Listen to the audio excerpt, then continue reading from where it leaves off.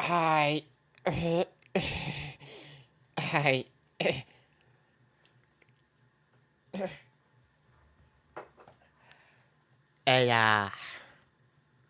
it's been a while. It's been a while.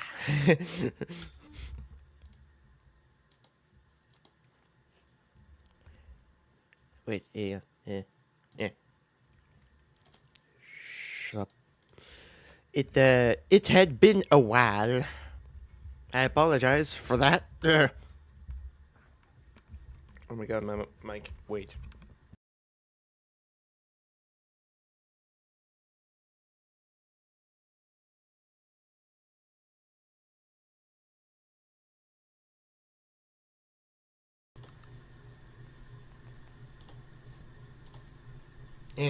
Wait. Oh god. Okay. Okay.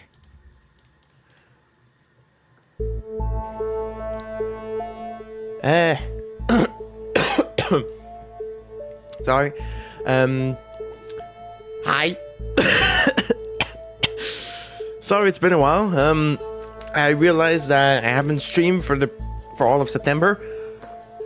But that's mostly, I've been wanting to stream actually for a little bit, but my sickness has been tiring me out, unbelievably so, to the point where there was one day where I slept 12 hours in the night, and then I took a 3-hour nap in the afternoon. That was one of the worst days I had.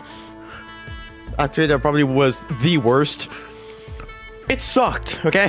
It's not done yet, to the point where I actually went to the hospital because I couldn't wait any longer to get with my doctor, because to get with my doctor, it would be like in 3 months from now. So, so there's like a big nope on that one. So instead of waiting so long, decided to go to the hospital straight away to get that done and done. So it is done and done. For now. Nervous laugh.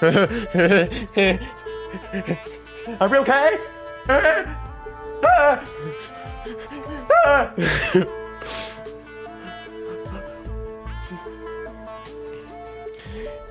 Yes, I am fine. I am fine. So yeah, to that I say that I am okay. I'm fine. But I also have to say that I am late. So many videos to catch up on. There was one from Dicino that I missed that happened 2 months ago. There was the Mandela Catalog Volume 5 that I completely missed. That completely went by over my face and didn't see it at all. I was always trying to find a good moment to and never managed to find the right moment to. I was trying to, but I couldn't to. Okay, Also, my voice mod isn't working for some goddamn reason. Oh yeah, I forgot to do the thing. Forgot to do the thing that was suggested to do. Run as administrator, do the thing. God damn it. You suck. What is wrong with you?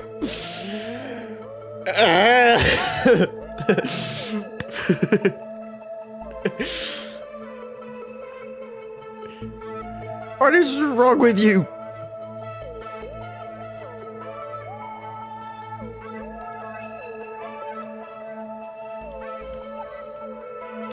Hang on. A bunch of things I didn't think of to do.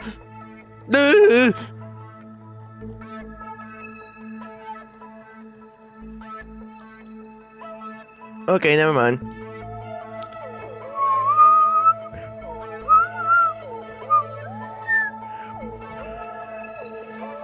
Well, shit.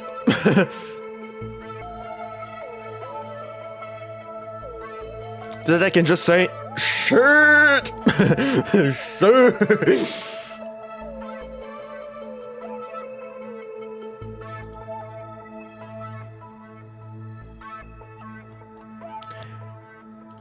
Well, might as well start with the farthest one.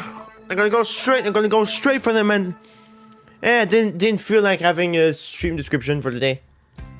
Just gonna go straight to the farthest one. Go straight to the horror, because yeah, it's the farthest one. Then since the Mandela Catalog released Volume 5, released in June. I'm so late.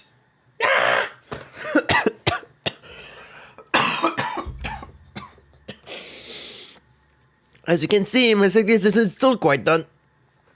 It's not quite over yet. Almost though. Alright. So there's that.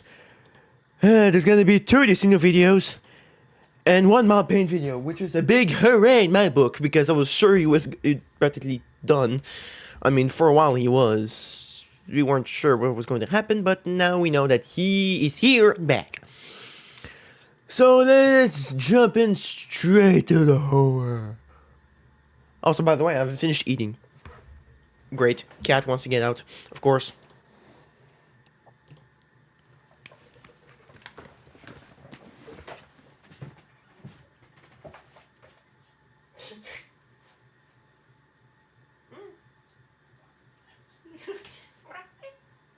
Oh. Hi.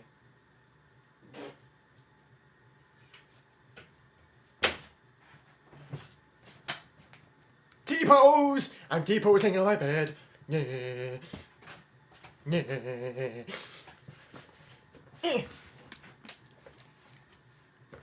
Yeah. Get Another way. Yeah. Ah. So the Mandela Catalog Volume 5. Spooky. I better should turn off my light for this actually. Spooky. Spooky. Spooky. Spooky.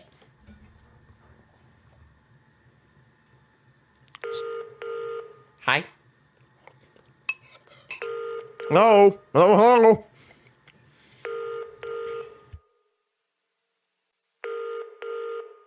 911, what's the emergency? Please, you gotta help me. There's someone in my house. I don't know what to do. I don't even know what they got inside. I could make the windows locked from mine. Alright, just calm down, okay? We'll get this figured out. Just need to stay quiet. Are you hiding? Yes. Does this man resemble anyone you know by chance? I have never seen anyone in my life that looks anything like him. That can't be right. That doesn't make any sense. We'll send over one of our officers. Just don't hang up, okay?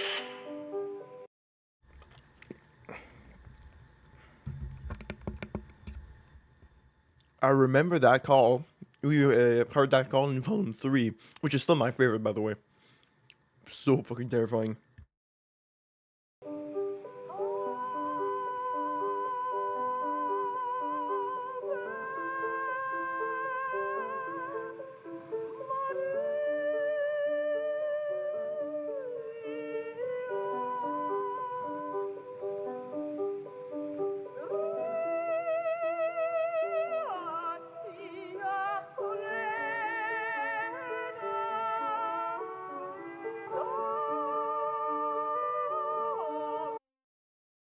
Oh no, not the baby, no.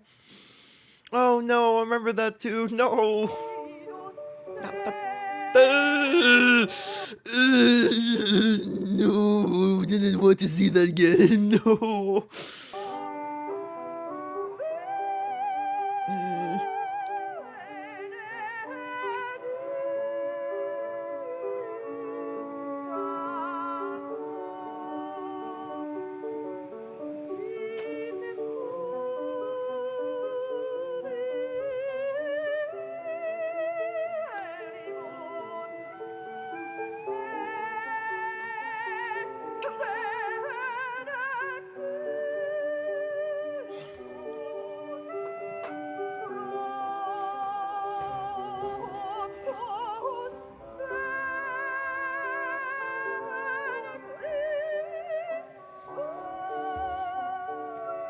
Stop getting closer.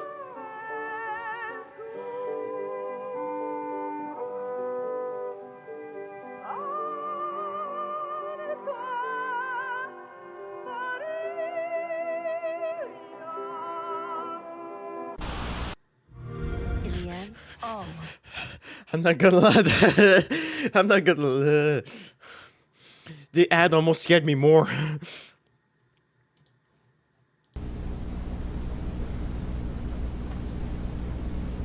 It was like the perfect timing for everything. Perfect exhibition only. Okay. Operation Census. 28 US DTP agents are stationed in Yonder County, Wisconsin, I guess, to collect data regarding temporal bleeding in Mandela County, Wisconsin. Yes. Notable events and oddities. I'm not a state expert, so I can't really. I can only guess. An unregistered vehicle, 1999 Ford Taurus, passes through Mandela/Yonder County border numerous times within 11 days. Okay.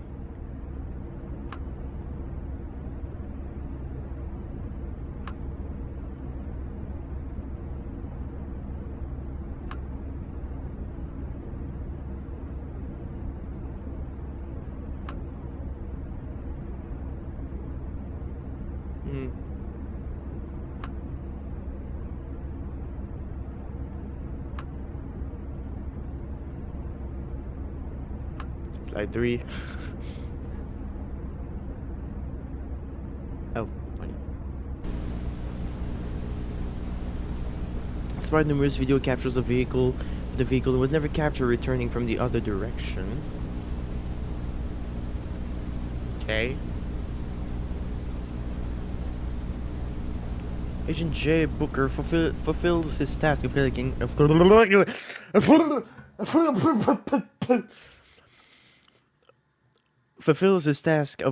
adequate samples from the home of Nicholas Beringer. Location of interest. Beringer, whatever. I said Beringer. During the scouting phase of the investigation, Booker accounted for several anomalies in or around the home. Okay. Limited amount of photographic evidence was captured of one such anomaly. Booker captured 2 photos and 1 video.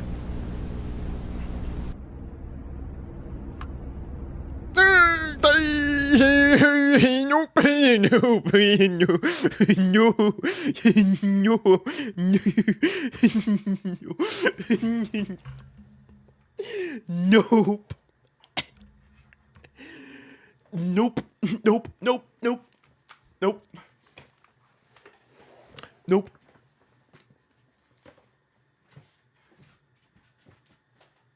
Nope. Nope. Fuck that. Nope. Bye-bye.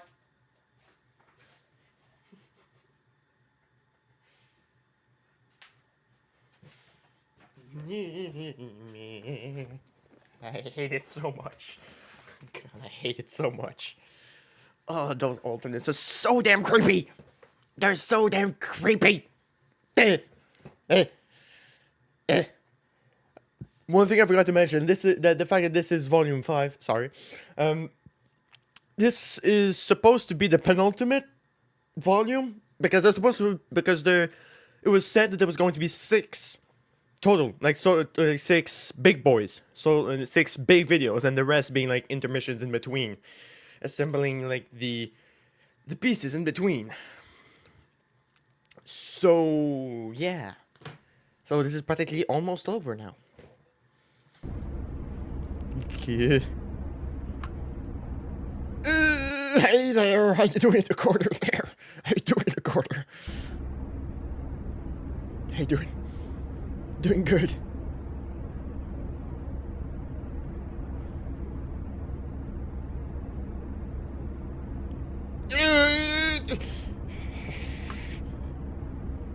Shit, Booker's interpretation.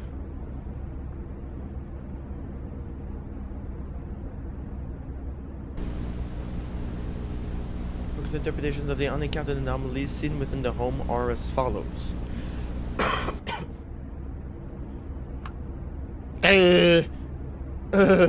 No eyes. No eyes. No mouth.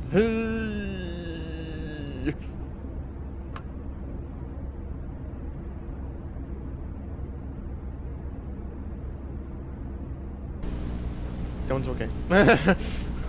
Booker reports that the anomalies were not aggressive, only observant. What? Since when? Never mind. Never mind. Never mind. Are the kids too much? Boss will give you that raise? Got skeletons in the closet? Begin a new...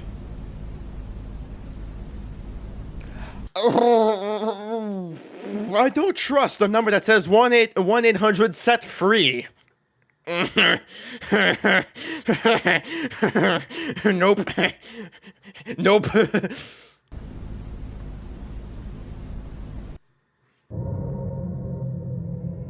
What did I hear? FNAF sound? Highway 368 between exits 81 and 82. There's a small patch of empty space in the cornfield heading westbound. Park your car in a nearby ditch and leave your keys in the glove box. Take any other valuable items with you. The empty space in the cornfield is the beginning of a path that eventually leads you to a large open plain. You will see the structure in the center of this plain. This is your safe house that you must remain within until you are relocated. Okay.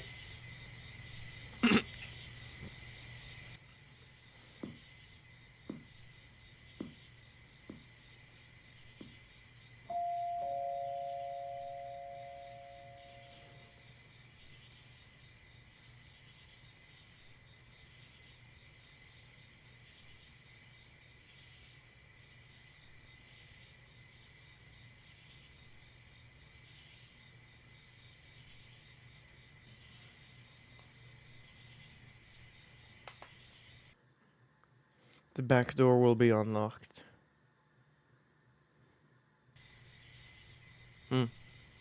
Okay.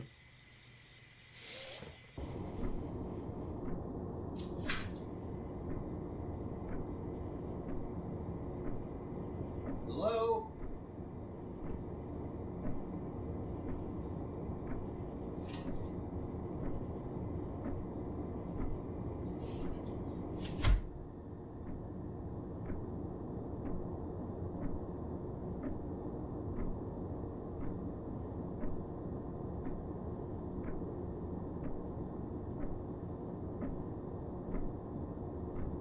Very tiny.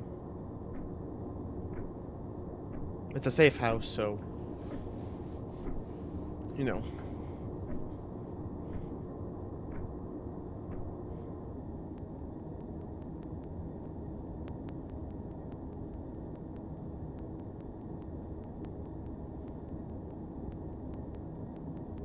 I really wonder how Alex managed to do all this, like these kinds of effects of. Is that a fucking face right here? Is that a fucking fucking face? A fucking fucker face? Just like right here? Or is my brain playing douche tricks on me? Brain, stop being douche! Brain, stop being douche!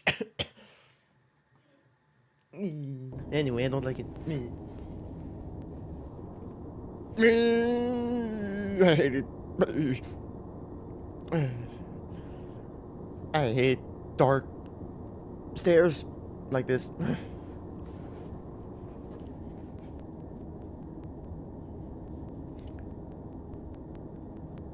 Especially in these things. In this type of horror, I mean. They're always used. They're almost always used to play something creepy. Stone Mountain, home of My Dynamite. Kids even climb into the driver's seat of the big machines they love. Your kids will ask for this video again and again for truckloads of non-stop entertainment.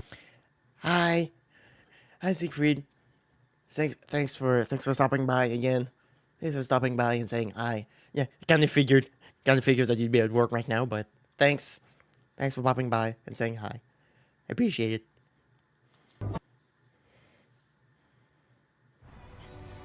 Il vécut. Okay, hi. Just the fact that the TV is on right here and it doesn't do anything Stop entertainment. makes me very concerned.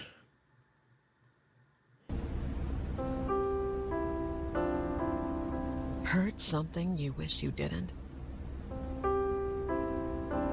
Do you find yourself constantly held back by irrational fear? Maybe you saw something you can't forget. Bruh. Now, there is a solution. Hey, Alex. A new benzodiazepine with a modern approach to anxiety. Temaril. Temaril targets anxiety by calming the nervous system and slowing down hyperactivity in the brain. Symptoms such as insomnia, intrusive thoughts, and irrational fear are treated as a result, allowing you to live life the way you're supposed to. Temaril can cause serious side effects, including dizziness, hallucinations, confusion, impaired judgment, uncontrolled body movements, and headaches. Worsening of anxiety or depression has been reported by some patients. Use caution while driving or operating machinery. You are not alone. Take action today. Ask your healthcare provider about Temaril Lorazepam. The fuck? Yeah.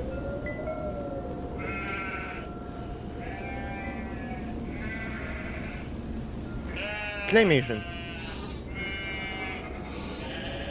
Oh.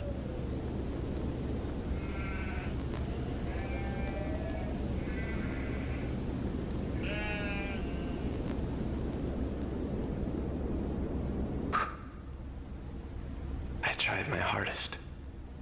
I am sorry. Please forgive me.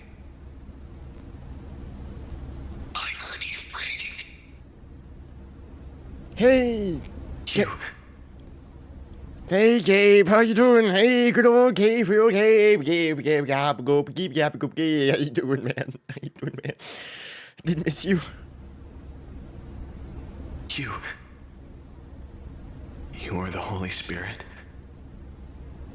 You spoke to me.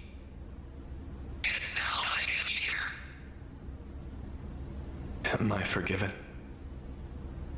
For what? My...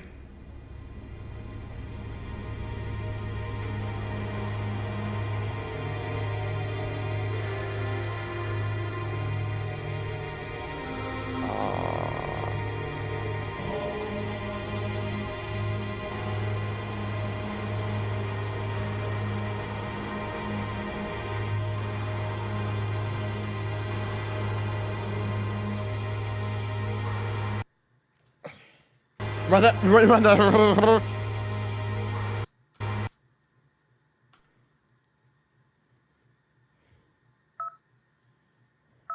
Oh, fuck.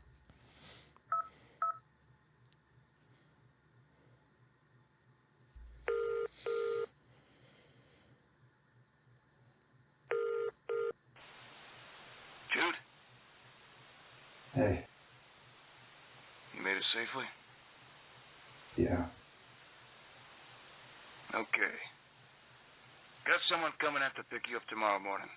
You'll be there at 4:30 sharp in the Silver Fort Taurus. Okay. This is your last chance to tell me you don't want this.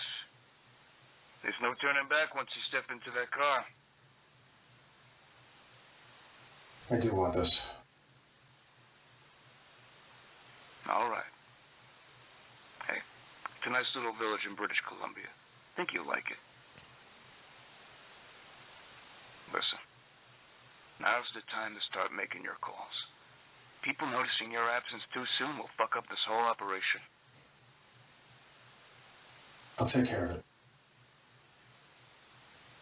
Awesome. See you soon. Dr. Williamson speaking. Hey, it's Jude Murray. Oh, Mr. Murray, how are you? I'm good. I'm great. How are you? Oh, you know, just pushing through. Tell me, how's little Adam holding up? Any Bruh.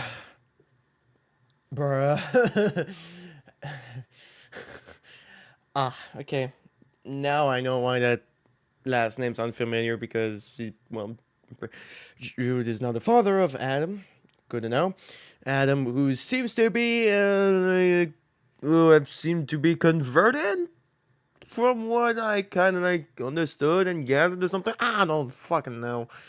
Like a sleeper alternate or something. I don't know, man. I don't know. It's been too long. Number one, it's been too long. And number two, it's weird, man.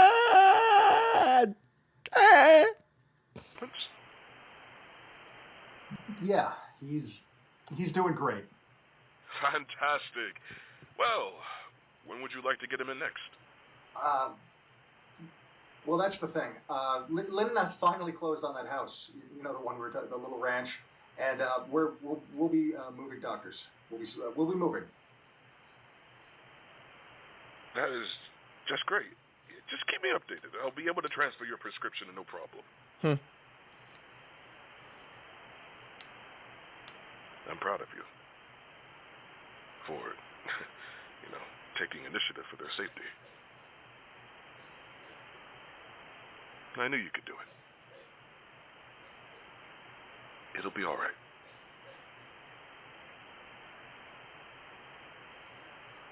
One, two, three, four.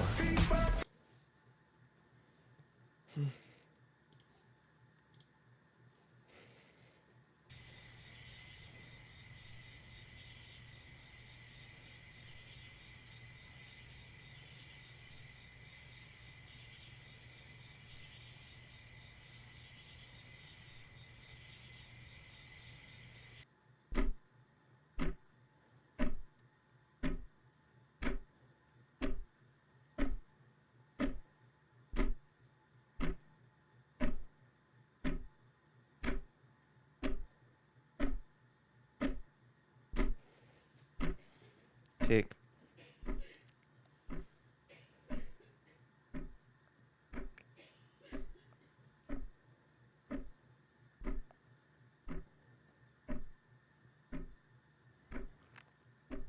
Hello?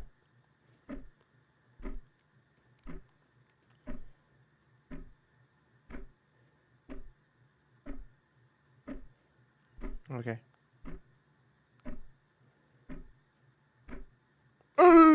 Hi. Hi. Hi.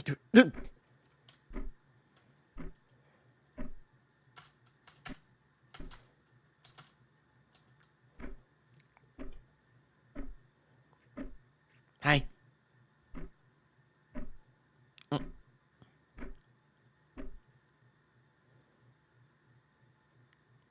The clock stopped.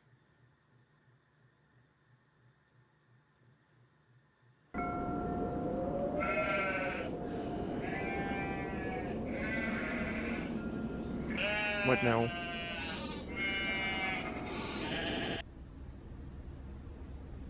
What now? Hello? Hello? Hello? Are you the shepherd? Yes. Who are you? I'm Jane. I'm the farmer. I was wondering if you had any spare grains from your sheep. You're a farmer with no grains? My crops were ruined.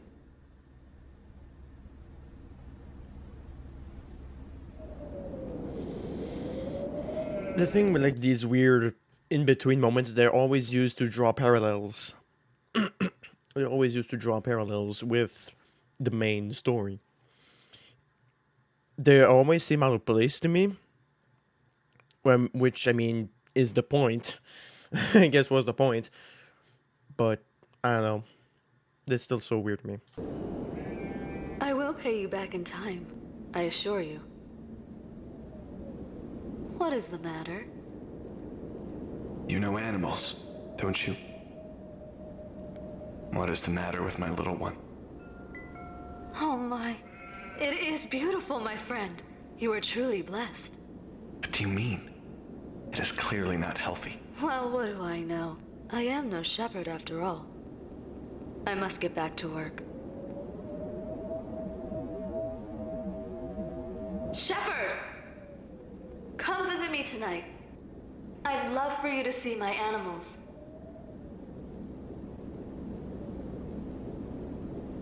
Why me?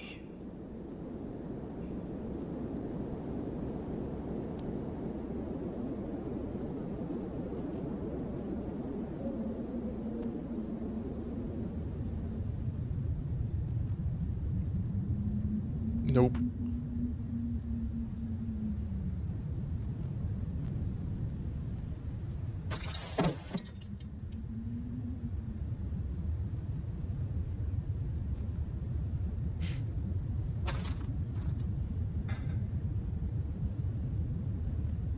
How do I know you are holy? Hello? Jude? Hello? You there, buddy? Yeah, I'm here. I just arrived at your new place. It is beautiful up here. How long have you been on the road? How's the driver? Is he well behaved? Isn't it exciting? This is the escape you've been waiting for, and it's finally happening.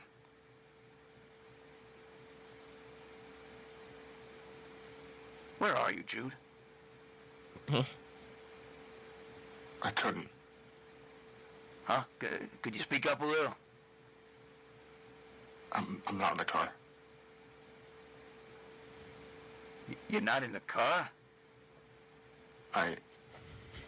What the hell happened? Did you forget you were being picked up? No. Listen. I didn't forget. I just couldn't. You couldn't what? Use your words. There was someone at the door. Of course he had those pills. I couldn't leave. What the fuck is your problem? Do you have any idea how many hours he drove to get you? What about how long it took me to get here? An entire community of the kindest people I know were ready to welcome you. They were so excited to meet you, Jude. Now I have to send them all home, disappointed. But you know that feeling all too well, don't you? Filthy deadbeat. You can't escape this. You know what you did. Stop acting like it didn't happen, Jude. Do what you need to do. Do the world a favor.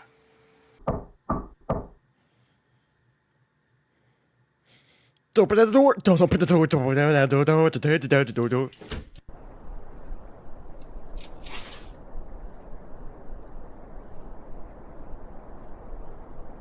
Can I help you? Hi, Lieutenant Davis, MCPD. We didn't call for the police. Everything's okay here. We're just doing routine checkups around town. It's a requirement from the state. From what I can remember, I think Thatcher's dead. I think it's been a while, but I mean, when I remember that he was basically taunted by an alternate over and over again. The same one as in Volume 3 that he saw kept taunting him everywhere he went. I can't remember if it ended up killing him or not. I can't remember. Do I know you from somewhere? I don't think so. I think not. Is this MCPD's jurisdiction? Yes. Oh. I guess we're still in Mandela. Thought we were in Yonder. Can I help you with anything? Are you aware of the television and mirror destruction order? Well, I'm house sitting, and, yeah, I'm aware of it, but all good here. Good. Always nice to meet another upstanding citizen. I hope you and your family have a nice day. Thanks, officer.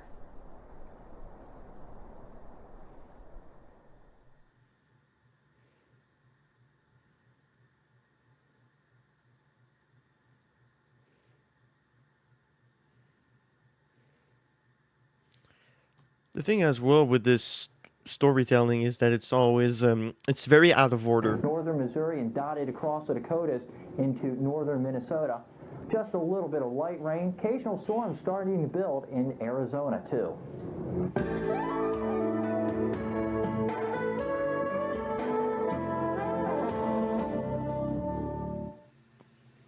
Like the last pieces are meant. It's 10 p.m. Do you know where your children are? But like the last pieces, the big revealing pieces are always meant to show up like right towards the end. So you go like, oh my god! You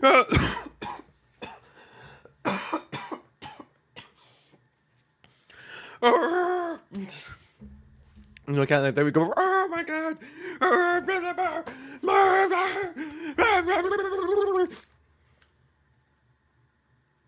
My headphones. Also, subscribe! There we go. That's better. If I'm gonna be eating my headphones, might as well do the subscribable. Subscribable. Subscribable. The Bible. The Bible. This is the Bible. Sorry.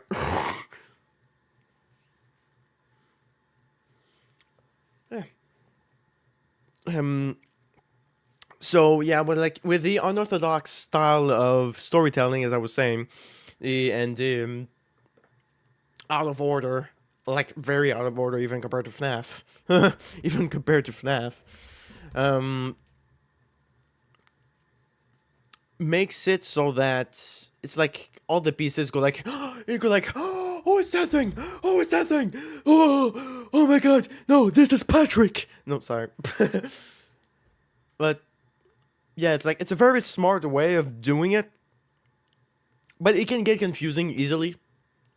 But I guess it also is the point, because I like to do this kind of thing. Avoid unpleasant surprises when you travel. Some of them are meant to like do introductions first, like the Walton Files, for example. Walton Files, Walton Files 1 was more meant as an introduction to the world in general, like to its style of world. Volume 2 showing a bit more of the business side and how it was working and how it was going wrong. And then like part 3 showed like the big incident, like what led to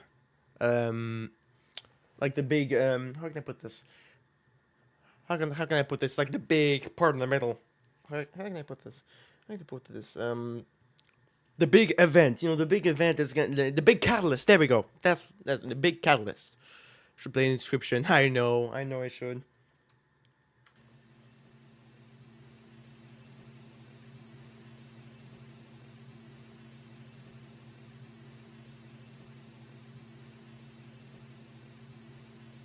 The TV's still on. Elton's gonna get ya! And you're gonna be dead! Good.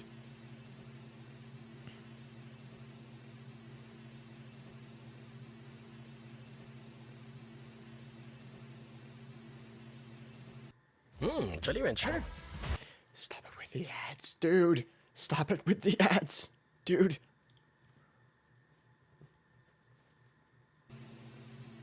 Wait, what? Is that a face? Is it a face? Is that a face? Legend is the face!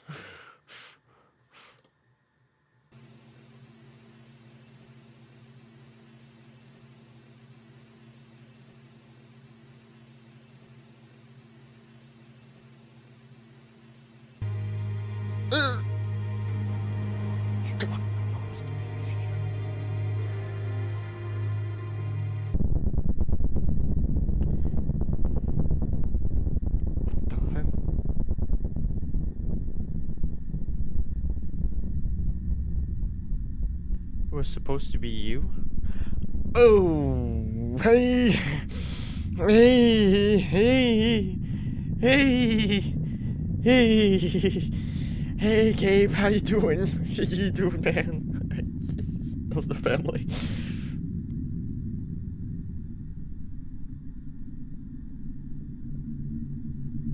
Oh, oh, oh, no, hey, hey, no.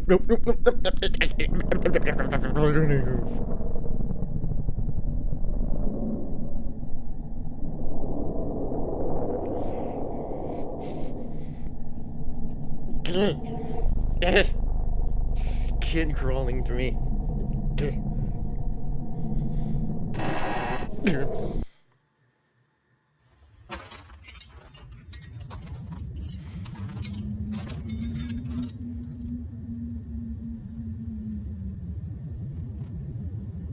And there were shepherds living out in the fields nearby, keeping watch over their flocks at night. Night fell upon them in an instant, and all the color was drained from the world. An angel appeared to them, and they were terrified. The angel fooled them, just like he planned. But there was more work to be done. It does not need to be that way. You are not the first. There are so many more.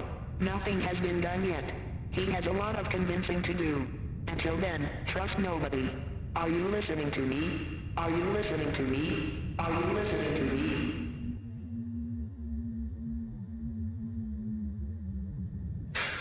Where am I? What do you mean? You're in my home. You've been here for a He's while. here. What? I know his presence. Who's he? Everybody left town.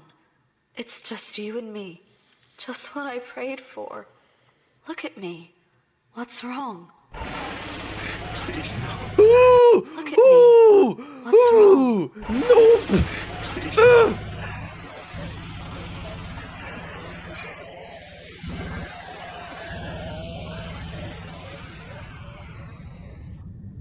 Are you there?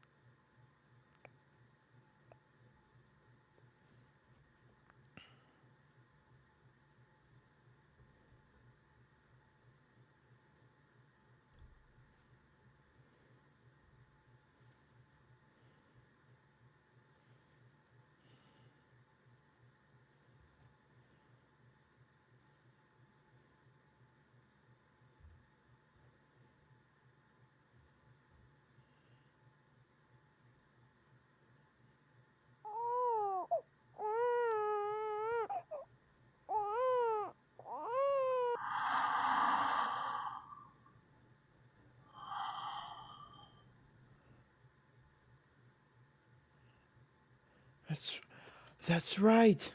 I forgot. The baby that was taken was Adam. I forgot about that. So Jude is alone here. He still thinks his baby is dead. Maybe he is. I don't know. It's weird. And then his wife died. She literally, well, she nodded herself, if you will.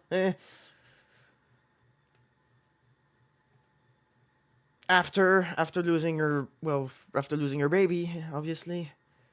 And now he's all alone, taunted by everything.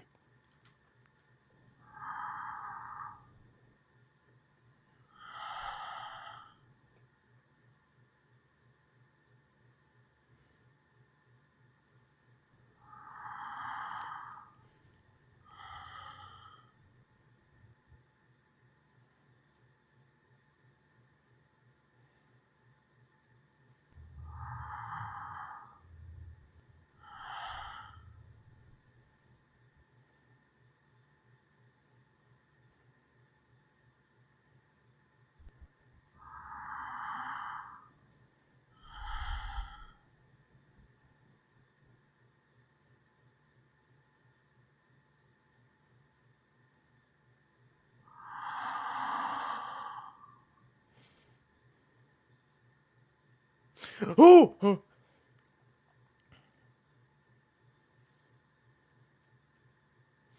No! No! No!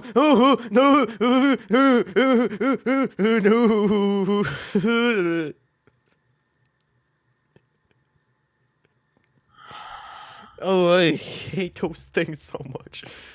They're made so creepily too. Like, I don't know how Alex did this. The fact that the first one, I mean, like, of course, like, it has been memed to death. The first Man Like Outlaw has been memed to death for its average quality. But the thing is that it was made with a phone, literally. From what he said, from what I learned, he made the first volume of this thing. The thing that basically kickstarted the whole thing with his phone. With a phone, like an editing program and stuff, and then like I don't know, man, I don't know. But the man's a genius. He's 21 now, and he's still making this. He's a genius.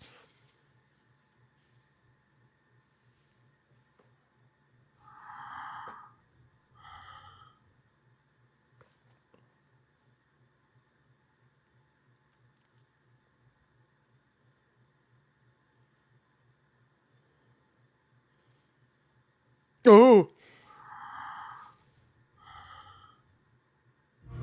The great serpent. Stop it.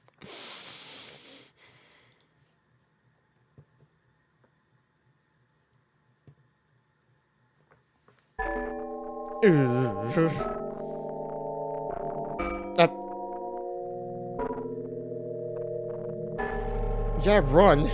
Yeah, fucking run. He got it. He didn't just stand there like literally everyone else. Oh!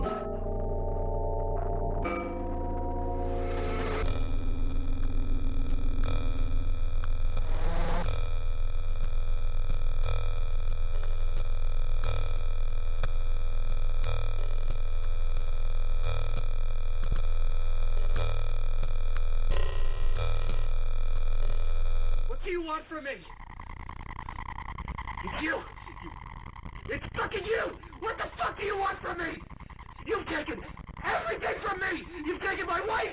You've taken my fucking child! What do you want to kill me? Fucking kill me! I've got nothing!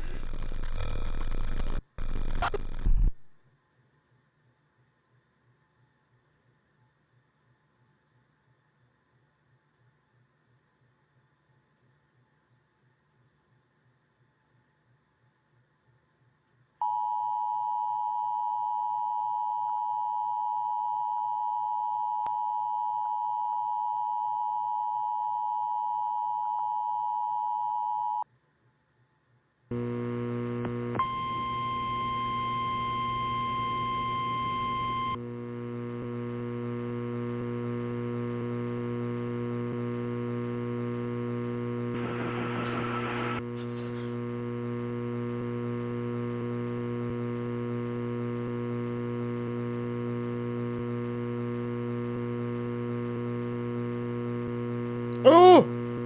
Oh no! Oh no! No! No! No! Oh no! Oh no! Oh hell no! Oh no! Oh hell no! Oh my God! Look at it!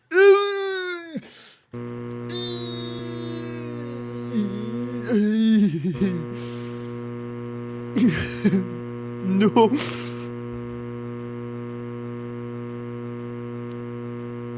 Yeah! Ew! Ew! Ew!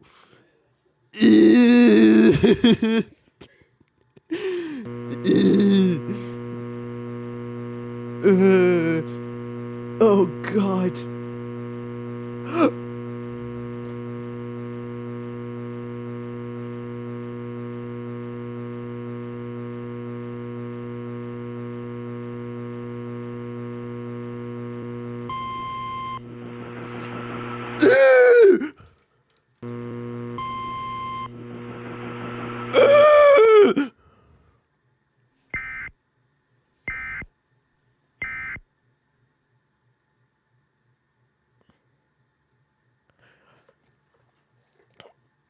Yeah, stop.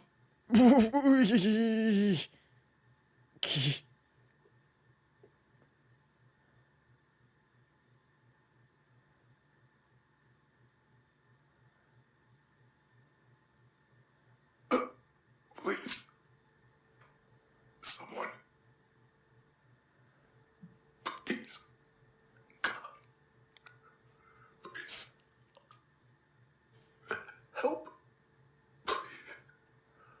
Not like this. He's inside of my mind. Stop it, please. Stop. Stop. Stop. He's still there.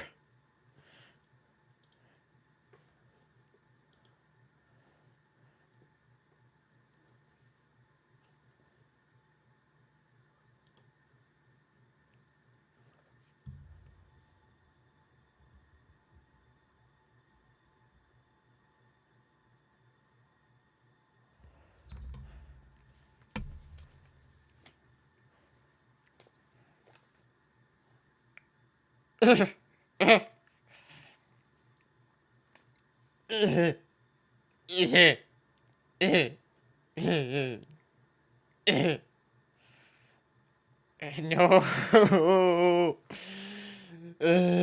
God. How does he manage to make them more terrifying every time?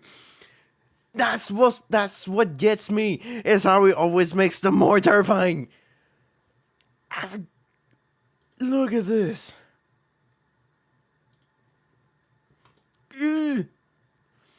It's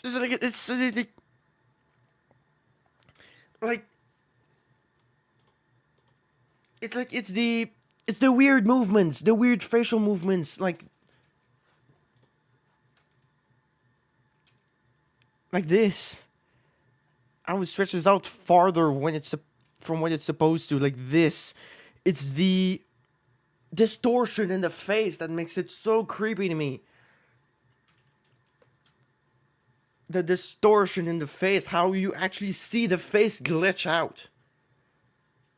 Yeah, that can cause hallucinations, but the thing is that like these guys are good for manipulating things in the back. These guys, the alternates, are really good for manipulating to manipulate things from behind the scenes. The whole thing with like, as well with the angel Gabriel, quote unquote angel, is that he's a deceiver. He sends people, he makes people believe, he gives people false faith. So people literally, well, it's literally blind faith. They don't know what they're doing, but they have to do it because they know they're going to kill him because they know they're going to be killed if they don't. But the thing is that he's going to kill them anyway. And the problem is that they don't know that. They think he's gonna keep his word, but he doesn't. And the thing was like, again, with the going back to the whole Gabriel parallel, is that he's basically the original. In this whole thing, the whole idea is that the angel Gabriel here is the original demon, is the real demon. Instead of the number being 666, here it's 333, the false angel. It's a very religious thing, surprisingly, but it makes sense when you take a look at it from a direct perspective. More not really direct perspective, more like indirect, because it makes sense with this whole story. So one thing that can happen is that one thing that we do know is that with one of the cartoons that was shown that was basically distorted, the big story was that the angel Gabriel appeared in front of Noah, from like Noah's Ark, and basically warned him that he was going to take something with him if he didn't follow. He's going to take something more with him if he didn't follow his demands. Noah didn't. So because of him, because of Noah, who didn't follow Gabriel's demands, he ended up bringing something more with him. And one of them was basically one of these things, who basically hid among them. It's literally an imposter here. It's literally like an imposter, like Among Us type of thing. Maybe not as obvious, but the thing is that the thing with the alternate is that they have different types. There's the very obvious ones, like here. There's like the very obvious ones that's like, nope. There are the more discreet ones. And I think there's like another. I think there was like another or something. Or maybe there was something that was scrapped or something. I'm not quite sure. But yeah, there's one extreme and then there's the other. Most of the time we see the other. We see the very, very bad type. The very worse. What really gets me is the jerkiness sometimes that they have. The distortion that they actually give themselves. One that we actually saw in Volume 3, or Volume 333, haha. Which you actually see one stretch his mouth to actually make it stay there, because otherwise his mouth just won't move. He actually stretches it to just stay there, and then he reaches it up to do a big, creepy, distorted smile. Like a smile that goes way harder than it's supposed to. And do like a bunch of jerky movements, like just that's what really makes it creepy for me. Is the jerkiness, the distortion, the inhumane, the psychological torture that can be that probably was done as well with the hallucinations thing, with the medication that doesn't like kind of encourages. Now how can I put this? Enforces it. There we go. Enforces those problems. But the thing is that like the medication are perfectly meant for the alternate situation because they cause anxiety for a lot of people. It's like it's psychological warfare. There we go. It's psychological warfare a lot. Most people give up. Most people give up straight away. So that's why he's been taunted by this fucking thing. He's been taunted to think of his wife and his son. He's being taunted until he ends up giving up. So here, he did. He gave up. So he won.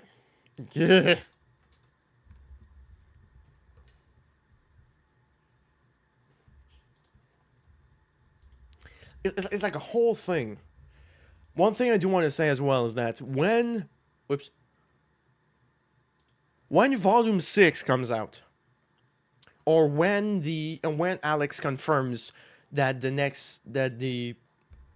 it's over, when he confirms that it's going to be over, it's going to be finished, I would want to go through all of them again, one at a time, so I can actually get to see the full picture. So I can actually get to see the full picture, the whole big intention of it. The whole story as it is finished. Some pieces might be more obvious to me once I see it in its entirety, which is entirely plausible. Some things may not make that much sense also. Something may confuse me. I don't know. The only thing... So I guess we'll just have to see then.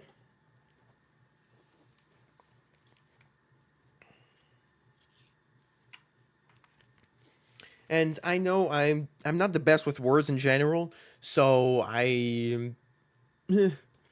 maybe I'm not the best at describing it. I know I'm not. What makes this so creepy to me, but it's what I can think of right now. If my voice could stop cracking, then it would help. Alright. Time for the Sino video, which came out in July. Jesus. Partial invisibility, blur sphere, blur artifact, power down. This strange orb has got many names, as the pickup message tells you. Power down. And your weapon sprite also. This artifact turns Doomguy partially invisible. Enemies can still spot you, but the accuracy will be reduced when they attack. How does that work? Let's have a look, shall we? I mean, why else would you click on that elusive yellow thumbnail, right? When the player picks up a partial invisibility, a special flag internally named MF Shadow will be set for 60 seconds. There are two functions in the code that check if the target has the shadow flag set. The first function is A face target. As the name implies, this will adjust the entity's angle to face their target. The condition here will add a random offset of up to +44 to -44 degrees to the current angle if the target has the shadow flag set. The second function is P-spawn missile. Usually projectiles are shot at 100% accuracy towards the target, but when they have the shadow flag set, the projectile's angle will have a random offset of up to +22 to -22 degrees. Okay. Both these functions That have makes quite some sense. oddities, so let's go check them out. Let's start with A face target. All enemies will use A face target when they attack.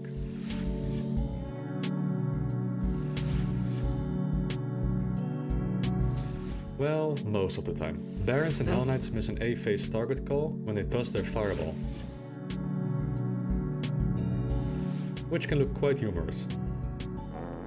Speaking of fireballs, since spawning projectiles uses a separate angle randomizer, the angle the enemy is facing may not correspond with the angle of the projectile. Lost Souls use A-face target to lock onto their target. This too will cause Lost Souls to have their angle randomized when the partial invisibility is involved.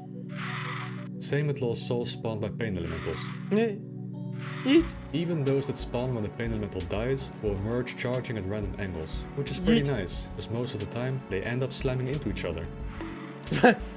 A phase target is also used by hit scanners to aim at their target. The only difference is that this angle is then naturally randomized to up to +22 to -22 degrees. If the initial angle was already randomized because of partial visibility, then this offset will stack. Logically, you'd say that it's a simple addition where the maximum random offset will be +66 to -66 degrees. But because of how Doom's RNG works, that will not be possible. To reach 66 degrees, you need several high number RNG rolls in a row. But since the RNG table is predetermined, there's no such sequence. The range is actually more around +47 to -47 degrees. Well, that is, until shotgun zombies and spider masterminds are involved. Since they fire 3 pellets per tick, the RNG rolls can have a bit more variety. A pellet can hit a wall and spawn a puff of smoke. The puff of smoke makes RNG calls to determine a frame duration offset. When the pellets hit something, it will spawn blood, which also makes RNG calls related to the animation, but an RNG roll is also made for the pain chance. This will cause the second pellet to have an RNG value far away from the initial A phase target RNG call, which allows for a lot more variation compared to the other zombies attacks, which only perform 1 hit scan attack per tick. So for shotgun zombies and spider demons, the pellet spread with partial visibility is slightly expanded, +56 to -57 degrees. So that's A phase target. Now let's have a look at P-spawn missile. As mentioned earlier, projectiles spawned through this function will have a randomized offset between +22 and -22 degrees. The following projectiles will be affected: Imp fireballs, Cacodemon lightning balls, Hell Noble fireballs, Arachnotron plasma bolts, Revenant's non-homing missiles, and Cyberdemon rockets. We purposefully left out one projectile because it's the only one in Doom 2 with a natural angle offset, the Mancubus fireball. One fireball in the first shot will have a +11 degrees offset. The next shot will have a fireball with a -22 degrees offset, and the final shot will have both fireballs with a +6 and a -6 degrees offset.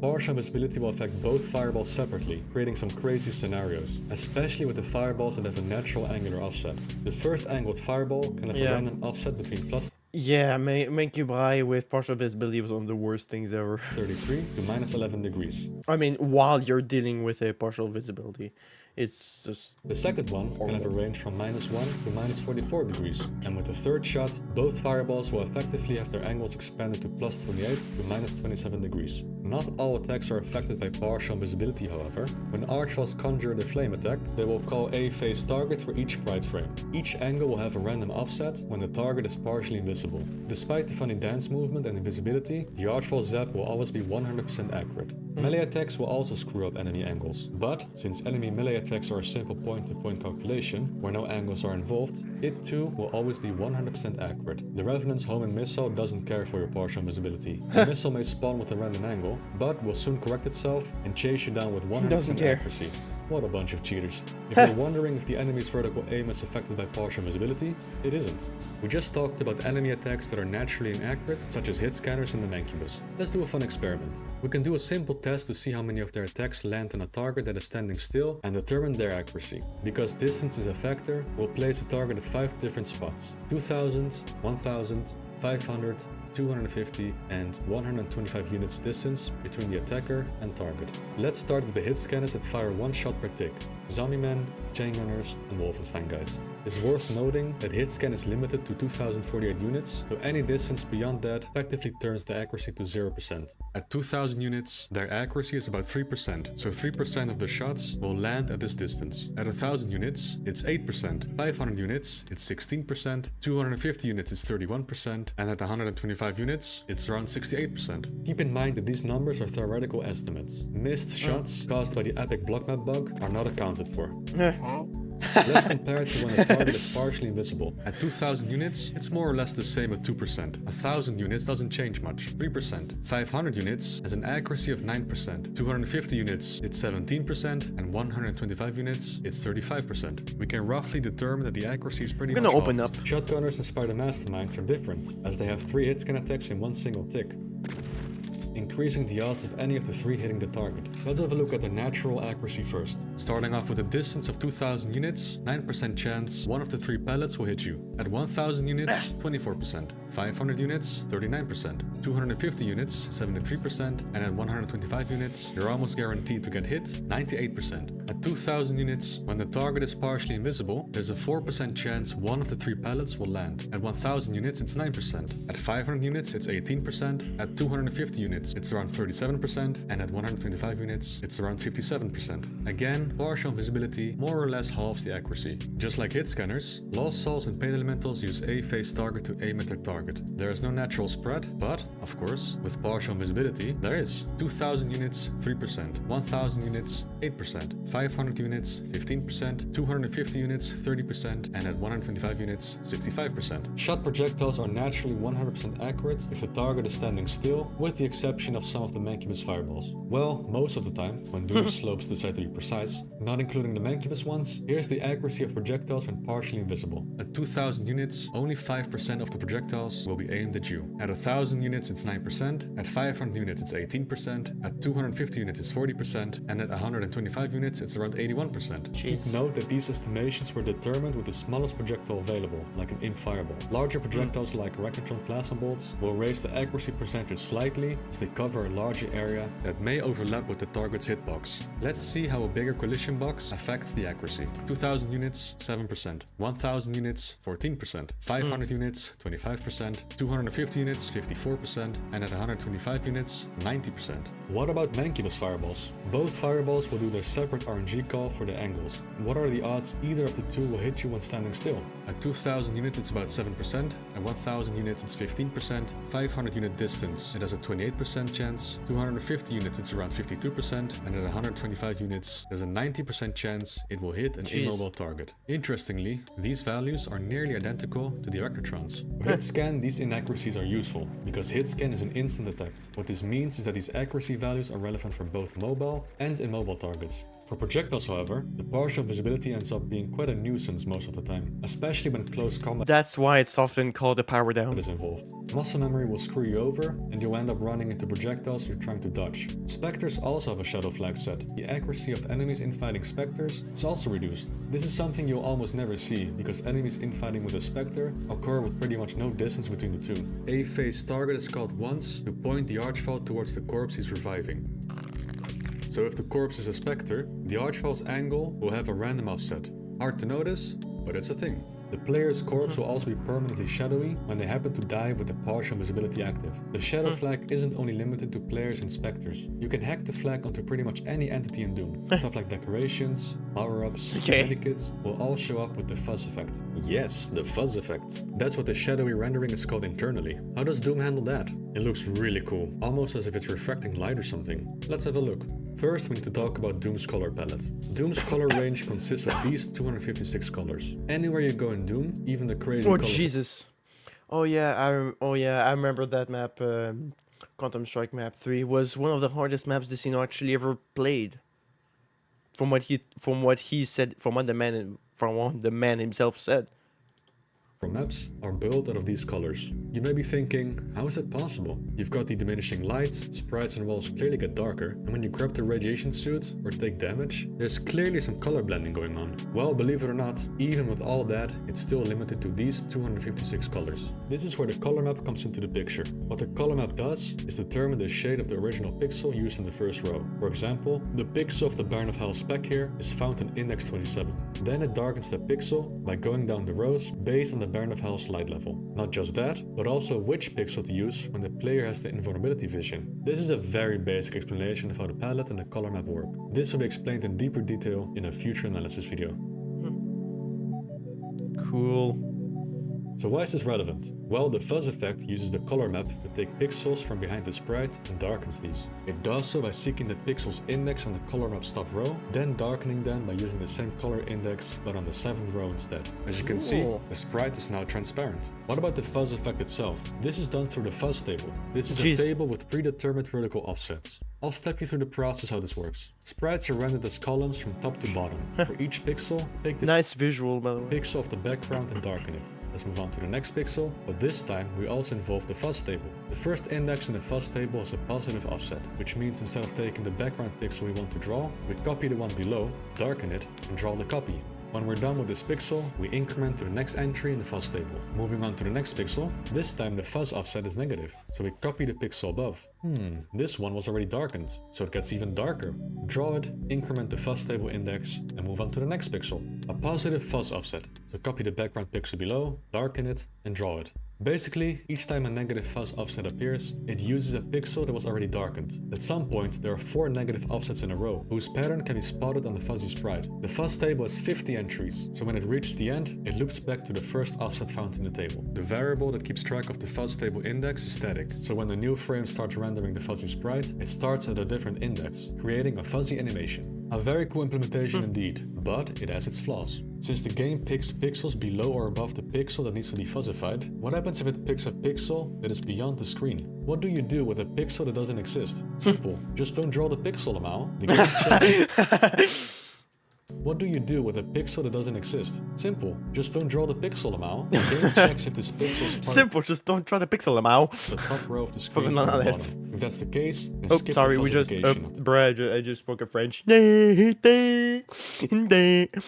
So just straight up remove them. This pixel. This can be spotted in-game. As you can see, the weapon sprite is missing a row of pixels at the very bottom. Also, by the way, it's been a month since I haven't taken my pills, mostly because I'm out. Also because I don't want to pay $200 to get my pills again. I mean, I know I could, I know I could go back later, but screw that. It's been a month because I've been waiting on my insurance, and still not done. I'm still waiting on it. But I've never felt better. Honestly, I've never felt better. I'm thinking less. I mean, I know it kind of sounds like a bad thing, but to me it's a good thing because I was thinking way too much for nothing. Anyway. Same with the spectre up here. The top pixels are gone. Eh. The fuzzy animation can also appear static. If the amount of drawn fuzzy pixels on the screen is divisible by 50, then it renders each frame with the same starting fuzz table index. Okay. The darkening of the sprite can also be flawed. Doom's palette of 256 colors can be quite limiting, especially when the color shading range is terrible. Take this magenta for instance. The shading is almost non-existent. It doesn't switch colors to grey until it's quite dark. Since the fuzz effect takes the 7th row of the color to darken it, what the hell do you do here? Yeah, not much. The fuzz effect won't show at all with these colors in the background. Fortunately, Doom barely uses these colors, only for Commander Keen's shirt, the Kako lightning ball, this lone pixel on the tech wall texture, light amplification goggles, and perhaps, a bit ironic, the partial visibility. But if you want to create a very fun map with this limitation in mind, make a map with walls and floors using this color only. Place specters everywhere, God. make the room full bright, and enjoy not being able to see specters at all. Oh god! Oh no! Oh god! Make it less evil and reduce the brightness. Place light amplification goggles everywhere that you need to dodge, otherwise the specters will appear completely invisible. That could be smart though. Well, except for that though. You need to dodge, otherwise the specters will appear completely invisible. That's smart though. It'd be a smart puzzle. Or perhaps some kind of deathmatch map, where grabbing partial invisibility is the new god power-up. Yeah.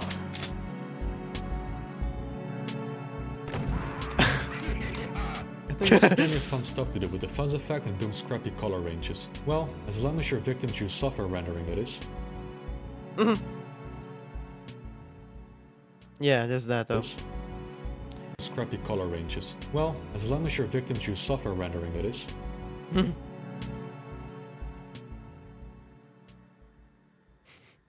The partial invisibility for the most part is considered a meme power-up, and yes, it's very situational. Great against hit-scanning enemies, but when projectiles are involved, you'll just end up running into them. The fuzz effect rendering is fascinating though. It's so simple, yet great looking. It's truly one of those visual effects that aged like fine wine. Thanks everyone, the YouTube members, the patrons, and the following sexy nerds: Agonizing Oral Pain, Andri Dicklin aka Mark Hauser, and... Nice. It's cool to know. It's cool to know how actually. That's why I like actually watching these types of videos, because I end up learning more about code in general and how smart actually Doom's code is. Actually is.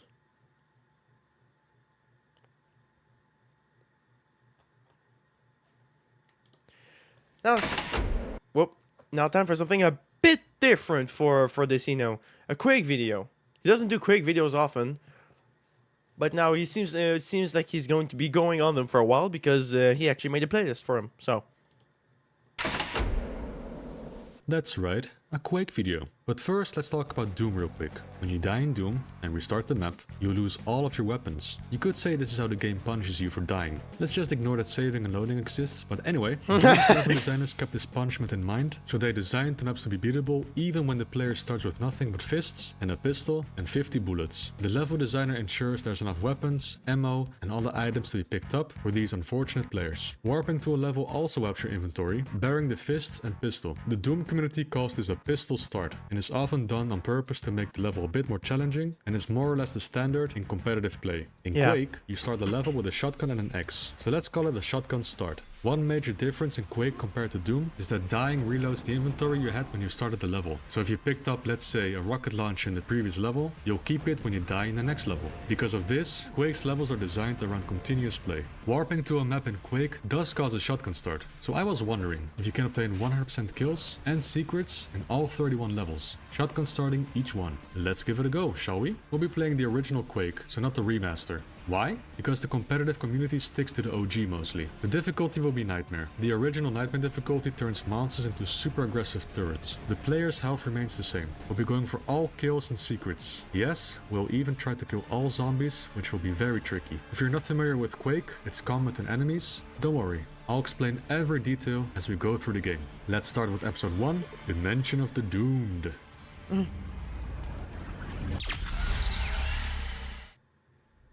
E1M1, the Slipgate Complex. Here's what I'll do with each map. I'll show which weapons are available in the map and highlight some of the trickier areas. E1M1 contains a super shotgun and a nail gun. Starting a new Quake episode forces a shotgun start, so the first maps of episodes are not really interesting to talk about. In short, E1M1 is easy. Plenty of ammo and you can go on a rampage with a quad damage. E1M2, Castle of the Damned. The only weapon this map has for grabs is the super shotgun. We don't carry over E1M1's nail gun. Would it be a problem? No, lots of shells everywhere. A quad damage and fairly easy combat overall. It does feel a bit weird picking up so many nails, but not being able to actually use them. Better get used to it, the later levels will get absurd.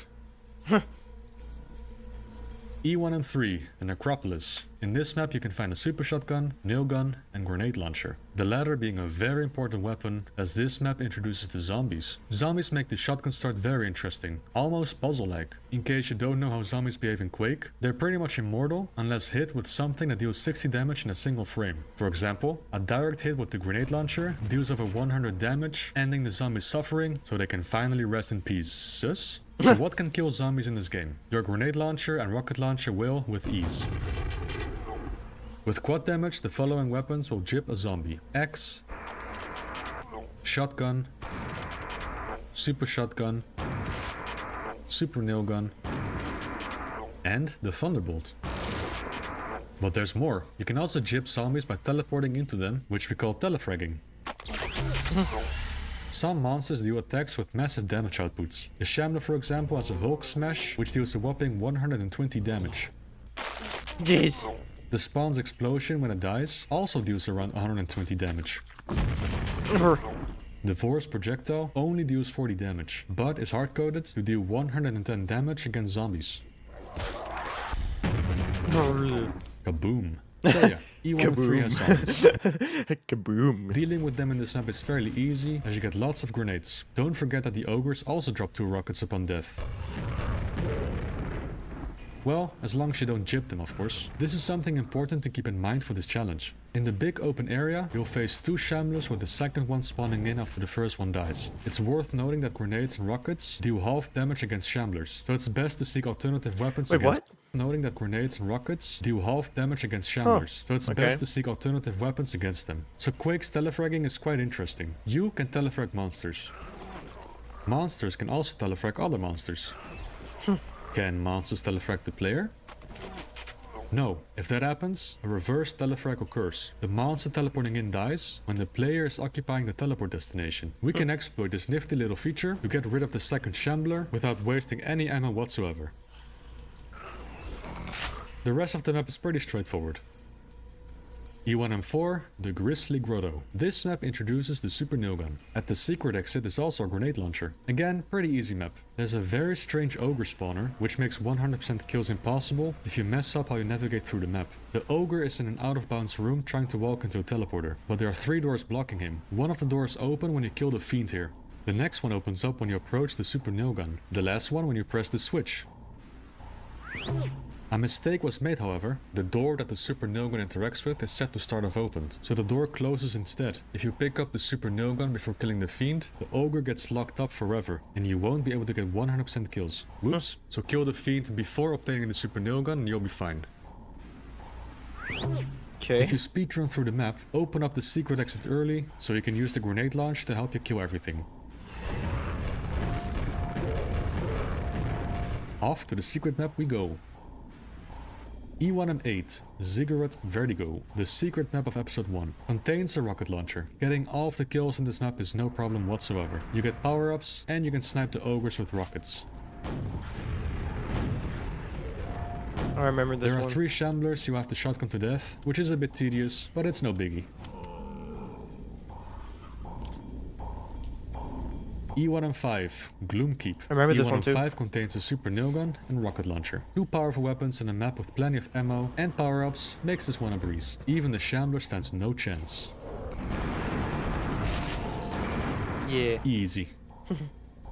Easy. E1M6, the door to Catan. Just like E1M5, this map gives you a Super Nailgun and rocket launcher. Both relatively early into the map, so go nuts. Do try to save those nails with the 2 Shamblers towards the end. There are some zombies as well, but we've got a rocket launcher. This one is pretty easy to shotgun start.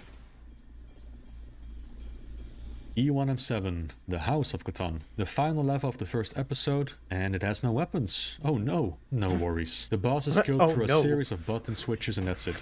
Oh no, a cyber emond. No weapons. Oh no, no worries. The boss is killed through a series of button switches and that's it. The remaining enemies are out of bounds and will teleport in when you exit the level. They will immediately jip, creating some kind of fireworks? I don't know, looks like it. Either way, it's a nice way to congratulate the player. Shareware is over, time to move on to episode 2, The Realm of Black Magic. Oh, le nouveau Teen Burger. Yeah, we have this now. I don't know about this. Come on. Come on, come on. E2M1, the installation. In E2M1 we can find the super shotgun, nailgun and grenade launcher. This map is meant to be shotgun started, so not much to say here. You've got big guns, squad damages and lots of grunts and enforcers to jib. Enjoy!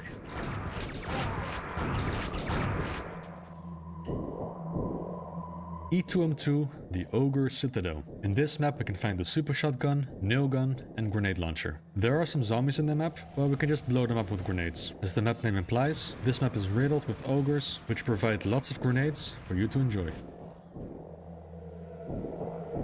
E2M3, the Crypt of Decay. E2M3 gives you both nailguns and a grenade launcher. This map also introduces the Rotfish. Oh, Rotfish, you're so broken. So all monsters have a start function and a go function. Start spawns the enemy, and Go tells it to run its behavior. There are separate start and go functions for each type of monster. You've got grounded monsters, flying monsters, and swimming monsters. In the start functions of all 3 types, increment the total kill count by 1. The go function for swimming monsters, however, does the same incrementation for some reason. This means that each rotfish that spawns adds 2 to the total kill count, rendering 100% kills impossible. This is just a technicality, so we'll just keep track of how many rotfish we've killed and subtract them from the kills tally at the end of the map. With that out of the way, how's the rest of the map? Fairly easy. The early nailgun gets rid of the ogres and death knights somewhat. The grenade launch is acquired halfway through and will help out a lot. It's also the key to deal with the zombies in this map.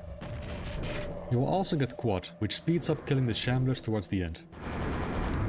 Let's say hi to Dopefish and take the secret exit.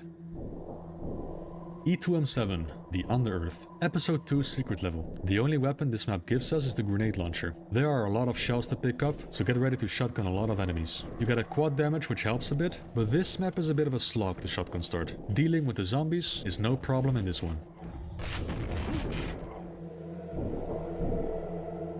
E2M4, the Ebon Fortress. This is one of the few maps in Quake that contains 4 weapons or more. You can obtain a nail gun, super nail gun, grenade launcher, and rocket launcher. There's also quite a lot of power-ups, so getting all kills is fairly easy. Well, except for 4 Scrags that cannot be killed. Near the silver key door, there's a fight where 4 Scrags teleport in.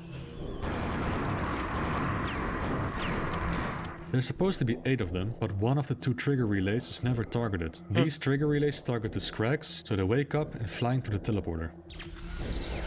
This once again is a technicality. The competitive scene considers 74 out of 78 kills to be 100% kills. E2M5, the Wizard's Mens. Here we can find the rocket launcher and the Thunderbolt, hell yeah. There are 3 Death Knights and an Ogre at the start. Infighting is an option, but in the end, you have to shotgun them all to death. The room with the stained glass has a lot of enemies. Best is to run in, grab the red armor, let everything infight, and just leave. Eventually you get the Thunderbolt. It's too bad the cells you picked up from the Enforcers in E2M1 don't carry over. Well, not that it matters much. You get plenty of quad damages to mow down all the enemies with relative ease. Quad damage. Quad. E2M6, the dismal... Oh boy.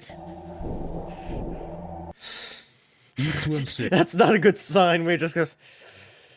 The dismal oubliette. Oh boy, this map. The Thunderbolt is the only weapon you can find here, and it's more or less towards the end of the map. It doesn't have that many shells either, and the map has 3 areas with zombies. Anyway, let's start from the beginning. We'll axe most of the enemies to death, since shells are very scarce. In this area we'll encounter a first group of zombies. Luckily there's a quad damage, but for that we need to press the button first. Rely on infighting, get these ogres to kill each other, and kill the last one with your trusty shotgun. Move on to the other side of the building and ignore the quad damage for now. We need to open up the rest of the building here, so we have access to all of the zombies before the quad damage timer runs out. Once everything is opened up, go for the quad damage and kill the zombies as quickly as possible.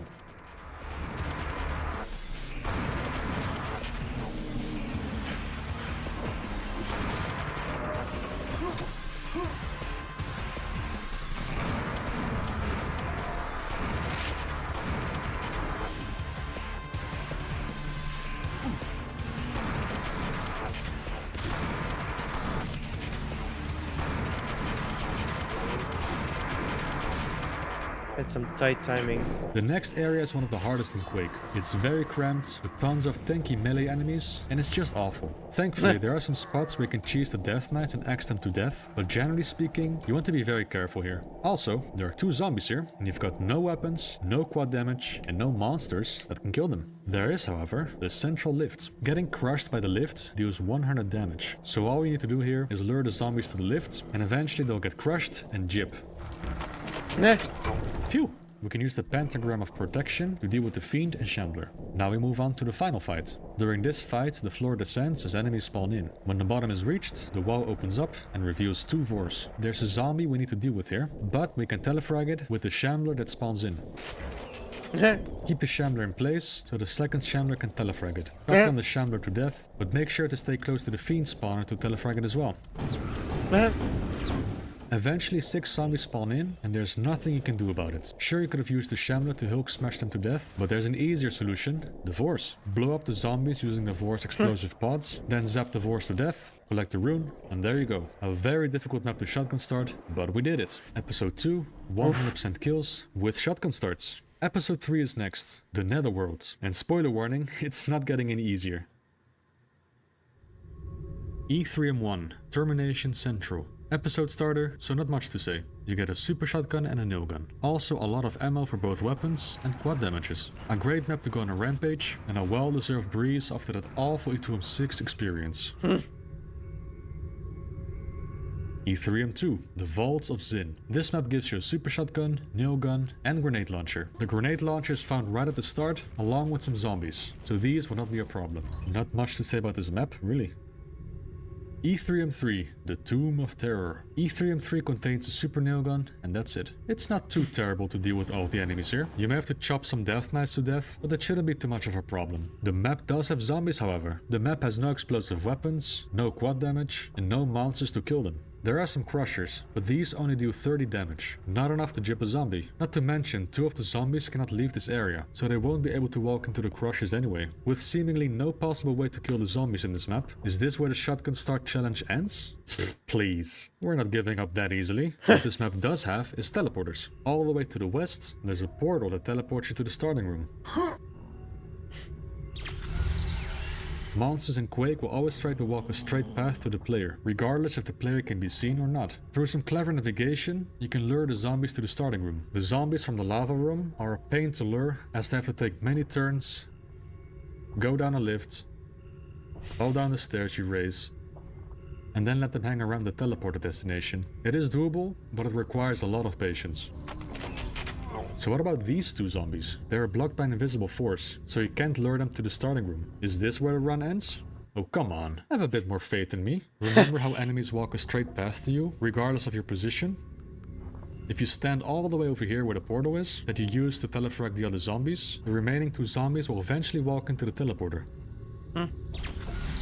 It does require a bit of setup. You need to make sure the zombies are next to the wall, then you need to stun them so they remain immobile for a while, then you quickly take the teleporter, run to the teleporter, use the telefrag stuff, and listen to the sound cue.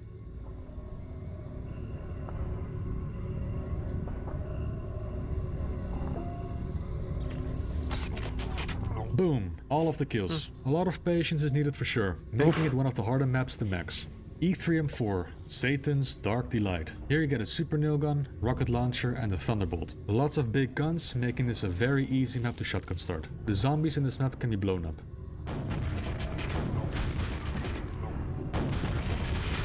The map also has 4 rotfish, so 43 out of 47 is the max kills you can achieve. Alright, secret exit, let's go. E3M7, The Haunted Halls. Ooh. Oh boy, this map is haunted for sure. E3M7, The Haunted Halls. Ooh. Oh boy, this map is haunted for sure. It even scared all the weapons away. Yep, no weapons whatsoever. The axe and the shotgun is all you get. Did I mention you also have to face zombies, multiple ogres, death knights, fiends, a shambler and a vor? There are not many shot pickups either. It's also a very cramped map. Yeah, this map is really tough to shotgun start, but there are some tricks you can apply. You can easily telefrag the shambler. The vor can be safely axed to death. There's a secret quad damage, which you can use to kill the zombies.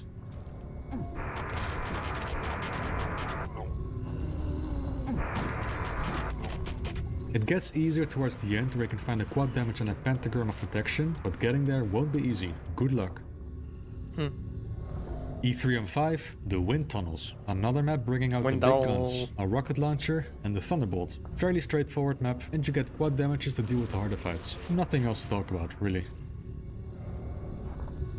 E3M6, Chambers of Torment. Ugh, another map with no weapons. This one is not as brutal and cramped as E3M7, it at least has armor pickups and boxes of shells, but it also has 9 vors. Half of them you can axe to death around a corner, or make them kill themselves by their own explosive attacks. Killing everything here will be tedious. Use that quad damage well.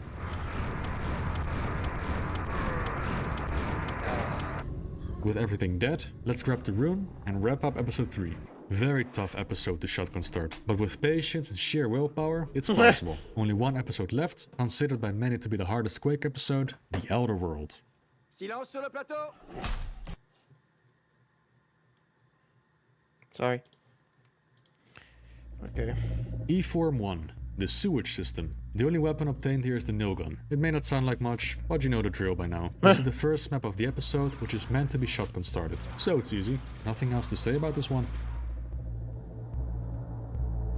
E4M2, the Tower of Despair. A super shotgun and a nail gun is all you'll get. It's only the second map of the episode, and it's already throwing shamblers and vors at you. Fortunately, there's quad damages and other power-ups we can use to deal with them, so despite the relatively weak arsenal, it's not as bad as you'd think it would be. E4M3, the Elder God Shrine. In this map you'll find a super shotgun and a grenade launcher. This map introduces everyone's favorite Quake enemy, the Spawn. They bounce around erratically and explode when killed. The zombies in this map will be no problem, as you can blow them up with grenades. Why do spawns exist? Why? The zombies in this map will be no problem, as you can blow them up with grenades. There's a strange fiend spawner in this map. The fiend spawner activates when you press this switch here. Each time a fiend from the spawner is killed, a trigger with a delay of 30 seconds will spawn in the next one. 8 fiends in total, so if you blaze through the map, you'll end up waiting for the spawner to deplete. Other than the weird spawner, the map is pretty easy. E-Form 4, the Palace of Hate. Hell yeah, 4 weapons in this map. The super shotgun, both nail guns, and a grenade launcher. This map is infamous for having tons of shamblers, but you're also giving lots of power-ups and ammo, so it's not that bad. There are 9 rotfish in this map, so 78 out of 87 is considered 100% kills. E-Form 5, Hell's Atrium. You can find the Super Nailgun and Thunderbolt here. It's a fairly easy map with plenty of power-ups and cells. Zombies may be a bit of a problem if you don't get any explosives, so you have to be smart with your quad damage usage. There are 41 zombies in total to deal with after all. Other than the zombies being a bit of a pain in the bum, this map is not really that hard to shotgun start. Let's take the secret exit because we're epic. Oh yeah, there's also 4 rotfish, so 94 because we're epic. Out of 98 kills is all you can get. Of course you are epic. You are so epic, dude. E-Form 8, the Nameless City. Only 1 weapon here, the Thunderbolt. Not the worst weapon to have, but this map has 45 freaking zombies. The map does have 3 quad damages, but all the zombies are so spaced apart that you have to properly route how to kill them. The first group you want to lure to the same spot before grabbing the quad.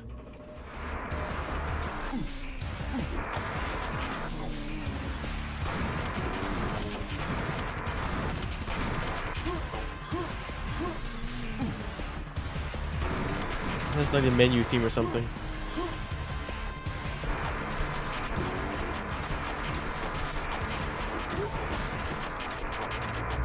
The second quad you want to use for the zombies in the underground section.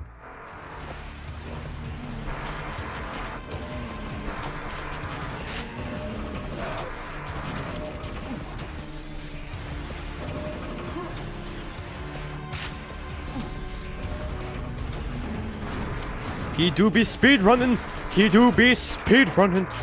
The third and final quad will be used for the remaining zombies. You're gonna have to be really quick for this one if you also want to kill the zombies in the final room.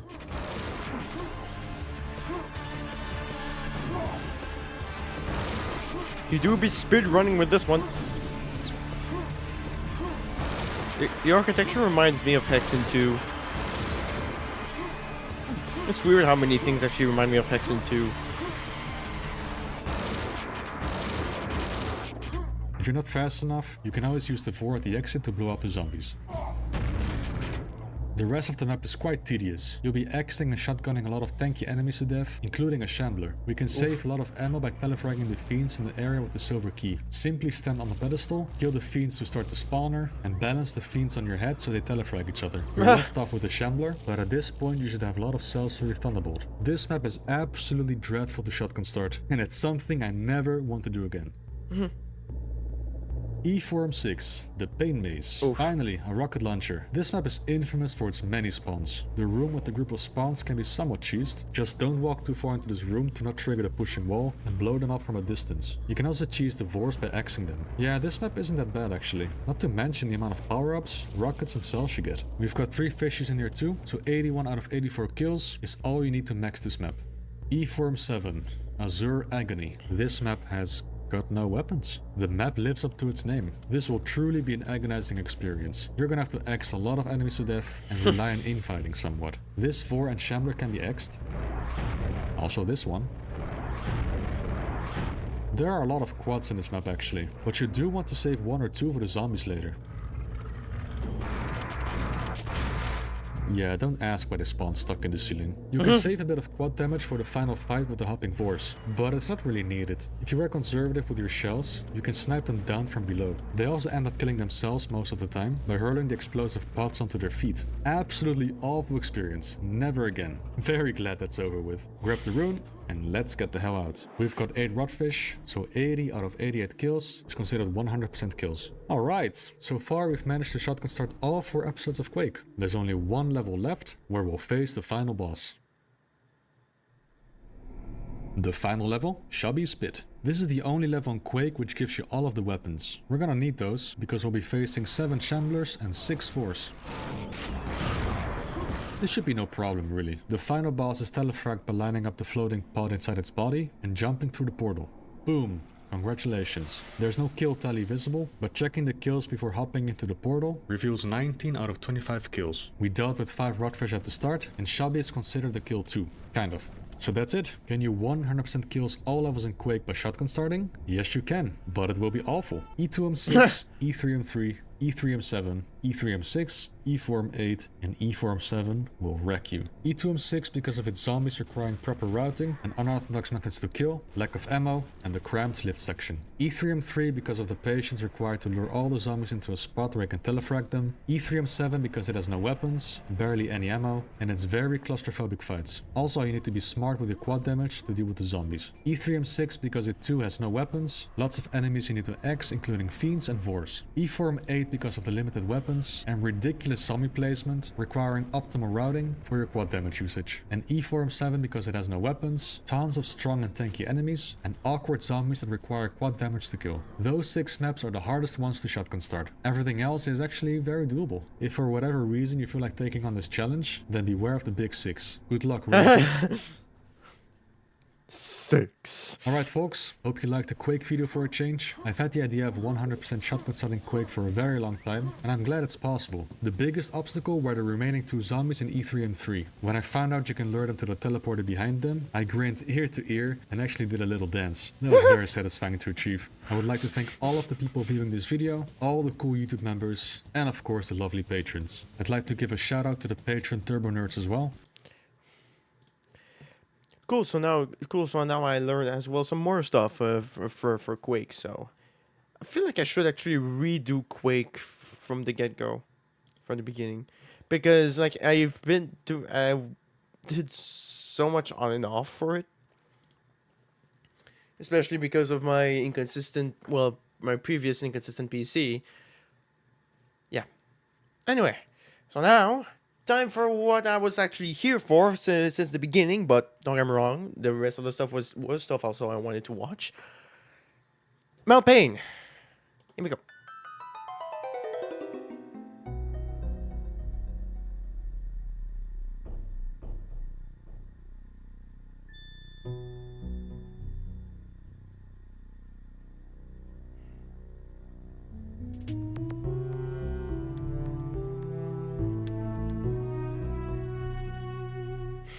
Hello there, and welcome to the lost episodes of Dean of Doom, where we explore the Doom community's deepest reaches. I'm MountPain27, and today's episode will be dedicated to Road to Hades, a Boom-compatible solo megawad for TNT Evolution, and the mapping debut of Rose Holmes. I downloaded Road to Hades expecting to get a half hour of mild nostalgia before moving on to something else, but it cast a spell on me. The first half charms you with homebrewed homages to TNT, approachable difficulty, and a few clever flourishes, but this is just the roller coaster's uphill climb. Road to Hades doesn't defy expectations so much as strip you of the ability to develop them. One-man megawads can sometimes be smothered by a lack of ideas or redundant delivery, but Road to Hades continually reinvents itself, delights in its own creation, and lovingly salutes its influences. As a TNT fan, I am as partial to weird ideas and gimmicks as I am tolerant of their less-than-perfect execution. Road to Hades lacks AAA sheen, but it breathes, and it seems like it was a lot of fun to make. The vicarious joy I got from it helped me to get out of a months-long period of indifference towards Doom, so I decided to write this video as a way of saying thanks.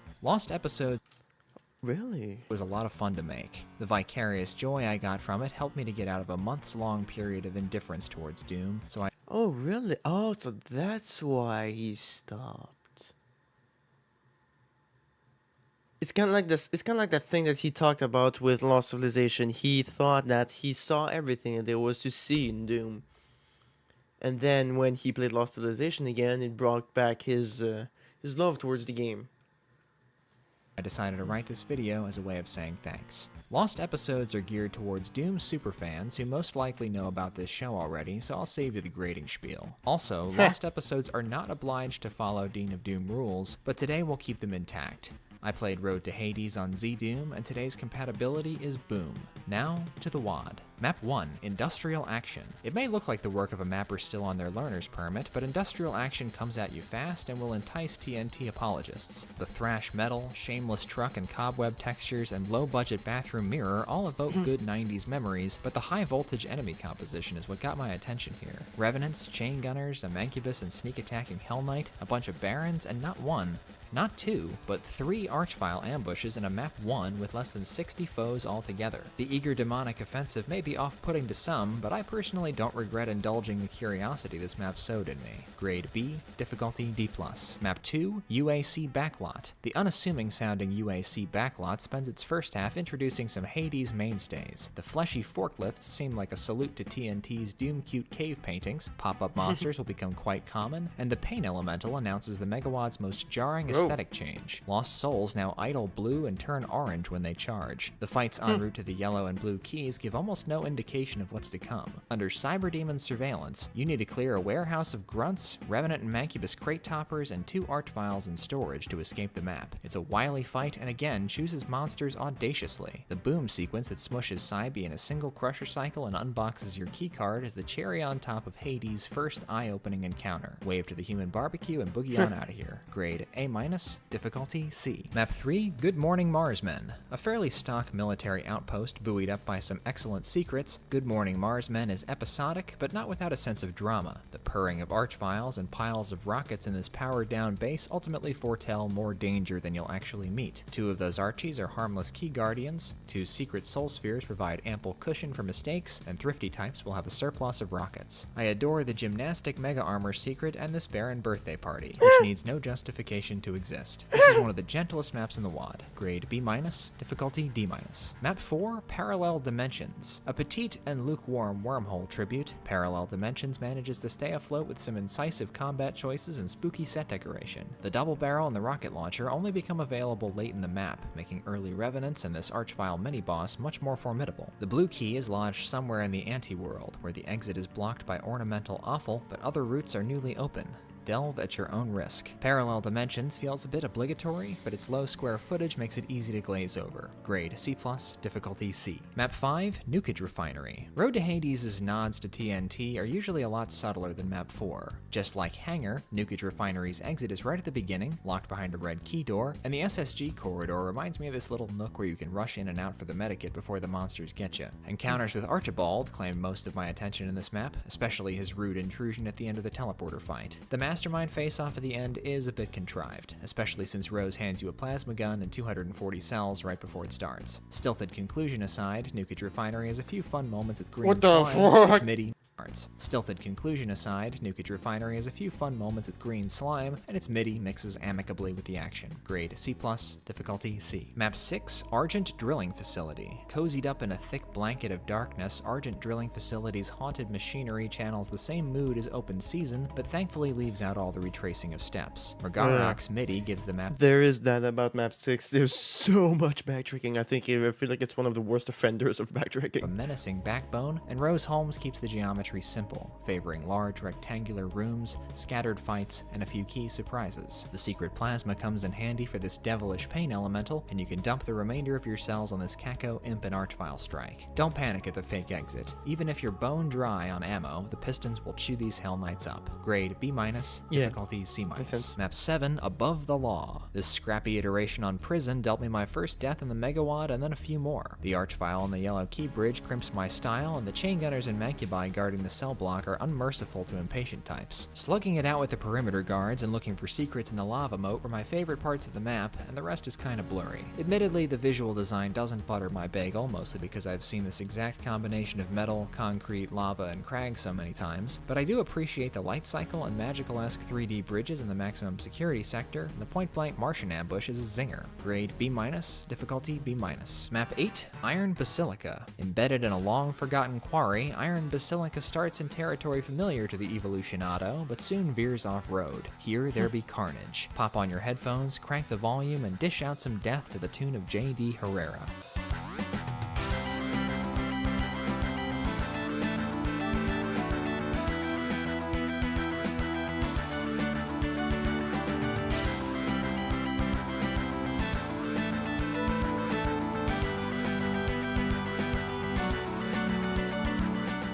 This Razzmatazz MIDI partners perfectly with the 2 large-scale fights at the end. Hold your fire to turn the disaster area into a bloody dance party, and let Cybie bury the boneyard all by himself. Though I continue to appreciate Rose Holmes' TNT riffage, it's the ad-libs that capture me most. Footnote, Iron Basilica hints at this, but Road to Hades' difficulty curve looks a lot more like Scythes than TNT's. Grade B+, difficulty C+. Map 9, Maggot Mothers. Maggot Mothers ditches the TNT script and juices its monster roster with a host of heavy hitters. Rose entwines her high-density kill floors in Hell's hateful embrace, and the MIDI shoots you up with adrenaline while you shoot the place up with bullets and flak. Maggot Mother's decay and dilapidation are noticeably high effort, and it's Rose's first substantive try at non-linearity. Multiple blue key doors allow for a little choose-your-own adventure, but make sure you don't skip the rocket launcher. Shoot every eyeball for yet another secret plasma rifle. It comes in handy for this double-fisted deluge from the fleshy corner pockets. Archviles were to be expected, but the Cyber Cannon and Pain Elementals turn a hard rock fight into progressive metal. Props to Rose Holmes for being the first mapper I've ever seen use the split beige and pink guts flat to merge the 2 varieties. Grade A-, difficulty B. Map 10, Stem of the Rose. A huge, half-empty harbor compound surrounded by a stone garden. Stem of the Rose splits the difference between TNT's similarly green and low-powered Redemption and Alien Vendetta Map 3, with its tight ammo disbursement and seafaring Doomcute. It's sparser on detail than both of those maps, and unfortunately less memorable. The interiors, especially, are a bit too minimalist for my liking. The Secret Weapon 6 is vital for a UV max, but ignoring it might make the map more interesting, forcing you to use wits and frugality to polish off Cybie and the Arachnid Admiral.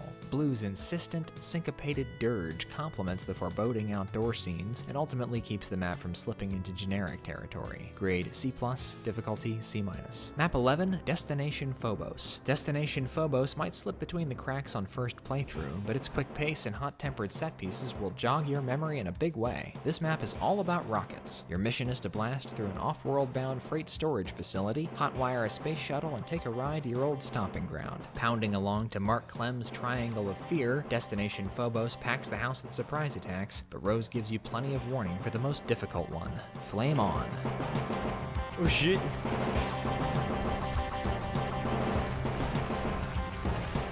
Jesus. Jesus.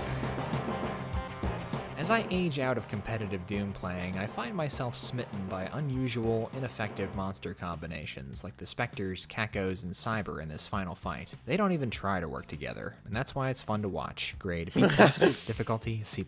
Map 12, The Lost Moon Base. The work of an adoring Jim Lowell fan, The Lost Moon Base captures Crater's expansive emptiness and remixes TNT with enough Rose Holmes to make a strong alloy. Familiar silvers, blues, and browns make the gray moonscape all the more fathomless, and these interminable hallways are somewhere between alien and amusing as a call out of TNT's tendency to, how shall we say, exaggerate proportions. 2 delightful secrets here merit mentioning. Number 1, the Dopefish lives, he's got a soul sphere for you, and he is a criminal. Number 2, after tripping this pitfall into deep water and crawling out of the sewage to the bathroom, check the mirror. The misaligned texture you see does not appear in real life, but that wall opens for a mega armor and loaded plasma. Cool. See also JPCP Map 8. Lost Moonbase doesn't concentrate on combat, favoring old-fashioned corridor hack and slash and pop-up ambushes, especially at the end, but it evokes the vast eeriness of nighttime TNT perfectly, and also provided the screen cap for Hades' title pick. Grade B, difficulty C+.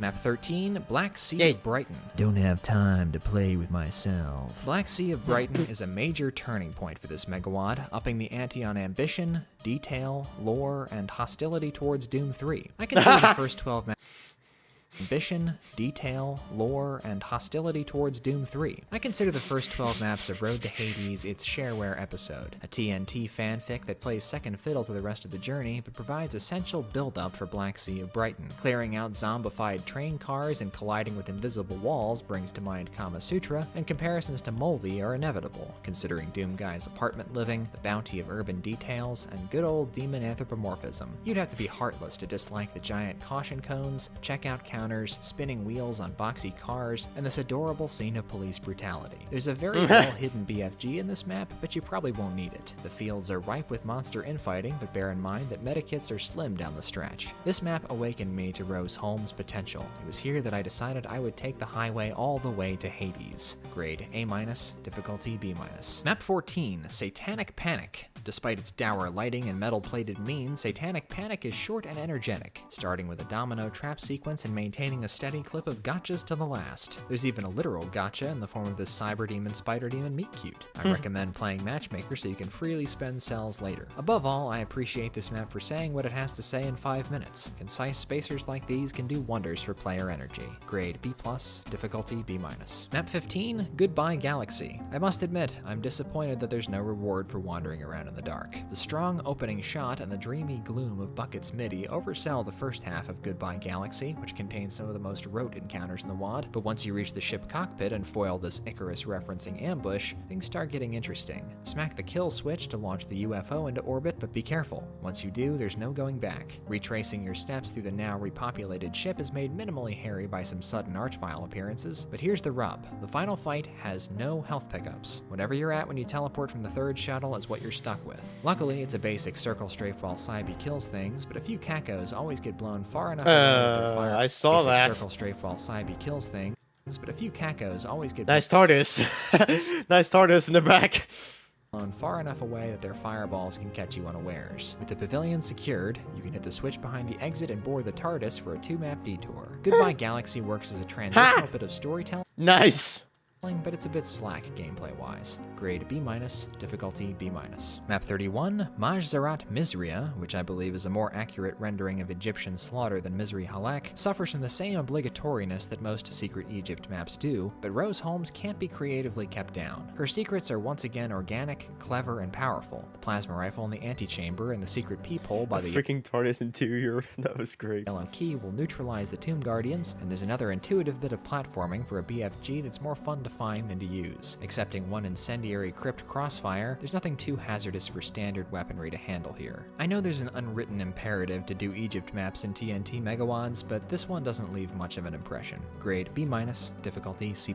Map 32, Hate in Haiti. Alright. Neither a full Monty joke map nor hard. Hate in Haiti. Alright. Neither a full Monty joke map nor hardcore slaughter, Hate in Haiti limbos to a royalty-free rendition of California Imps while you slosh through demon-infested caverns and fight hundreds of fiends from a tiki bar beachhead. The 2 preamble encounters don't prepare you at all for the total war that follows. What the hell? The unboxed Mancubi, Revenant Luau, and flock of sandwich-thieving Kako ghouls are a picnic compared to the vials, pain elementals, and D-Day of Imps that shows up when you retrieve the red key from its trough. Even with the secret invuln, cleaning up all these traffic light lost souls is schleppy, but there's a mega colada hidden in the shed if you need to pick me up, and I do enjoy unhinged sites like this getting Beach Boys accompaniment. The cheerful tone and even more cheerful excess make Haiti a lot more palatable than its TNT cognate. Grade B, difficulty A-. Map 16, Corpse of Cthulhu. When Doomguy was little, the other kids used to say to him, "Step on a crack and you'll fall into a cave desecrated by a dead Lovecraftian horror." He was warned. Rose Holmes spins a masterful yarn here, exposing more and more of the titular beast as the map goes on while treating you to unholy surprises of escalating extremity. The church will rattle even veteran players. Its finicky terrain, with pews scattered in the death throes of the spiny worm, is a frightening playground for the congregation of Hell Knights, Imps, Pinkies, Chain Gunners, and no less than 4 Archbishops. I see no shame in fleeing this fight. It's probably the hardest in the Megawad relative to its placement. Outlast the Hell Nobles and their bionic boss, take one more good look at this abomination, and ascend to the safety of the surface world, a changed man. Corpse of Cthulhu has all the thrills and chills of Doom Mapping's best creature features. Grade A-, difficulty B. Map 17, Mental Rot Pit. More like rot with 2 T's. Mental Rot Pit seems intent on conjuring the hard-nosed aesthetic of Hell Revealed while slightly softening its kicks to the groin, but the result feels like a leaked Kama Sutra 2 map. The smothering start, stomach-plunging archvile backstabs, tripwired hallways, and tightly packed BFG-able monster swarms encourage reckless attacking in spite of the layout's orthogonal confines. Going down the fast way is a MIDI in danger of becoming cliché, but Mental Rot Pit's urgency and aggression give the Lee Jackson tune new life. In retrospect, Mental Rot Pit's non-sequitur theme and explosiveness make it the perfect disguise for the twist to come. If you say you predicted what's coming next, you are a liar. Grade B+, difficulty B+. Oh.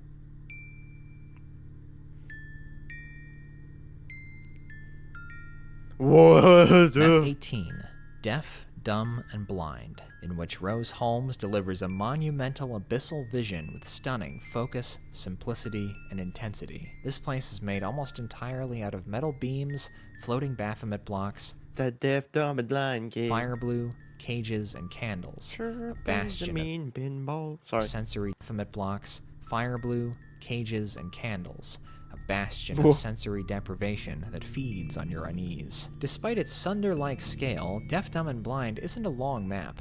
It has only 2 fights of significance, but they cast dark shadows. Use no more than 2 BFG balls on the Super Weapons Babysitter because you'll need as much green as you can save for this conflagration of bullets and black magic. The manifest chaos of this encounter is all the more terrifying if you know how scarce health will be afterwards. Don't take stupid damage from the Revenant and Hell Noble checkpoints because there's precious little leeway in the final fight. A calamitous clash of imps, bones, and their cyber commanders. Most of this map's impact is contextual, I realize. Packaging Deaf, Dumb, and Blind with more primitive work makes its abrupt arrival more impactful, but I think that's part of what makes Road to Hades special. To play this Megawad is to watch Rose Holmes grow, and this is the most critical, most breathtaking moment of that evolution. Grade A+. Of that evolution. Ha ha hey ha ha ha ha ha. Difficulty B+. Reference. Map 19, not the first, not the last. You gotta feel bad for Doom Guy here. Even for a shoot first, ask questions never kind of guy, it's not easy to discover that you're a clone, and that your kind is kept in glass boxes, studied, possibly collected, and then disposed of. The title implies that Marines have woken up here before and will continue to, but only true survivors make it out alive. Though Decino's wistful MIDI and the sight of failed escape attempt. Oh yeah, I remember, yeah. That's why that MIDI sounds familiar. It's because it's Decinos. Only true survivors make it out alive. Though Decino's wistful MIDI and the sight of failed escape attempts may tug at your heartstrings, this map demands concentration, and its semi-Tyson action veers close to BS at times, especially if you don't find the secret Mega Armor. As if waking up from death in a cloning facility wasn't hard enough on our hero's psyche, there's no way to get back on the road to Hades without going down memory lane first. I think this map embodies what the TNT That's map 1 from has TNT. come to mean to people. It's synonymous with everything nebulous and alien about the worlds that Doom can create. It represents our That's why I love TNT so much. Like I could never really tell what made TNT so special to me.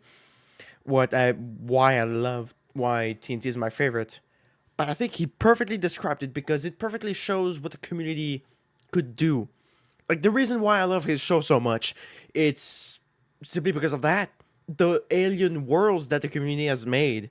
And he perfectly described it with TNT here. I think this map embodies what the TNT IWAD has come to mean to people. It's synonymous with everything nebulous and alien about the worlds that Doom can create. It represents our innate fear of the new technology and all that lies beyond our comprehension. It may seem strange then for Rose Holmes to throw us this little homecoming party, but I know why she did. It feels good to know that we're not alone in our intimate familiarity with this microscopic piece of culture. This is how TNT fans wave to each other from afar. Not the first, not the last ends with a boom-powered cutscene reuniting with a mysterious friend and conveying you both into darkness once more. Grade A, difficulty B+. Map 20, Sick. tech-based babble, I am putty in your hands. With its staggering proportions, vertiginous views, and the familiar churn of horizon at its back, tech-based babble captivates me instantly. This Goliath is perpetually under construction. They'll never stop adding floors to it, even though the lower levels are crumbling into the mud, and all the demon contractors who lost the bid are teeming at the fringes. Rose has excellent instincts for depth of detail. The gargantuan slabs of gray and rugged geology need no embellishment, but her carefully arranged boxes, light sequences, stabs of rebar, mid-texture cranes, collapsed keycard markers, and suggestions of ropes and chains add immeasurably to her map's supersized surrealism. The torrential showdown in the basin is one of my favorite fights in the Megawad. Easy slaughter under the splendor of a spiral galaxy. After this, grit your teeth through a treacherous round of Cyberdemon Minesweeper, take a long elevator ride at the top of the cross-shaped control center, and you'll meet the familiar face heading this entire operation.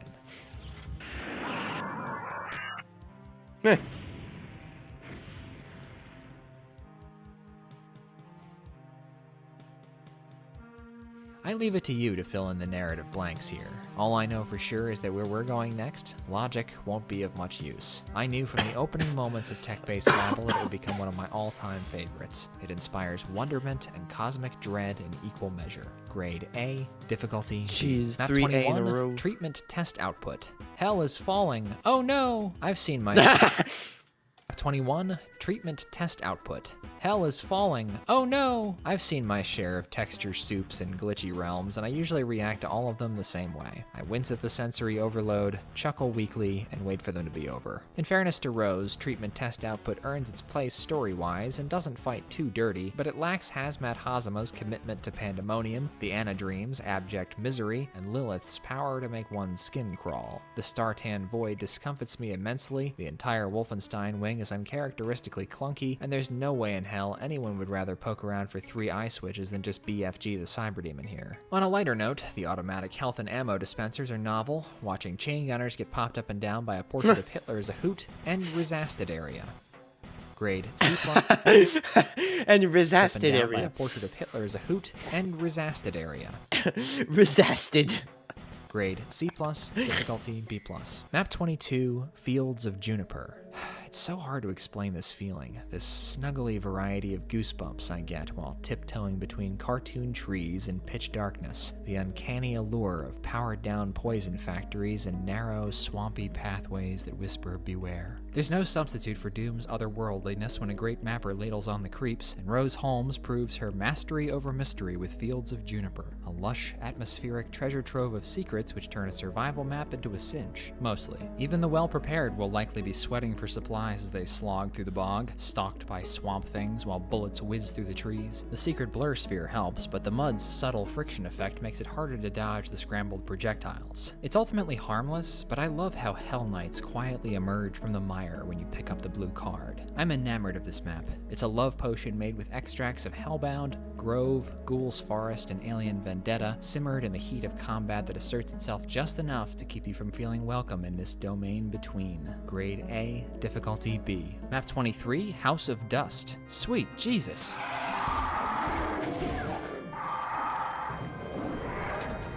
It's appropriate that House of Dust tips its cap to Scythe 2 with this music choice, because Road to yeah, I kind of figured it was Dancing Mad. Hades gets a comparable giddy-up in difficulty down the stretch. House of Dust is all blood and brimstone, trimmed with pale crags and revenants dancing mad. Rose Holmes seems...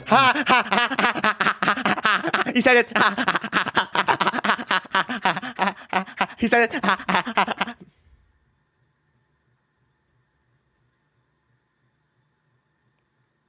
Bruh.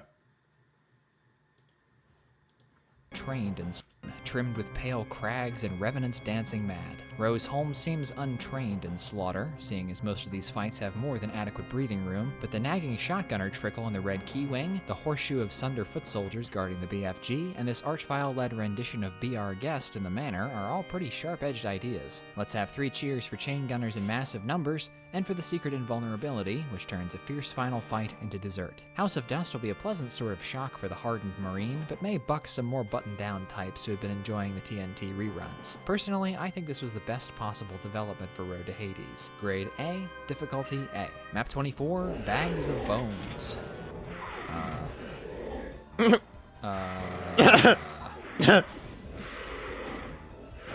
What the fuck?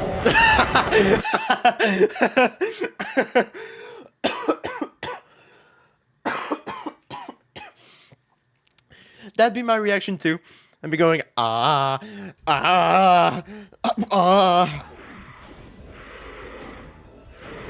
the fuck?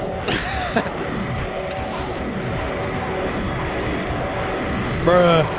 The Pain Elemental is my favorite Doom monster. Merrily barfing, dumb, screaming skulls everywhere they waddle, they're the purest incarnation of chaotic evil in the game. Their sole purpose in life is to annoy everything around them, and their solution to every problem is to make more lost souls. See Doom Guy? Lost soul. Another demon nudges them. Have a lost soul. Lost soul bites them by accident. Lost soul, eat that lost soul for me, will you? Real lifers like myself hunt lost souls with rocket launchers for sport. So when I first dropped into Bag of Bones, I thought, what a map of culture. Only to discover a few minutes later that you simply do not have enough health, space, or rockets to disperse these brown bastards. Both times I played this map, I had to give health, space, or rockets to disperse these brown bastards. Both times. Bruh. Bruh.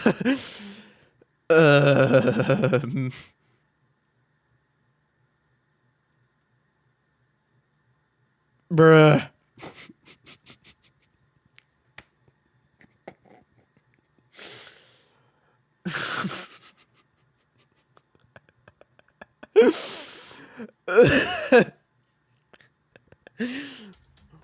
Times I played this map, I had to give up and restart it from the beginning. The meatballs don't need more than 2 minutes to generate a clog of auto-cannibalism that will halt you. 4,000 lost souls were born in this playthrough. Cannibalism that will halt you. 4,000 lost souls were born in this playthrough. The asymmetrical MIDI blaring over their endless yowls completes the asphyxia of the whole experience. This is without a doubt the most difficult and harrowing stop on the road to Hades, and it riled me up more than the rest of the Megawad put together. I mean, it's because of Source Sports. That's why it doesn't crash the game, because of Source Sports. Source Sports allow for unlimited amounts of lost souls. The original game had the maximum amount of 21 at once. But it's gutsy, crazy, and unforgettable. Pain tells you that you're alive. Grade A-, difficulty X-. Map 25, Swamps of Styx. Even though its music makes me flinch for Rubik's-related reasons, Swamps of Styx is for yeah, that's why it sounds familiar too. unwinding, a 5-minute vehicle for one inspired fight. The thick mud keeps Doomguy immobilized while zombies open fire on you and Kakos converge, but thankfully you've got shields on the north, east, and west, and plenty of health and ammo to ride it out. The shooting gallery at the end of Kama Sutra's Miss Sporty is the only stage like this I've seen in Doom, and I can't think of a better application of high-friction floors. That the obvious padding before and after the main attraction is obvious padding is the only mark against Swamps of Styx. Grade A-, difficulty D+. Map 26, Ship of Morons. Maybe it wasn't such a good idea to murder the helmsman and his mateys. Now there's no one to steer this vessel safely through the corpse sea. Nah, we'll be fine. Get the yeoman to mutiny against Captain Sive in the bunkhouse, swipe a blue skull from the Archvile Quartermaster, and don't forget to cash in on your free soul sphere for finishing both fights. Ship of Morons is undoubtedly cute, but at the end of the creative super combo of maps 18 to 25, Rose can hardly be expected to... Oh. Never mind. It was wise of Rose to keep the detail to a minimum here, because it's no mean feat to flip an entire map upside down, retexture, scatter stuff on the floor, and invert the functions of doors and crushers. Sure, Ship of Morons could use a bit more wind in its sails action-wise, but I feel spoiled at this point, having seen so many unusual ideas executed so neatly all in a row. Grade B+, difficulty B. Map 27, Vile Colossus. Metal islands in a sea of molten rock, dead bodies dangling like laundry on the line, and a killer MIDI. What more can you ask for?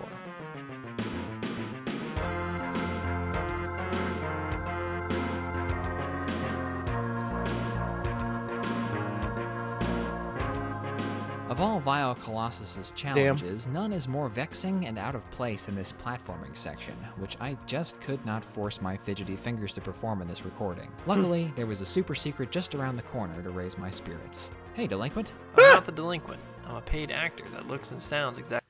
Raise my spirits. Oh my god, it's such a written delinquent on the board. Hey, delinquent. I'm not...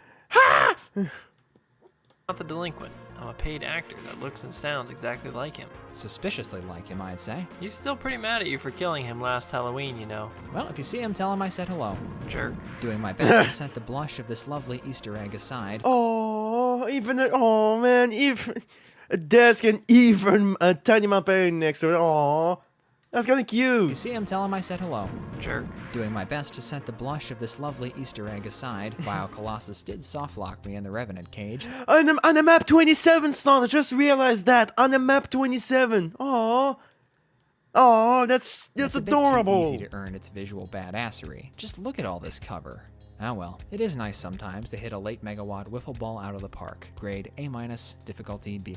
Map 28, Neo Shale. Neo Shale kicks like a bull for the first 15 seconds. Tunnel through 9 ranks of imps, give Cybie the slip, and wriggle past the pop-up Archies to earn your first breath. It actually matters quite a bit which side you tackle first. Going into the blackout room without a BFG makes wiping out the Martian convention in time unlikely. Even if you manage it, you almost certainly won't have the ammo to kill the cybers guarding the release switch, though less conservative players can hurry up, slap the switch, and crush them both. The red key side is much more generous, or maybe a little more sloppily designed. There's no reason to linger in the Macubus cage with only a flimsy flock of imps penning you in, so most of the damage you take here will be voluntary. Not so in the final fight, which forks you between semi-distracted cybers and some really annoying sergeants. Hiding behind the raised exit pad protects you from jibbage, but not splash damage, so don't dilly-dally. I like Neo Shale's moxie, but it's a little thrown together and aesthetically half-hearted compared to the gems that led up to it. Grade B, difficulty B+.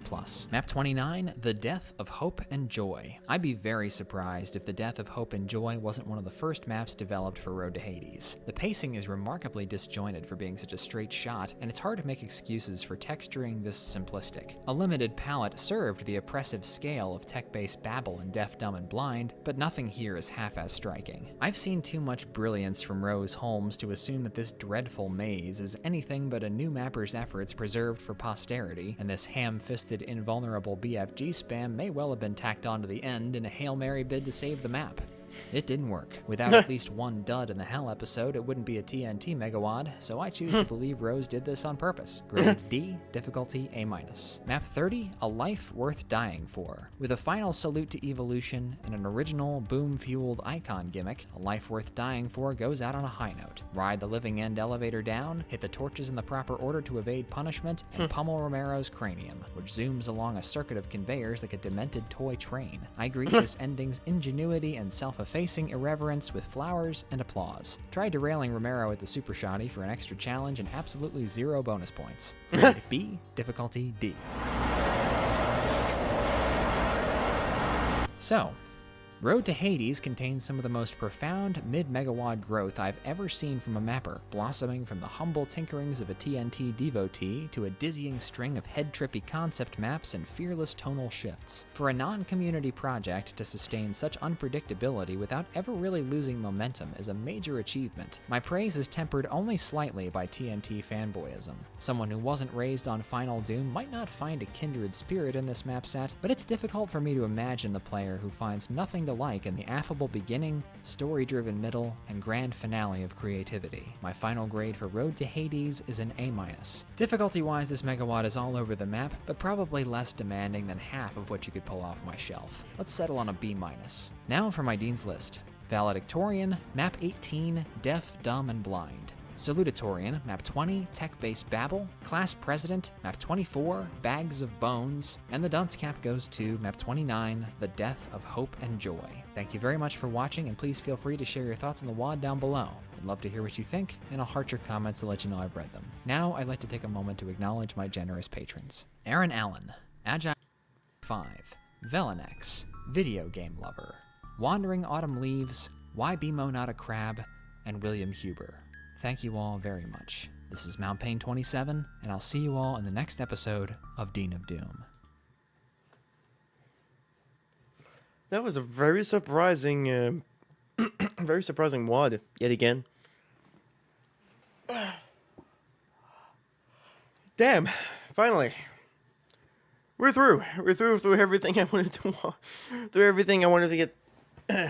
Everything that was late on, literally.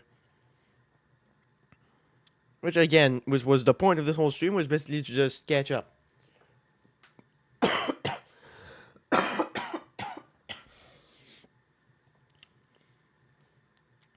But now I kind of feel like I also should catch up on another thing.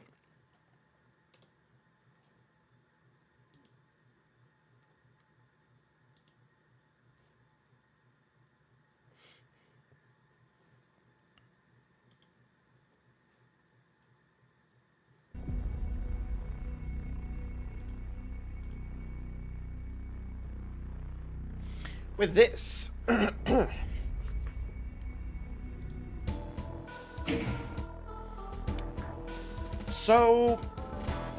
So the Steam port added a new episode, if you will, to Doom 2. And it's this.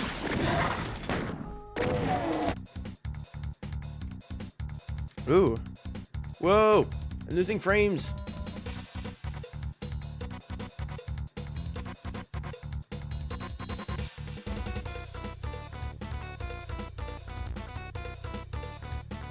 Is it smooth? I think it's, well, from what I can see on my on my preview on OBS, it's not at all.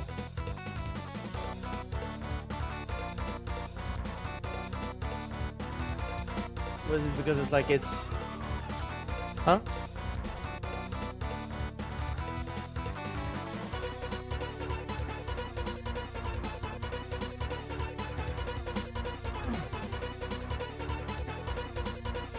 Is it smooth?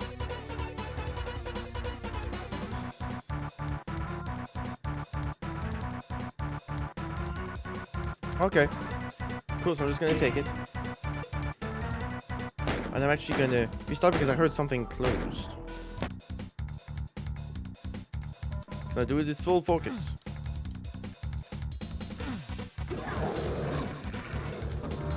Yeah. Oh shit.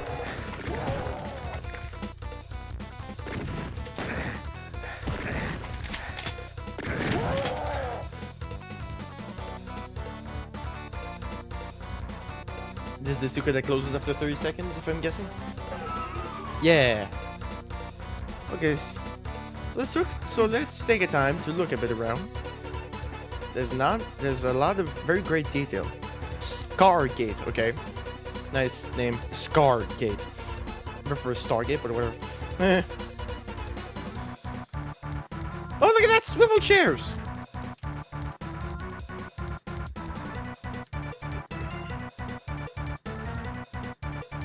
And little lamps, too.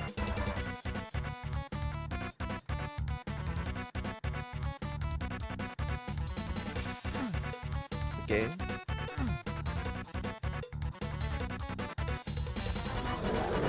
Ooh.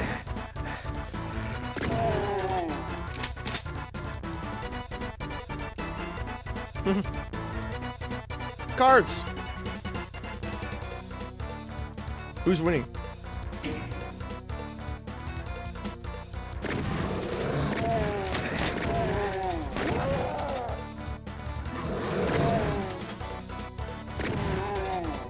Okay, I should try to be a bit more careful here.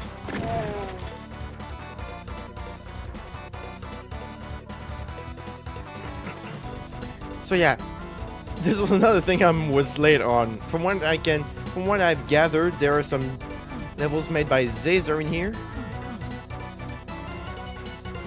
So yeah, lovely detailing, by the way. Very lovely detailing.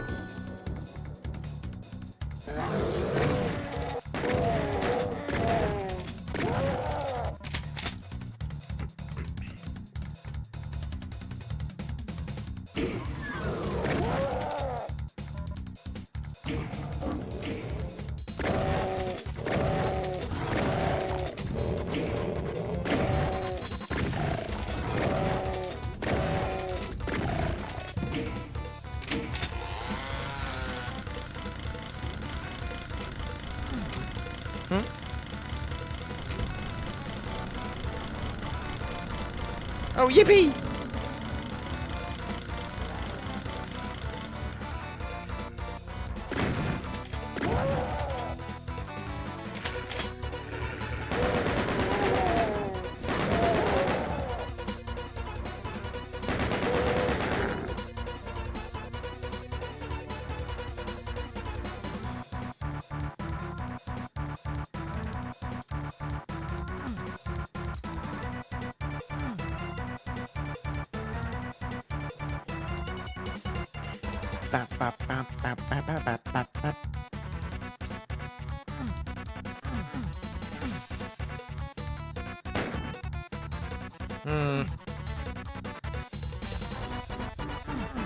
Okay, maybe not.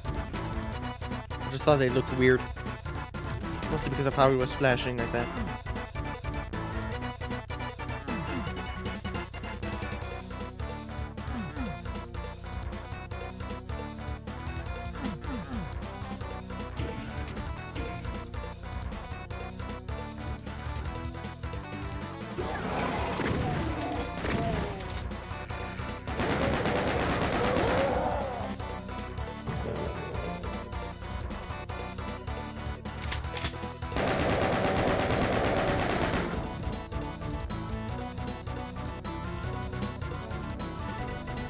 A lot of great detailing.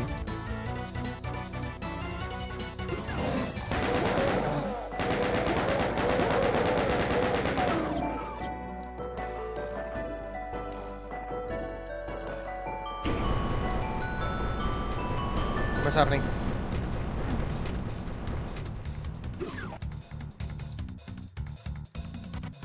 Ah.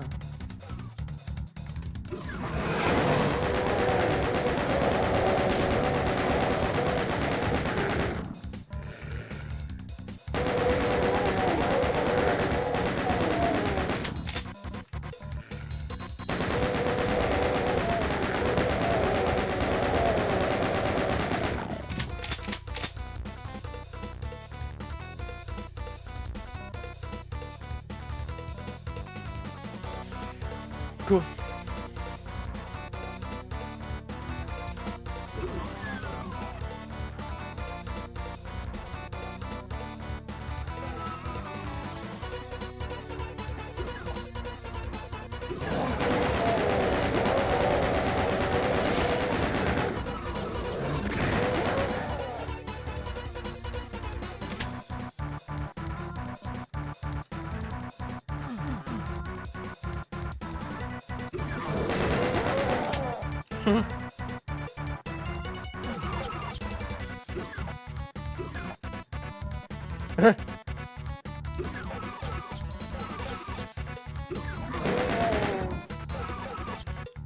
Lovely.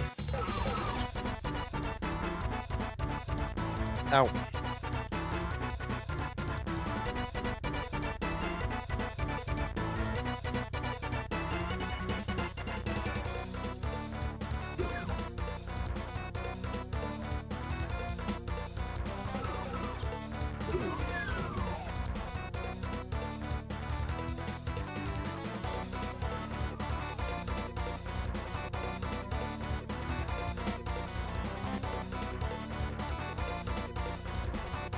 Looking for dents outside to see if I could find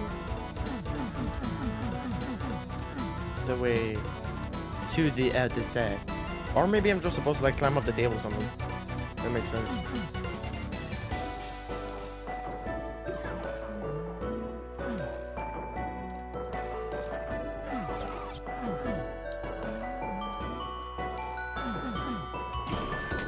Love the media.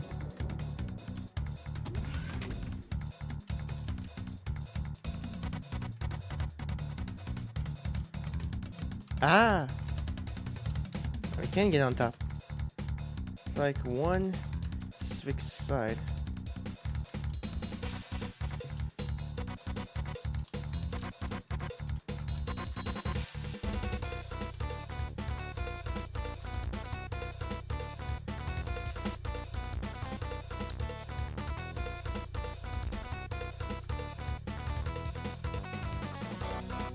No, this doesn't do much.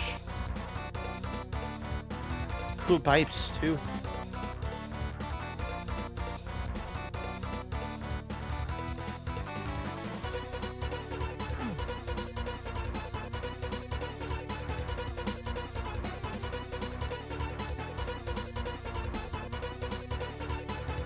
Really, really love the detailing.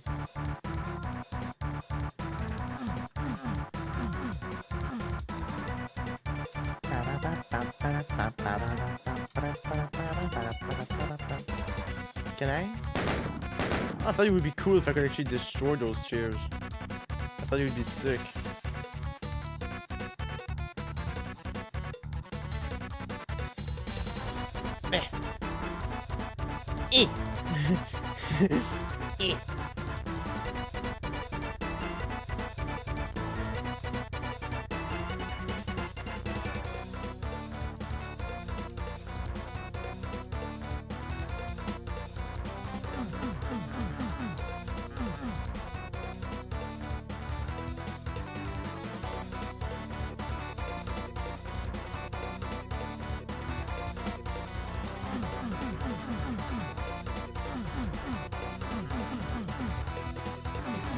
Push, push, touch, touch, push, push, touch, touch. Nyeh. Nyeh. Nyeh.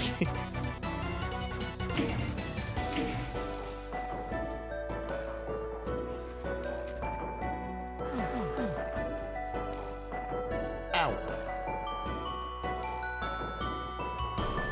Ah. Ah. Yeah.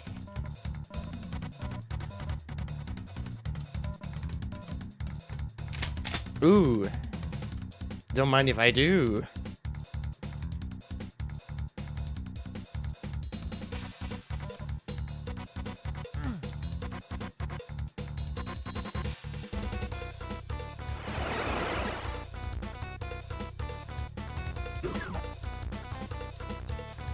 Cool.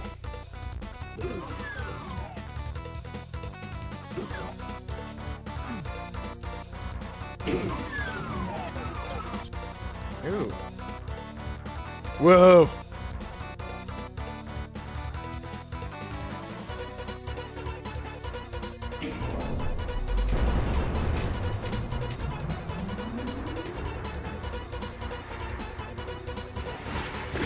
Oh. Okay.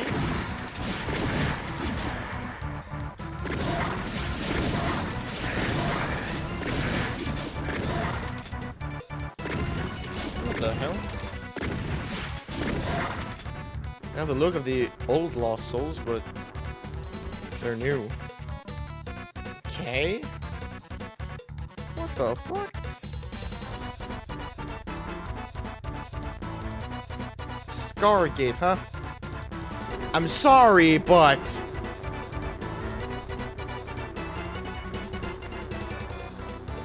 this is a freaking Stargate. Come on. Come on. The 8 nodules around, it's the like electrical type looking thing. Come on. I guess I'm playing like this now. Also, subscribe.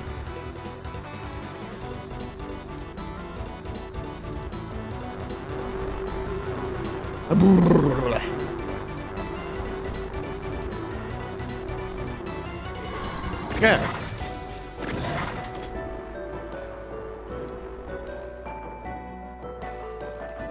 Going that way, I guess.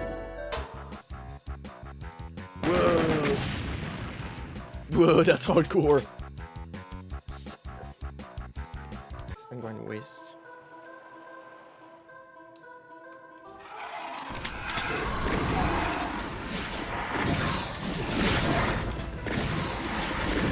Wait.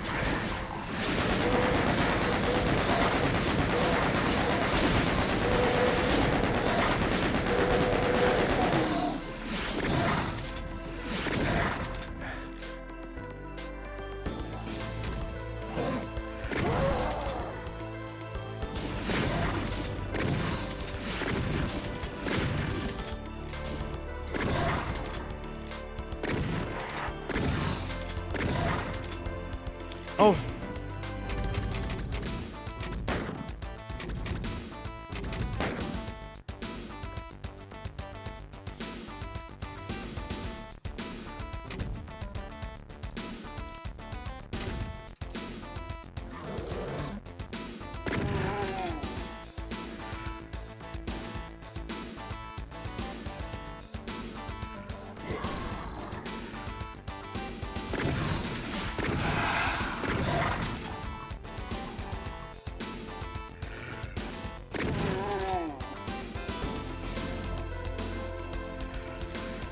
Lovely music, by the way.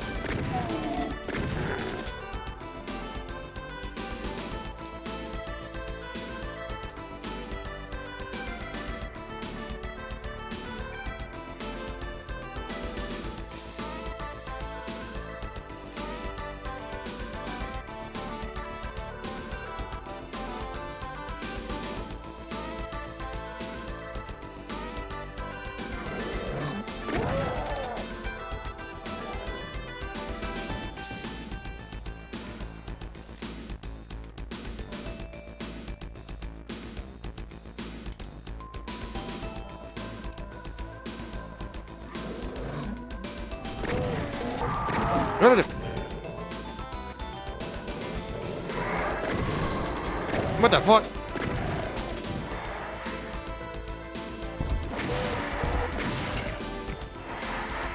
What the heck? Oh, okay, just you guys.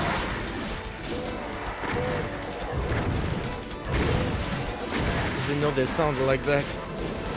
Oh god, I'm waking up so many damn things. Hang on.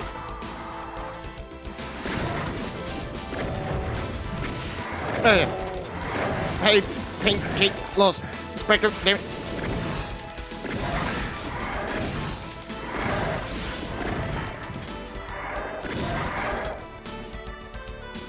Yeah, stay in there.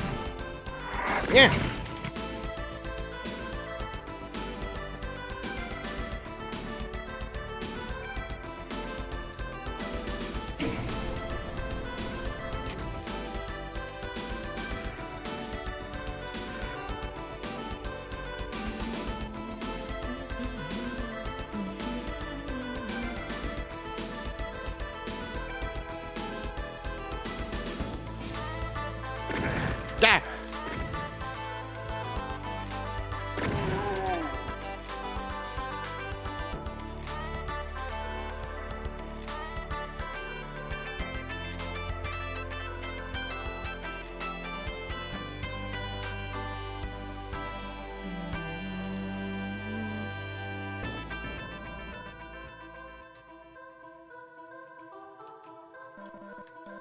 Whoa.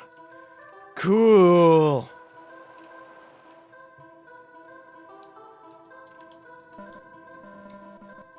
What the fuck?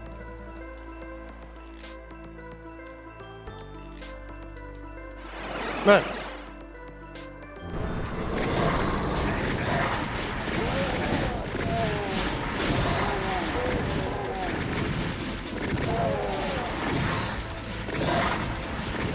Keep moving, just keep moving. Because since I have partial invisibility, I need to just keep moving.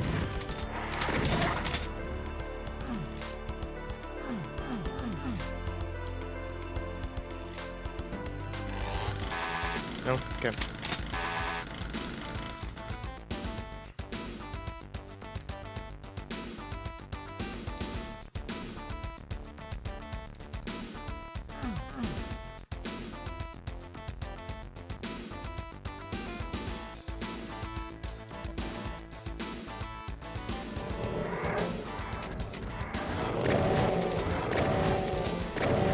Making sure to clear everything before I go into the big ass zone.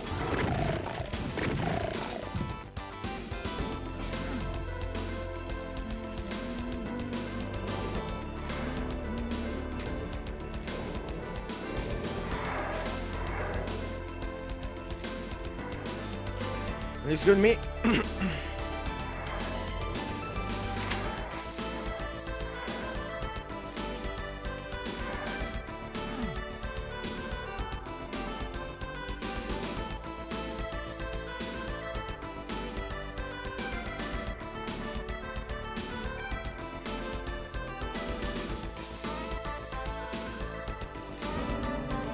Bruh.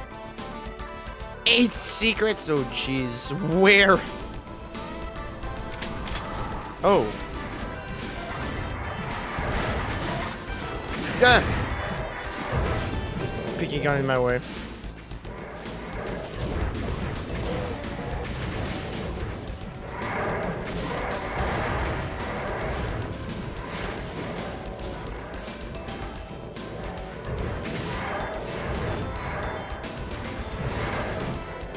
A bit of infighting here, please. Like it's calling for it.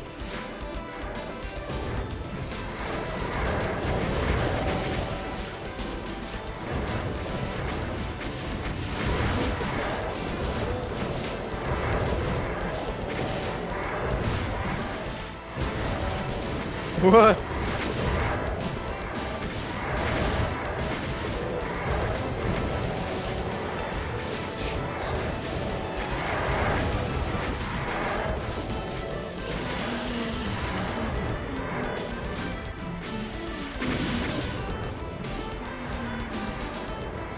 I want to know who is the author of this music. I hope it's Jimmy. I wouldn't be surprised if it was.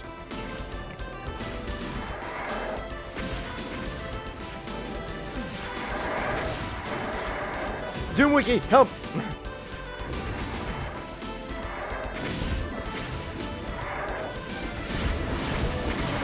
Okay, it's enough waiting.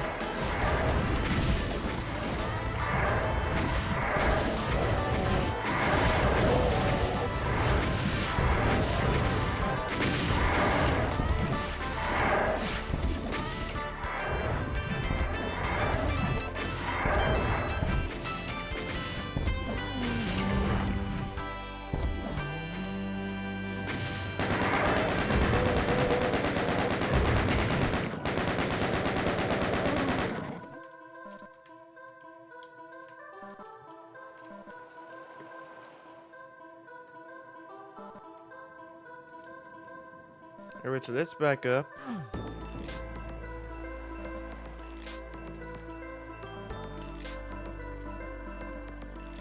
Look at that. A red key.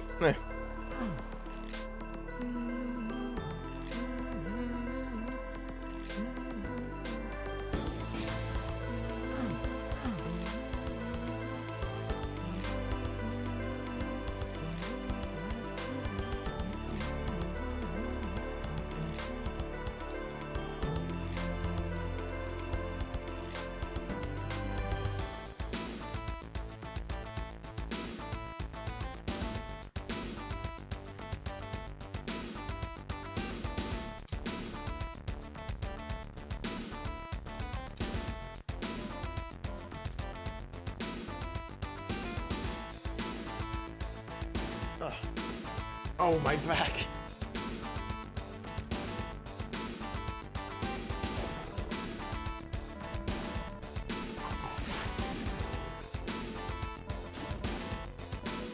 What are you doing there, little goober? Oh, we're literally going back entry through to get into the building. Nice.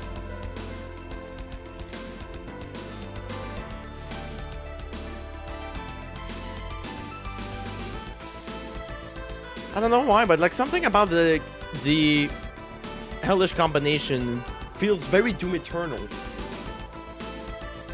Like this, mostly. Like this type of view feels very Doom Eternal, which is a good thing.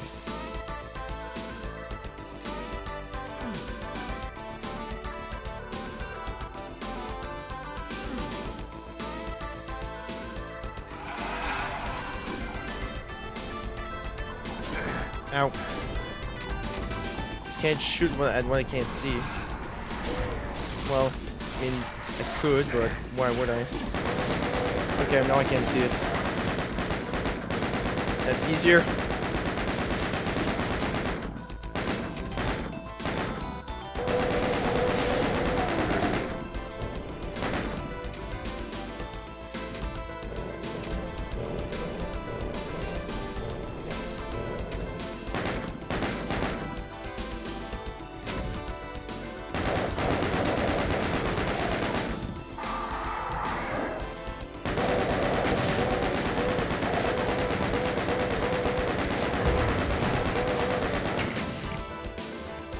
I'm going to check real fast.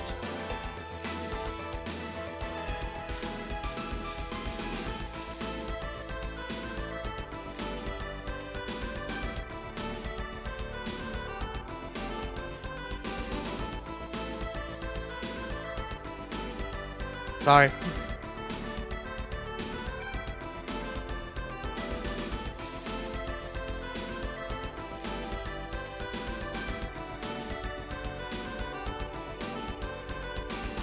Zazer, really?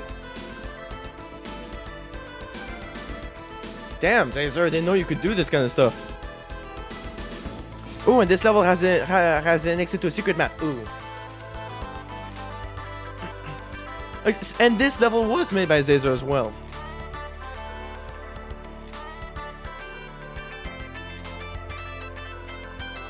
This one's called The Shores of Heaven. Makes sense. The MIDI name is, I mean.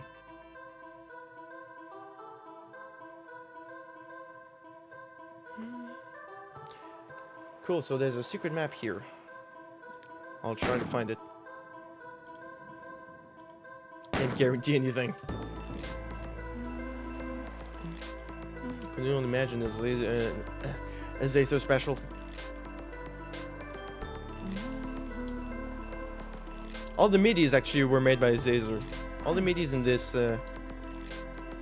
this pack were all made by Zazer. From what the Doom Wiki told me.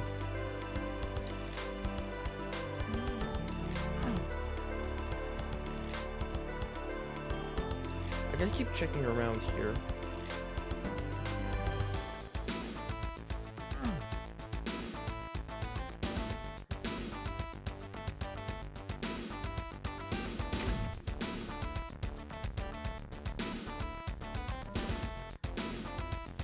Yeah, sure.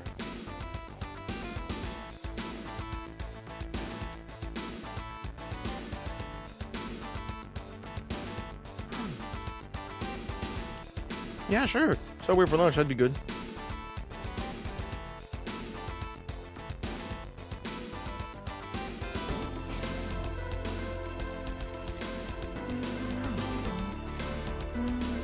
Actually, now that I actually listen to it, it kind of makes sense. It actually kind of makes sense, actually, that this is Zazer.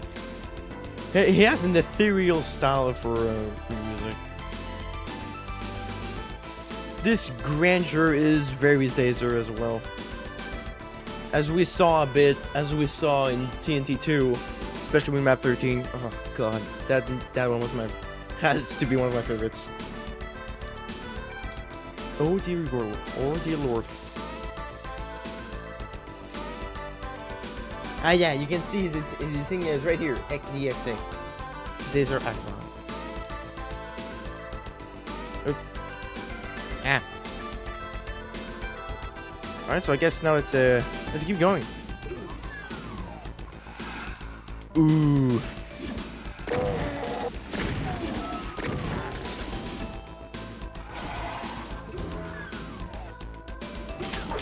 Oh hi. Still no super shotgun. Yeah, I don't need.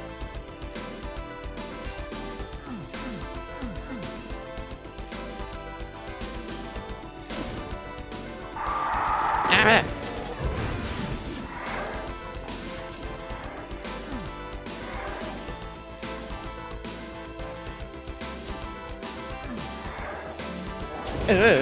Almost fell in.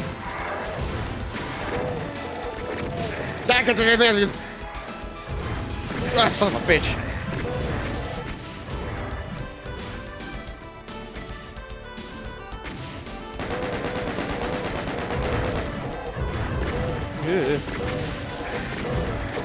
Yeah, yeah. No.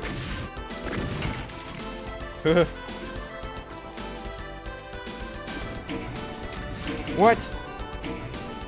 Oh, yo. Oh, yo.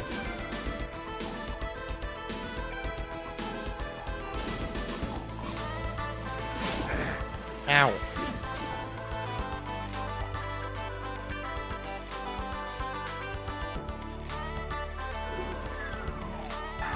What the fuck?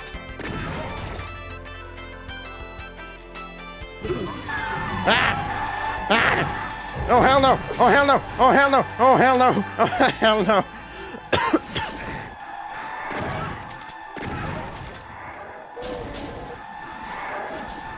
Oh god. Shut up!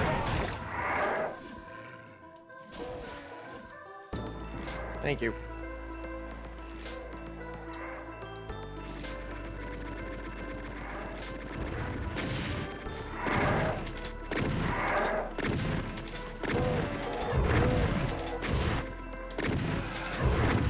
Give it. Thank you.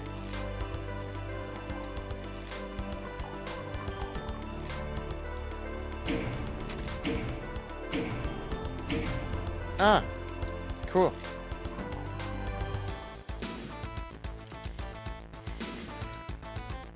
Fuck all.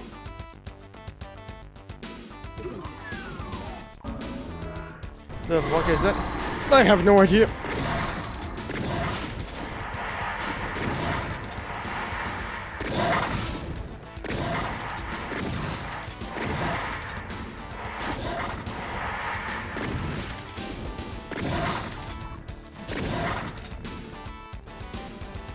I have no idea what it was, and I hated everything about it.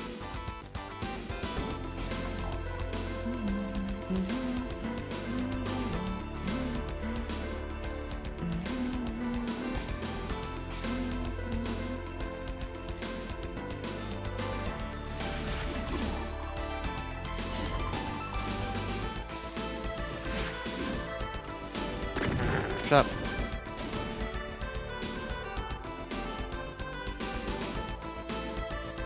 Is there another one? Yep, there is. Damn it!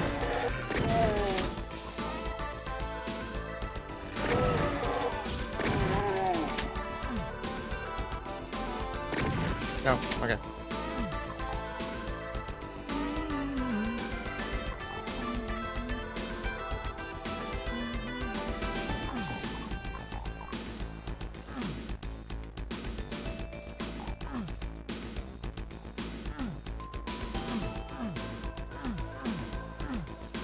Ah. This looks great. Have I said that yet?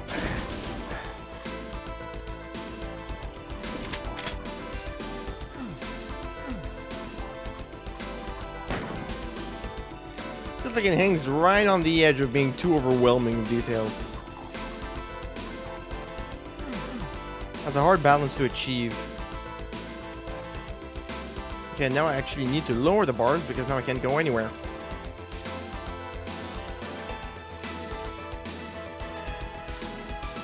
Lower the pipes, I mean, because I can't go anywhere.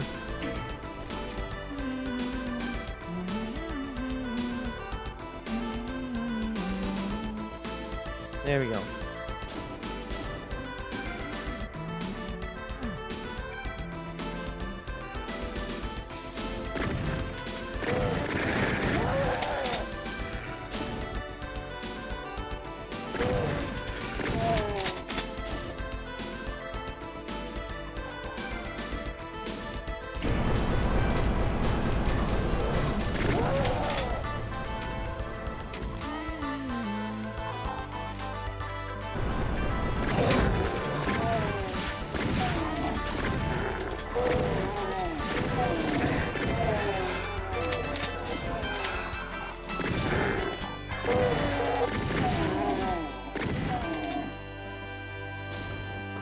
Cool, so it's gonna be accompanied by Zazer music. That's gonna be great. The whole way through. Actually.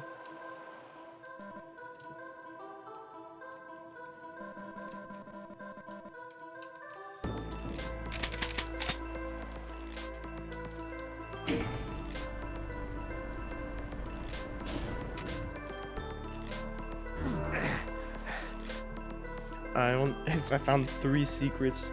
And that's it.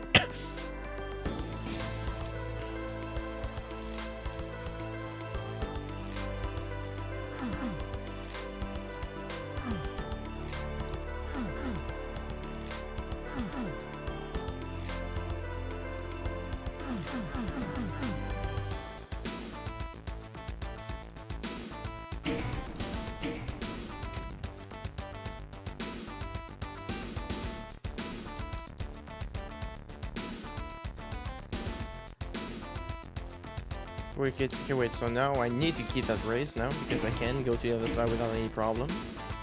Hey! Oh.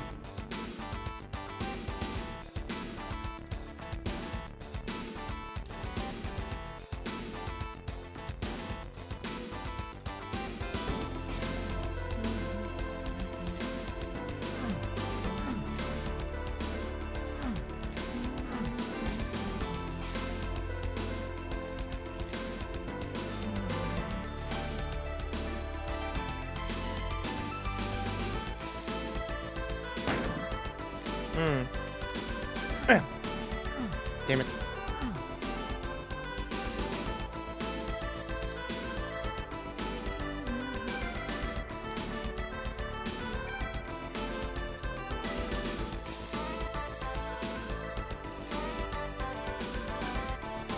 Damn it, I keep doing it wrong.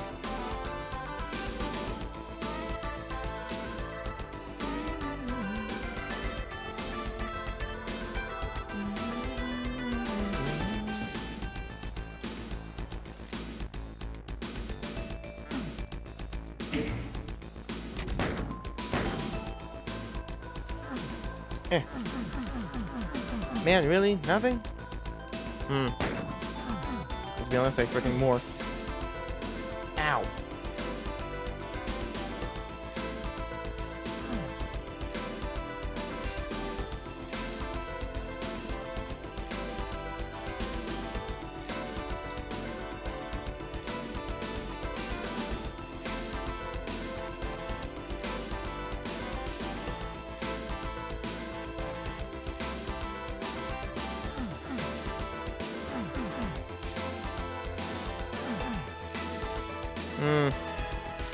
There's something over there.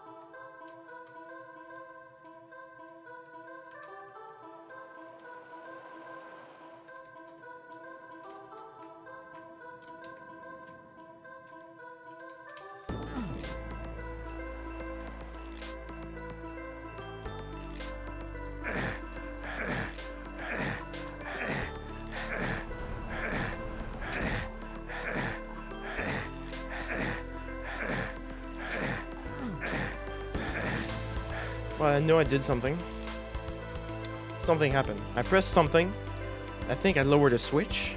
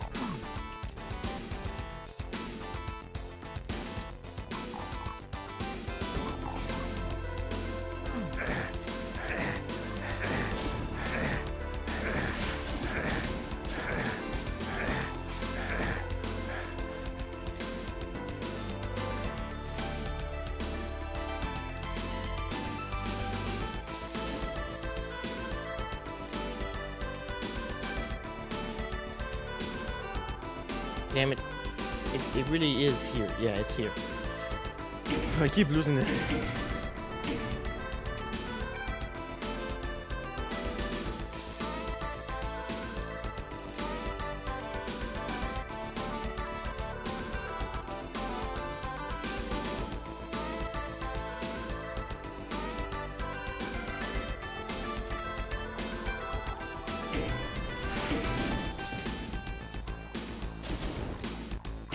The thing that I lowered was there. Okay.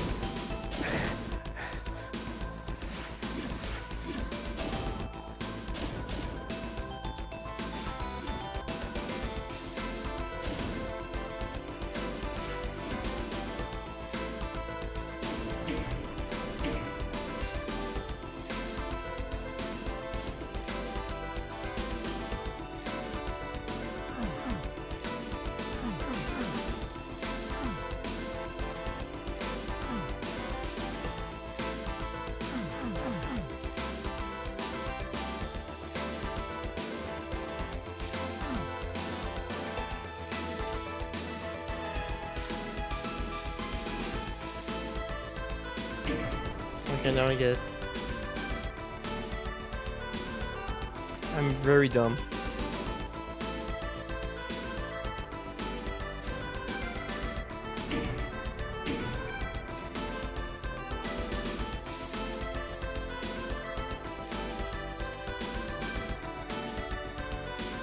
I was about to say I don't get it, but then poof.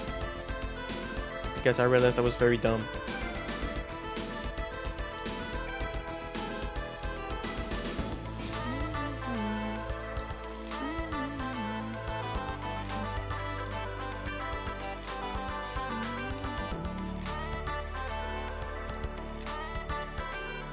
There we go.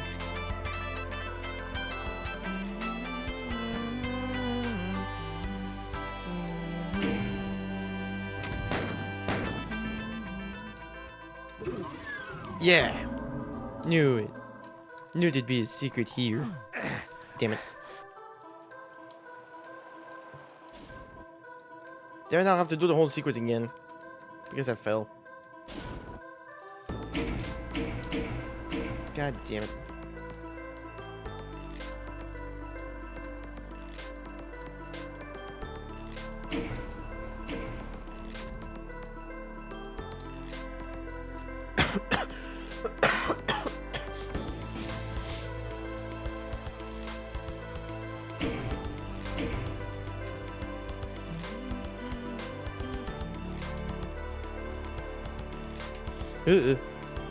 Almost fell.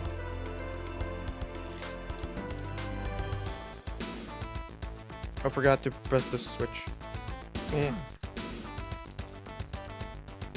Almost fell again. There we go. Thank you. Ugh.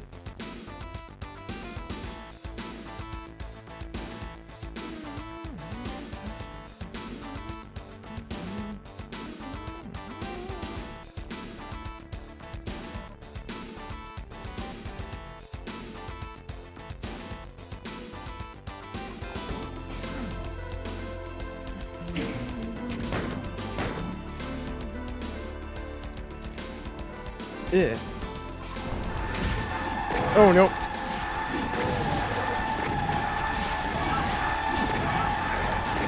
Ow.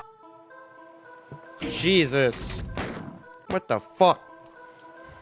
God, just what the fuck?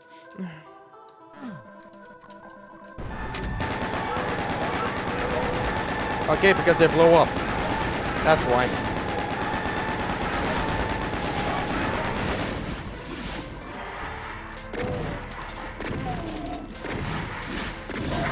Shut up. Shut up. Shut up. Shut up. Shut up. SHUDDUP. Shut up.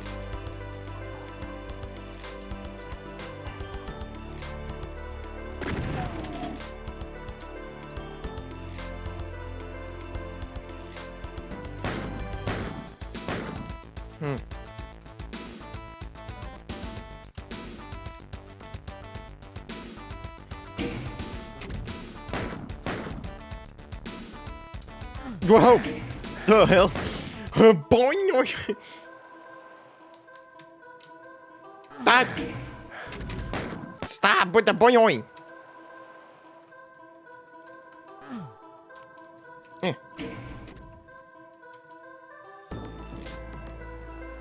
It did something. I'm not quite sure what though.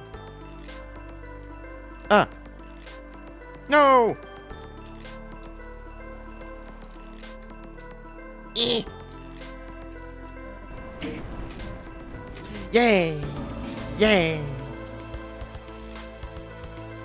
Yay!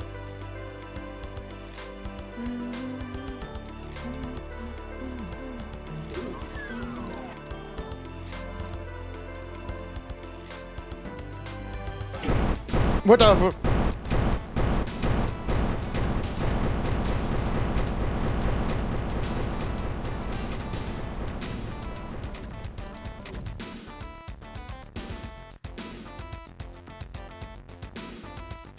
Sick.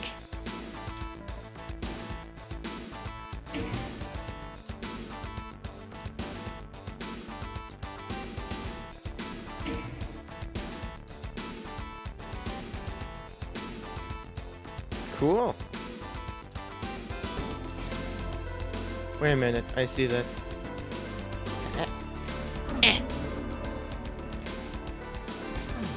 I don't have a red key.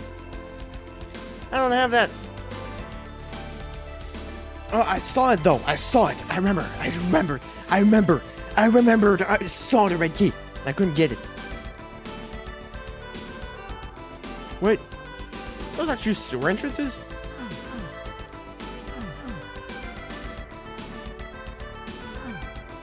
Cool! That's cool!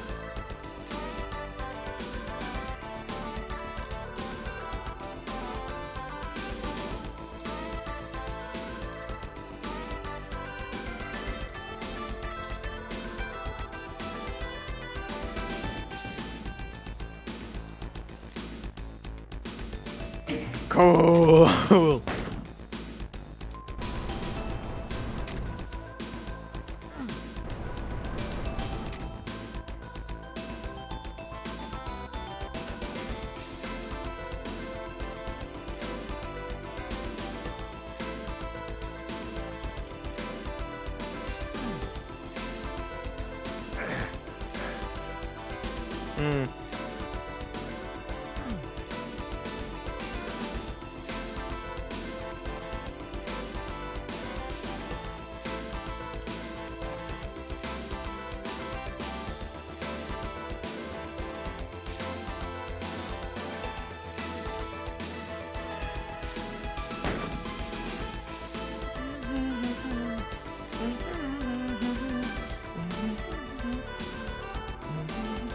Okay. Wait, what?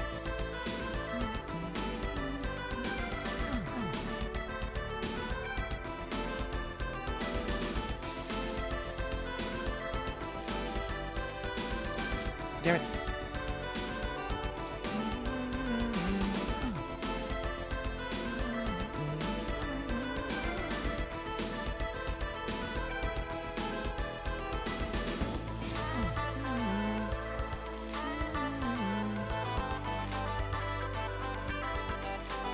Okay. I remember seeing this earlier.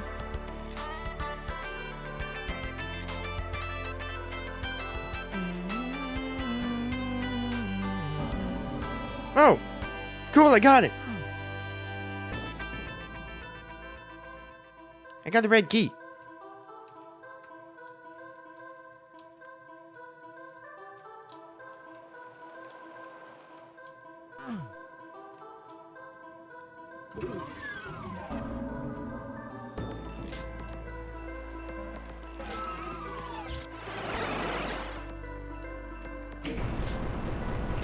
What the fuck? That's a mouth. Bam! Yeah.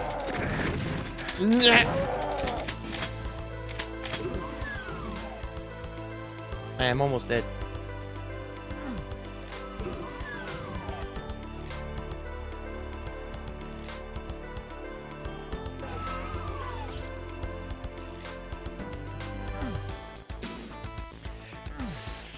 Gun it! Got it! Got it. Yeah. I gunned it and I got it. Now I gotta do this sequence again because I fell to the other side, but whatever.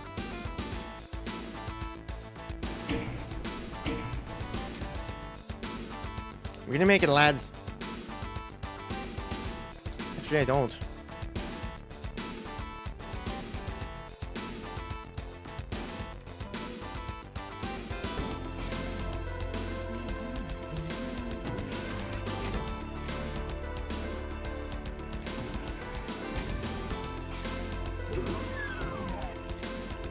Oh.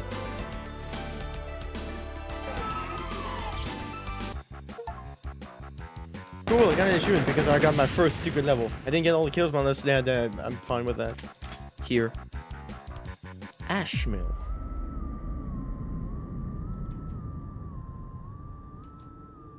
Icon of Sin. Okay. Icon of Sin music? Okay.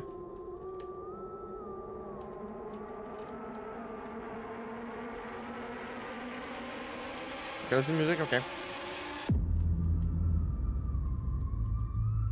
I'm fine with that. 12 enemies, that's it? Bruh. Yippee, I got a secret.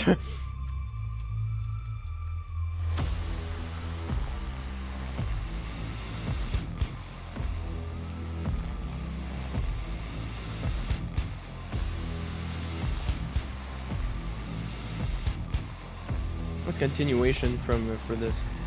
Yep, that is a middle.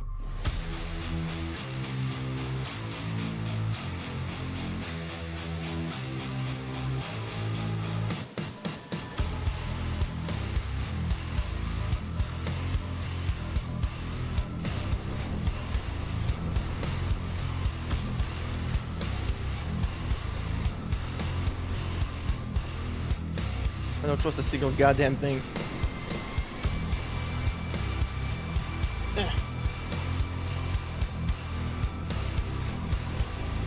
Okay.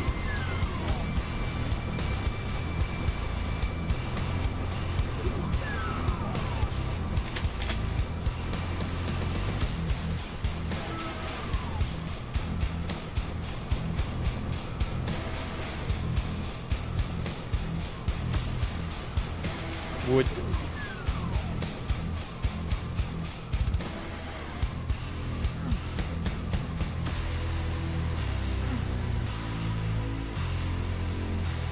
Okay. Nice conveyor belt of faces.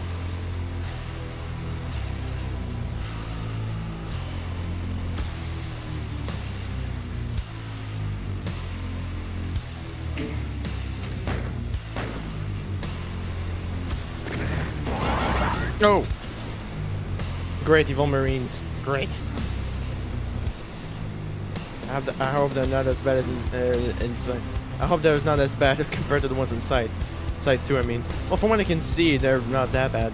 They're moving very slowly.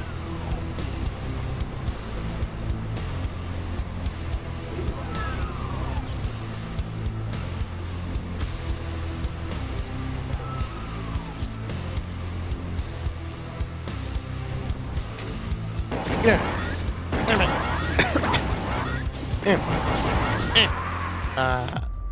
Okay. Never mind. They're still horrible.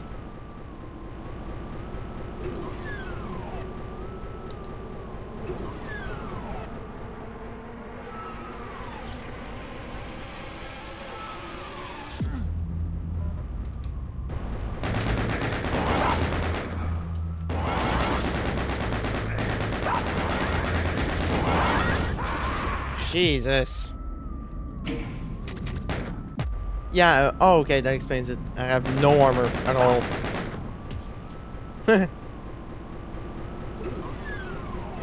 Like, at all.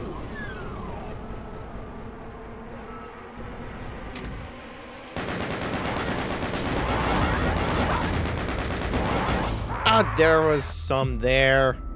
Damn it. There was some armor right there.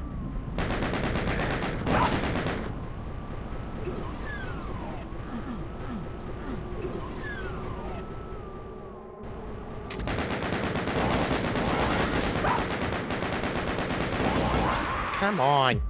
Just die, damn it. Just freaking die.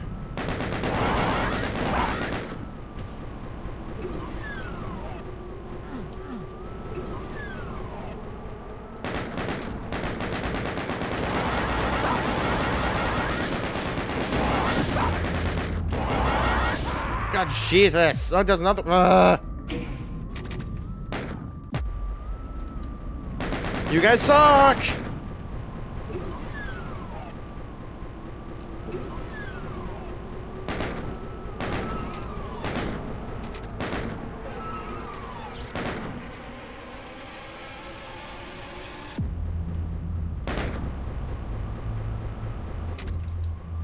Tall tree. How cool I can actually shoot them down. I think that's cool.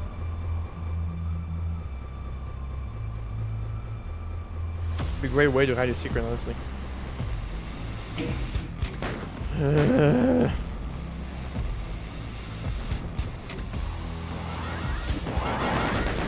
Honey in here. Ah, shit. Fuck.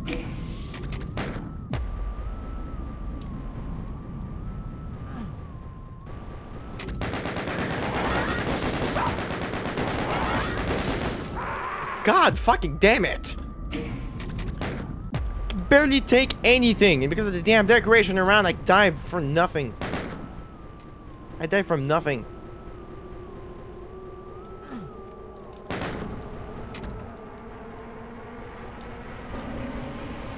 Cool, I managed to find the other secret.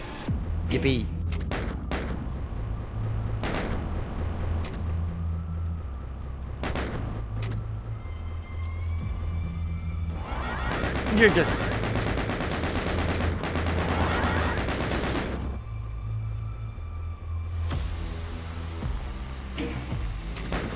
Man. Fuck you.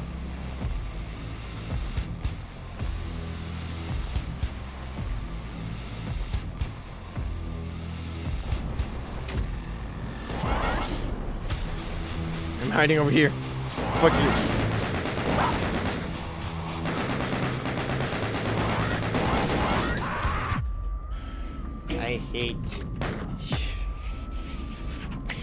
I hate this.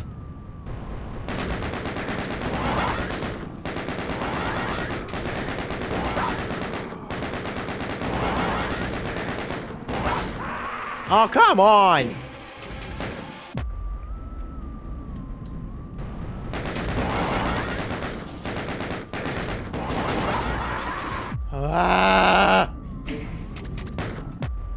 I'm already not having fun anymore. I played 2 levels and that was it.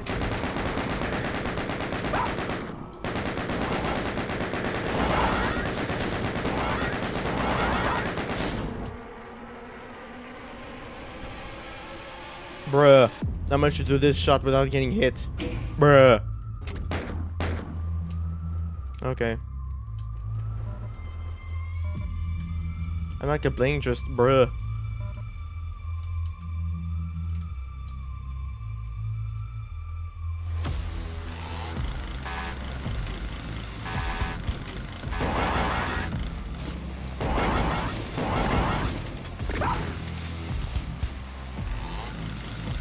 Chopping trees.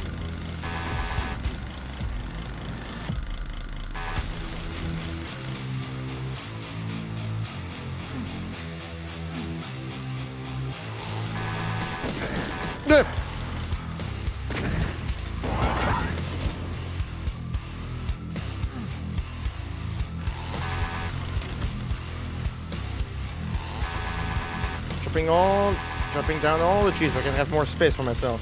What the hell is that? I don't like this. I don't like a look at this.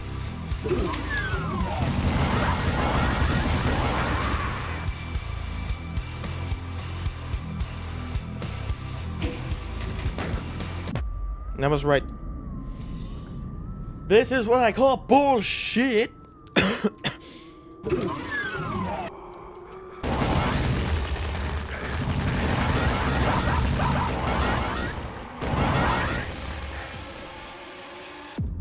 Never mind.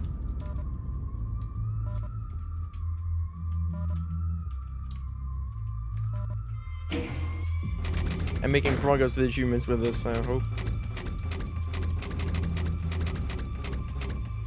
Gun of every enemy, yeah. I mean, I got one.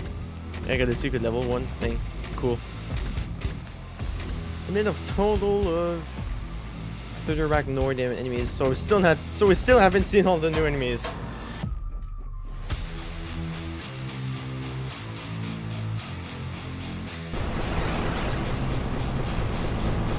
Oh, come on, really? A crusher sequence.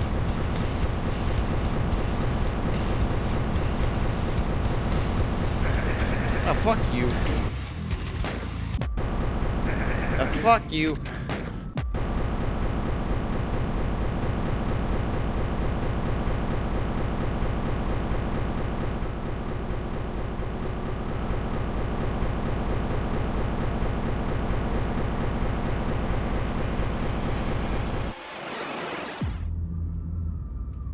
think it's the wrong one, I guess. Is that what's going on here? You need to get the right one. Oh, yeah. Bruh.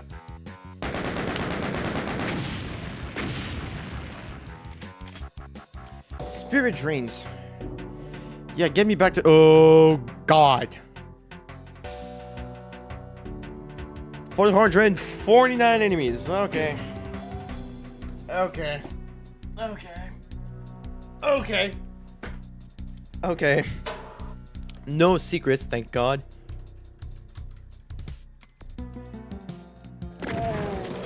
Just a butt ton of enemies.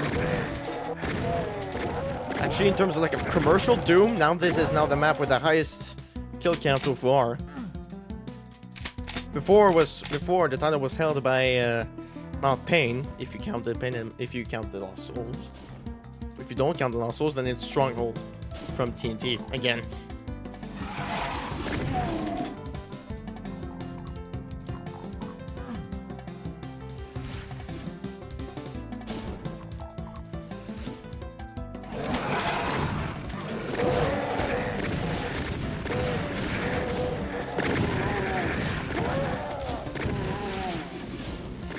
Oh, jeez. Gotcha.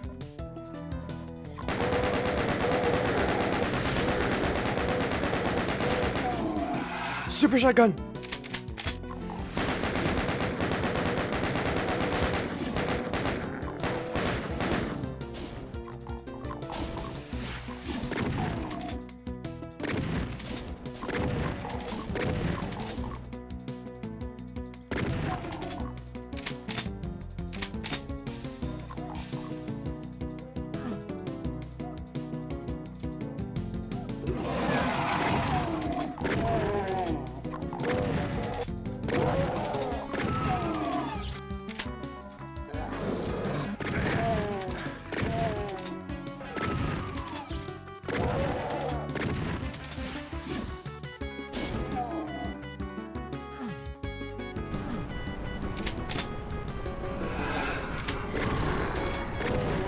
What the hell?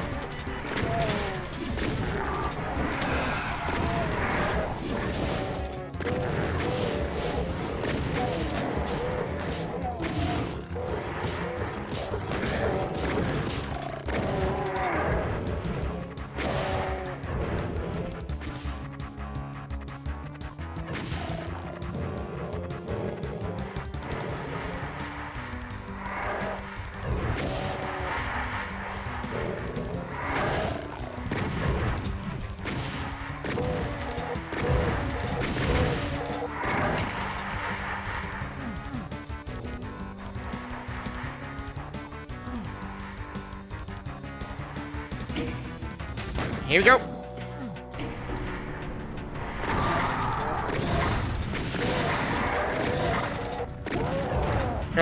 Oh, go.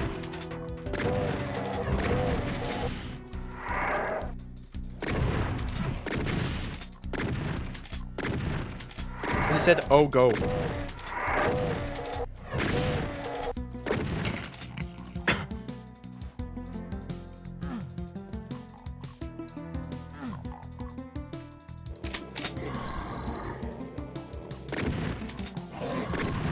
Jeez, what? Damn it. Cock balls. Fucking God. Jesus Christ. Nope. Wow. No, that was awful. Jesus Christ. I missed every single shot.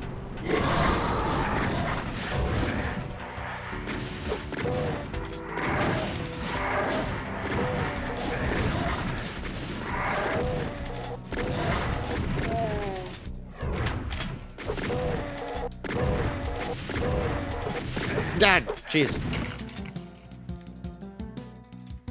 Man, I suck.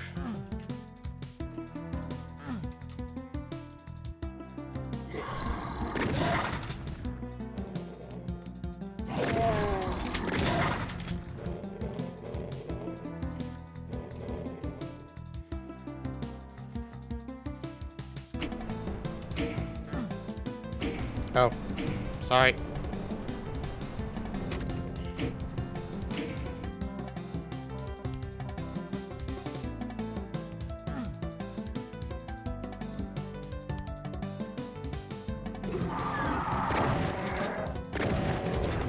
I forgot I have this.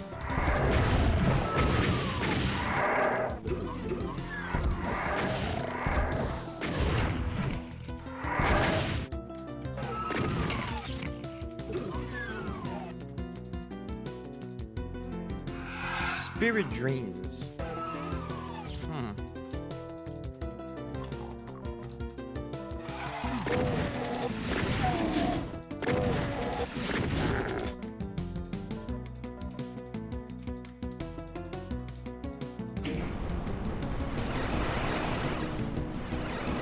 Oh, okay, thank you. Oh, Jesus Christ. Bruh.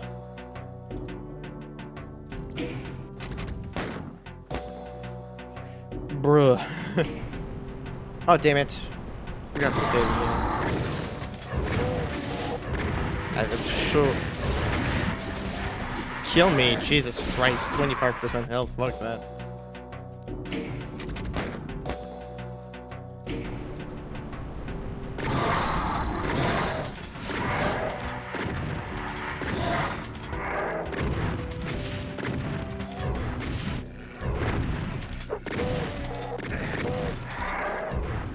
Fuck you. I said fuck you.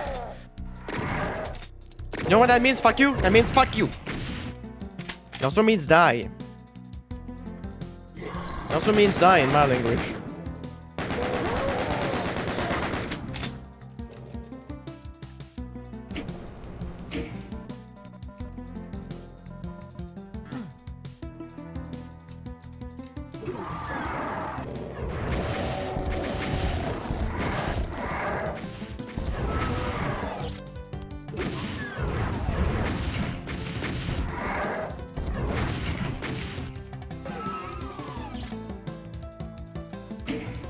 Now I can save. Yeah.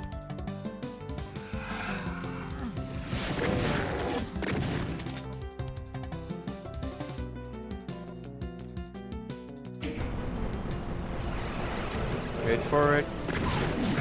Ow.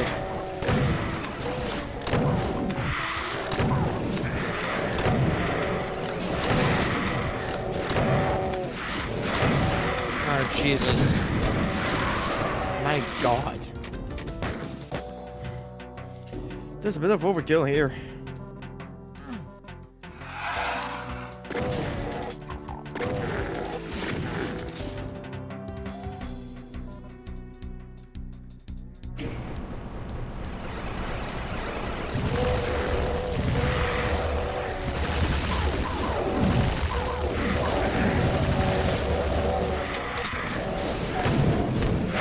There we go.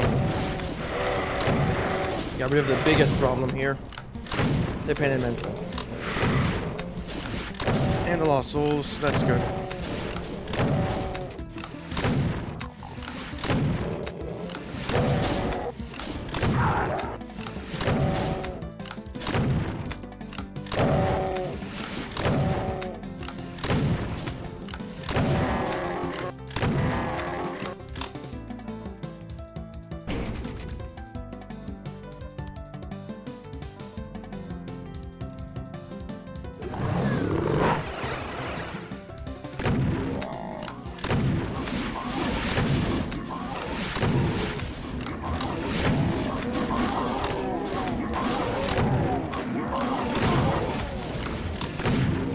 Thank you.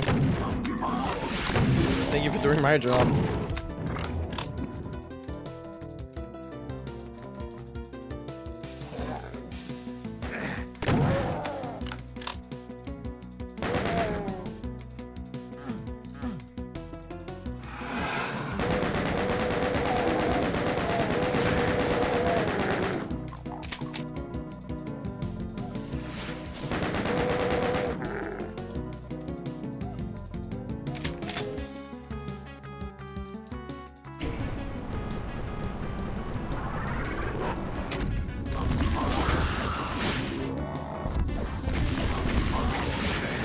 Ow.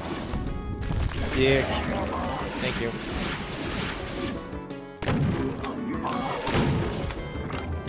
There we go.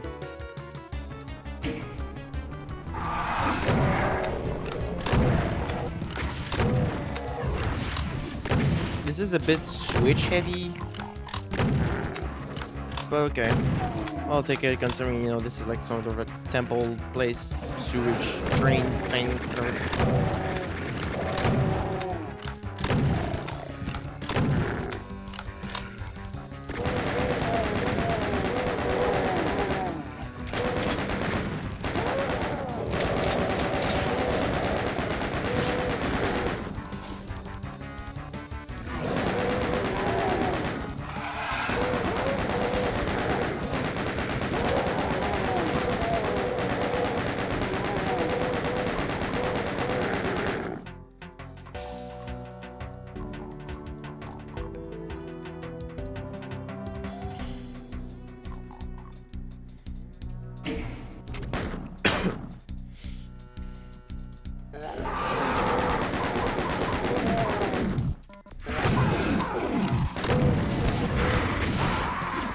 Ow.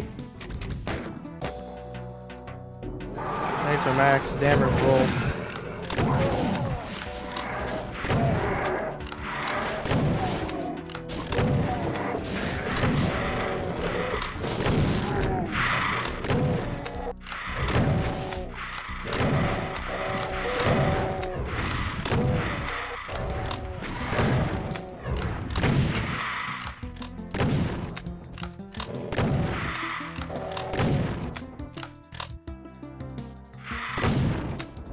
I was waiting for him to just come at me so I can go haha super shotgun go boom.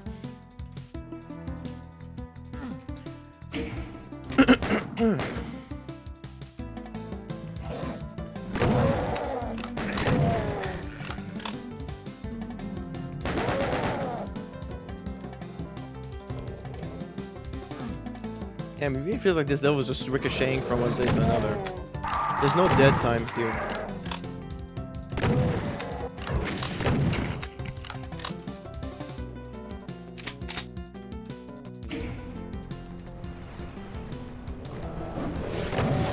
I do kind of like that, actually. It's always going. It always keeps going, it never stops. Kind of like that.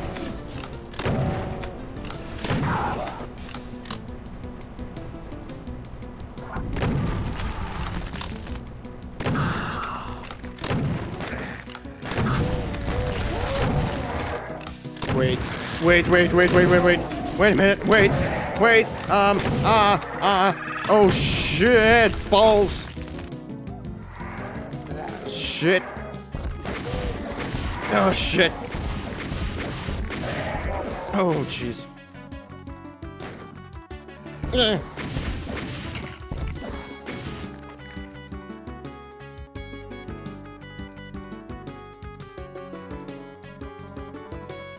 Oh my god, I'm alive.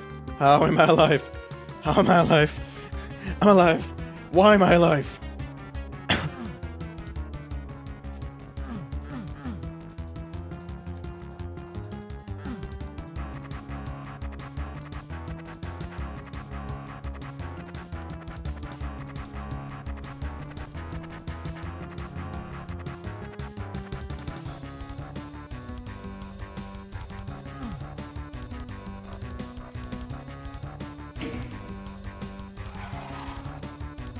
Where?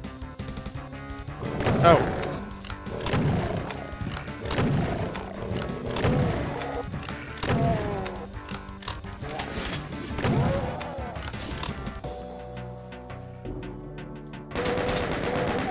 Oh, my neck. Ah. My back.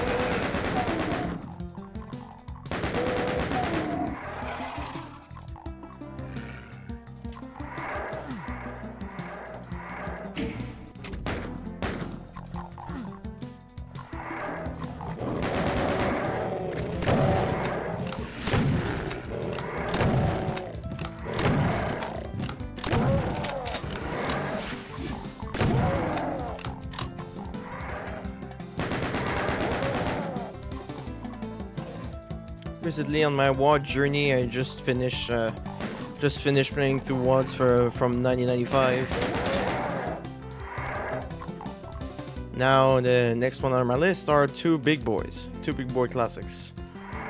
Memento Mori 1 and 2. I have to be honest, I was kind of dreading it. I have to be honest. But I'm excited for part 2 though. Part 2 looks cool.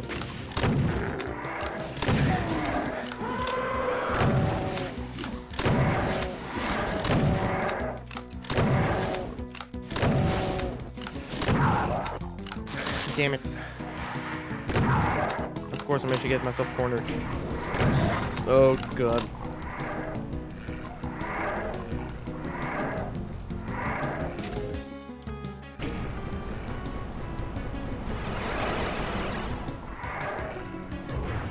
Yeah.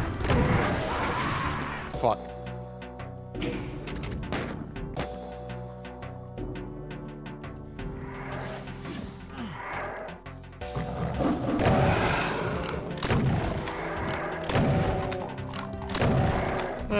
Sorry. Oops. Damn it. What the f— my god, just die! Jesus.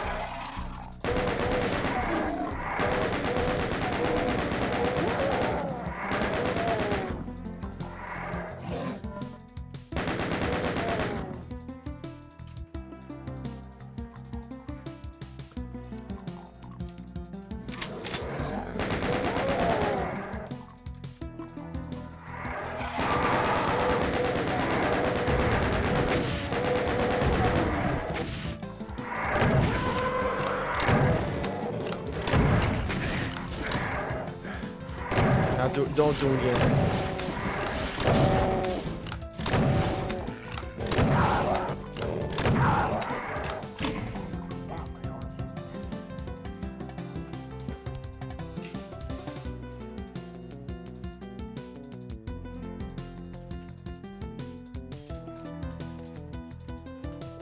Sorry, I just saw like a UPS truck pass by and I was checking to see if it stopped in front because I'm waiting for a package. I'm waiting for something.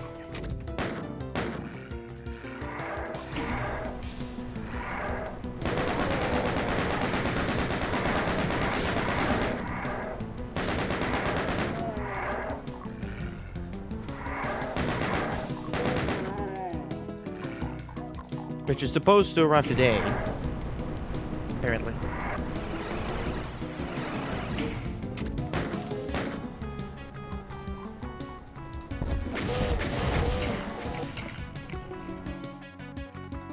Well, that's what Dad told me yesterday. Dad told me yesterday it was going to be arriving today. Damn it!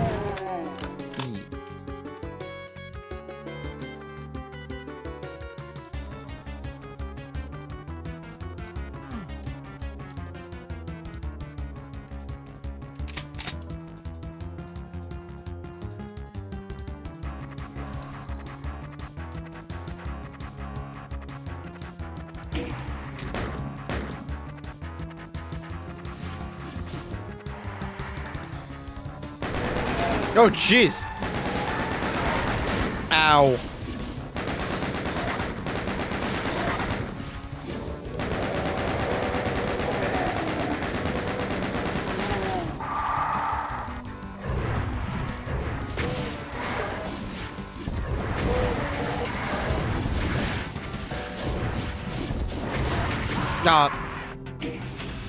Fuck.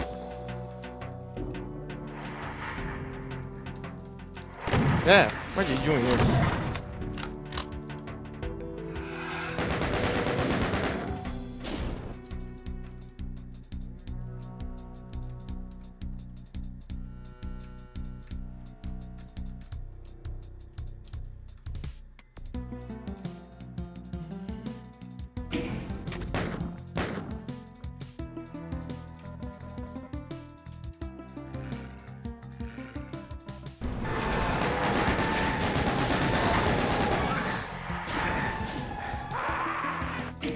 Of course. It's that Banshee that really screws me. That's what I learned that it's called. It's called the Banshee. That's what they call it. Obviously makes sense from a naming perspective.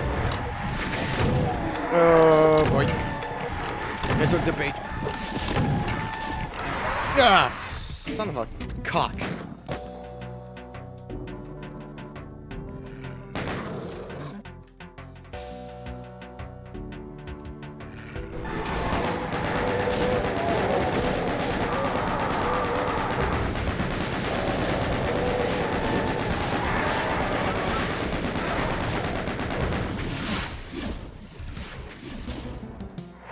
I'm hiding.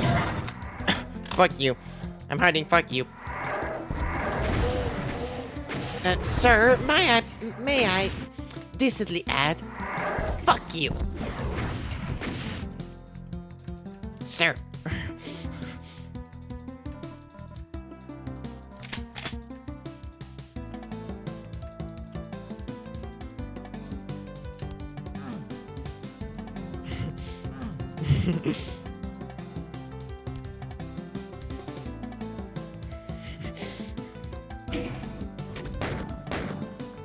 You're welcome.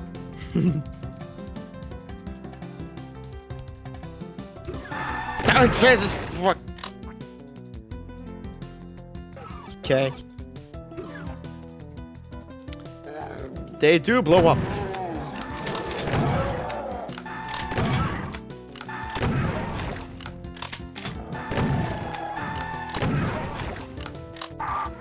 Damn it.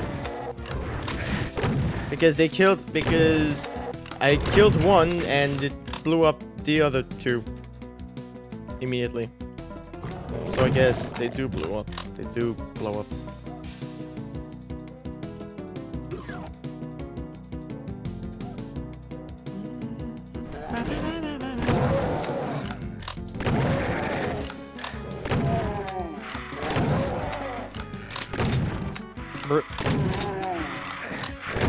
Ow, ow, ow, ow, yeah. God damn it, you got through.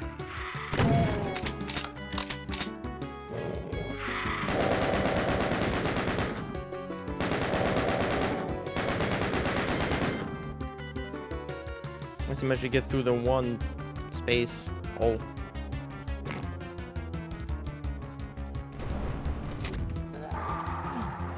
What now?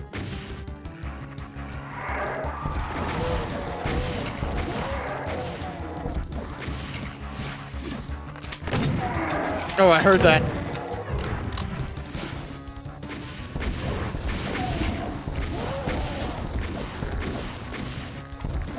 Come on.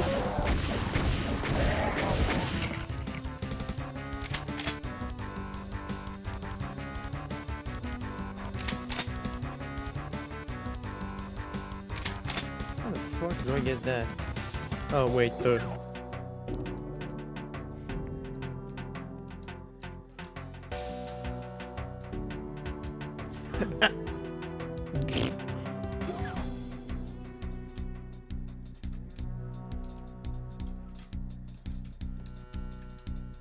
Okay.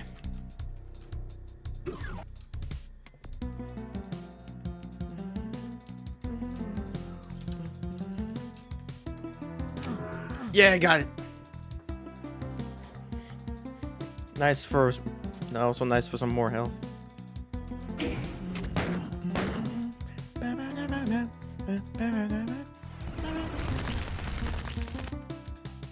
Keep calling BFG. Except we don't have BFG, but... Keep calm anyway.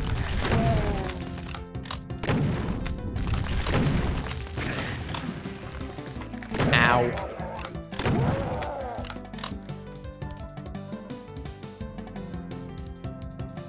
I mean, ouch.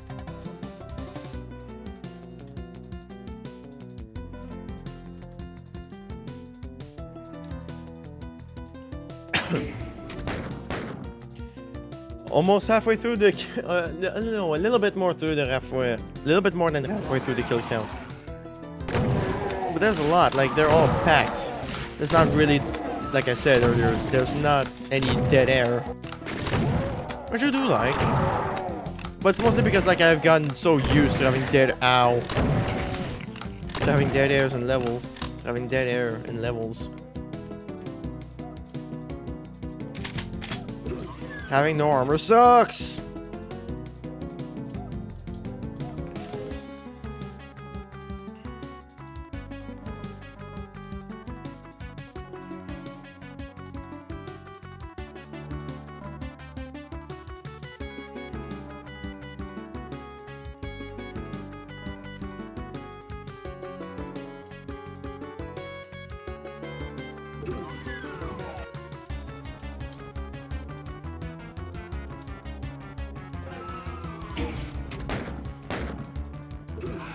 This is why I'm saving literally everything.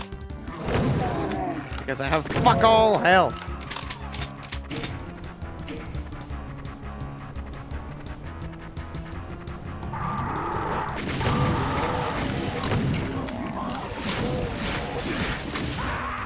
Bruh, come on. I'm supposed to be able to do anything with that.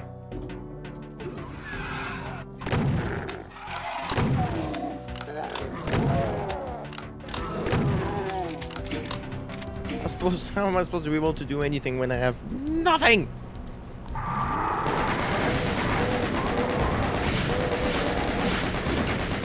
Okay. That's how. Okay. Figures, you could do that?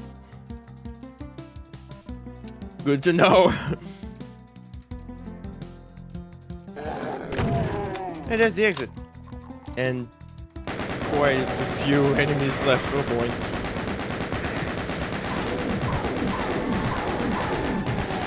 Oh hell no! Hell no! Hell no! Hell no! No! No! No! No! No! No! No! No! No! Hell no!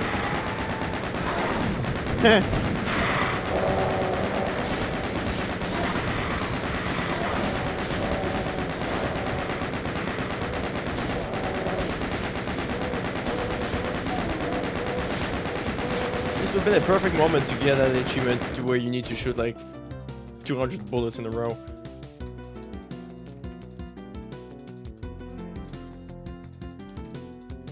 I don't need to because I already have it. I already did that on purpose. Like at a moment where I actually really didn't need to shoot that many. Yeah. Stop!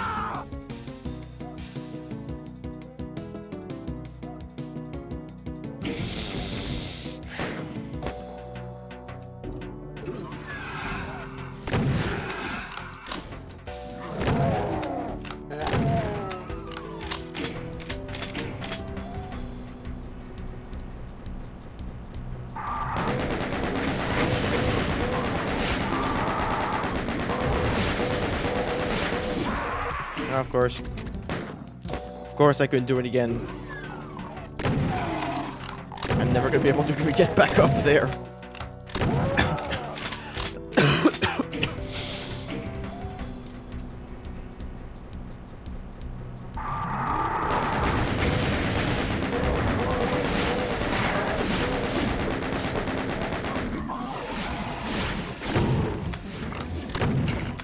Never mind.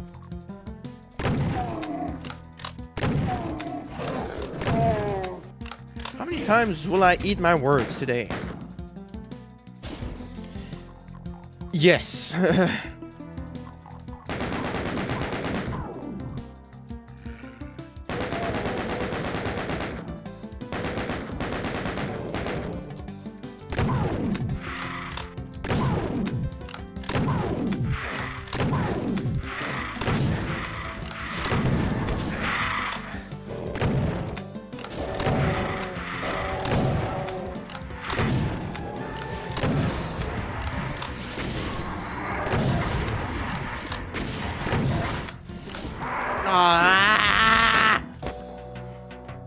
I'm getting tired of this. I'm getting tired of having fuck all armor.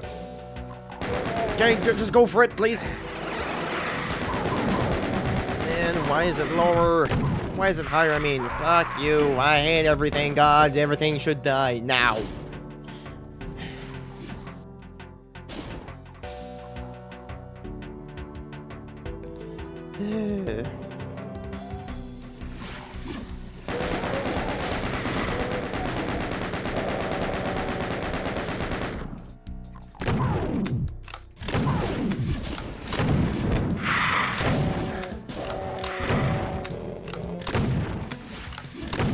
fine. I'm fine. How are you? Come on. Why is everything taking so long to die?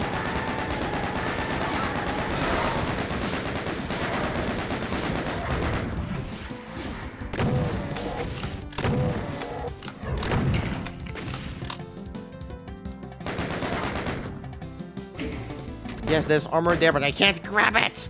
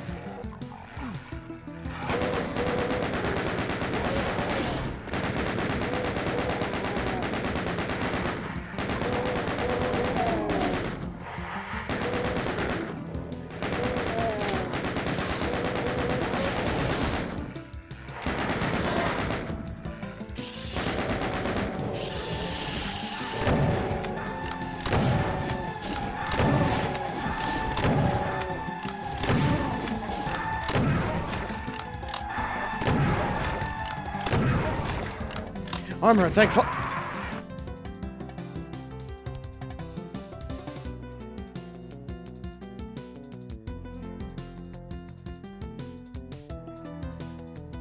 Bruh.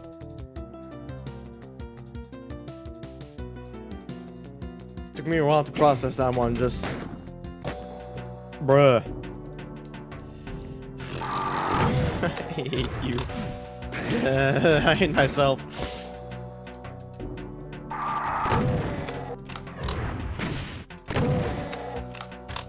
God! Fuck! You! Bitch!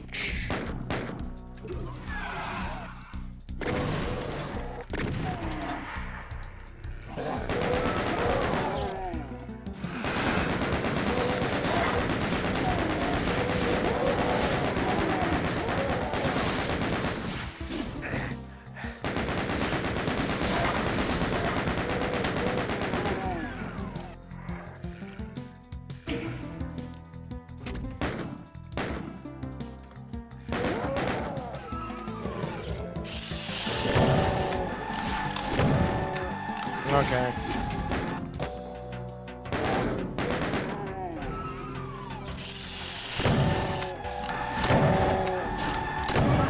Already?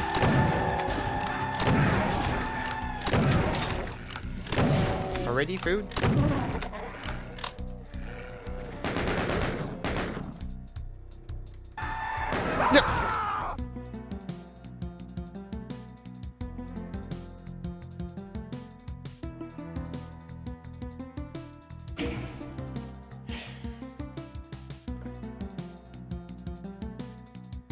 I need a break.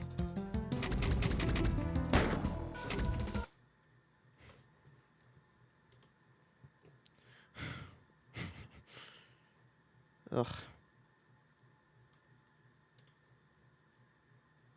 There's not enough health and armor around. Honestly. Look, I know I'm not that good, but look, the thing is that at some point you need to balance it out a bit, you know?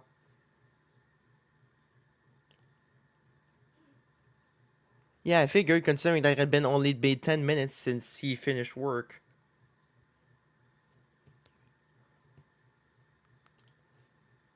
Because he ends at 12, you know? It had been only 10 minutes since, and it wouldn't make sense. It makes sense that he would already be here.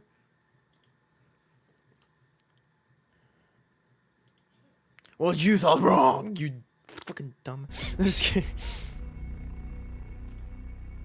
Just kidding.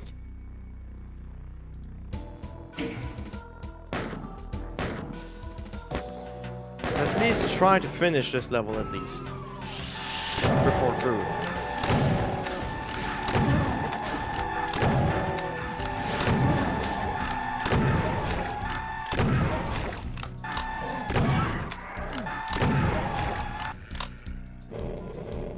Okay. Yeah, don't kill me this time.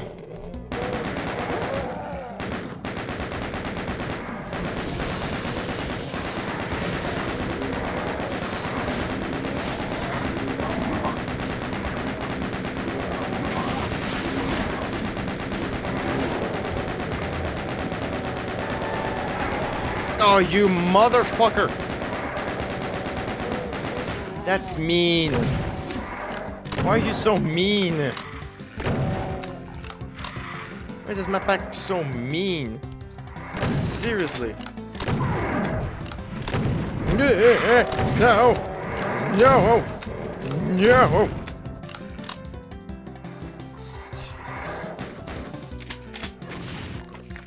Oh, thank you. Ah.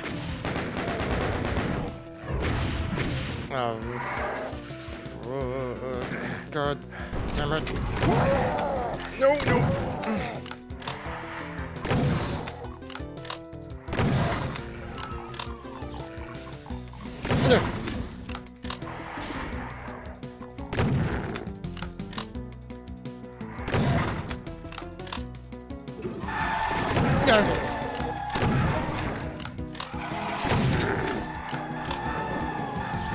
Hide, hide, hide, hide. Open the door, open the damn door.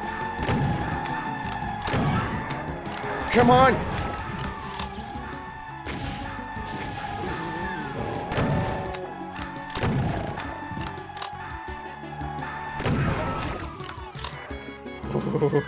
Oh, it's getting interesting.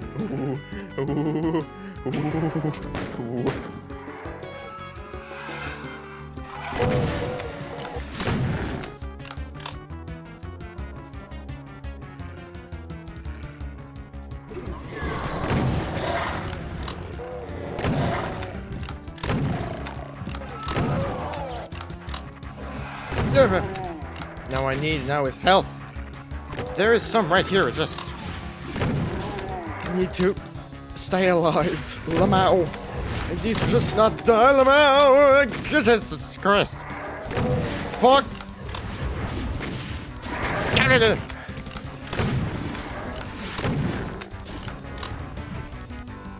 Son of a cock!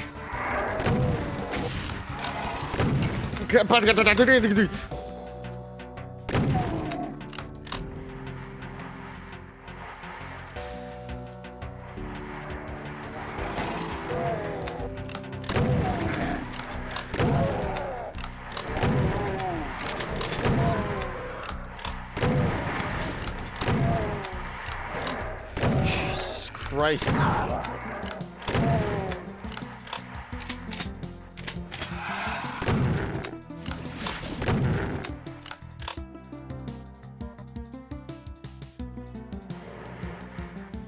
Oh my god.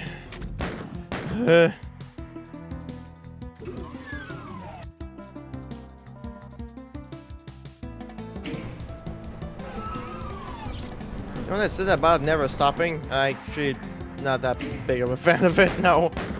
Well, mostly because it feels like there's missing a few things here to make it more manageable. Oh, shit. Actually, it was mostly because I didn't grab that. Hello? Did I miss a trigger or something?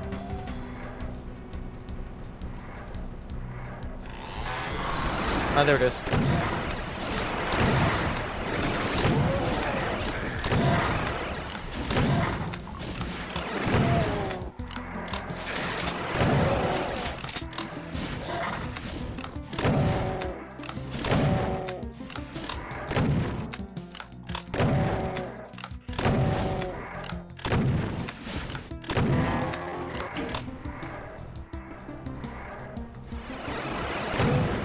Calm the fuck on.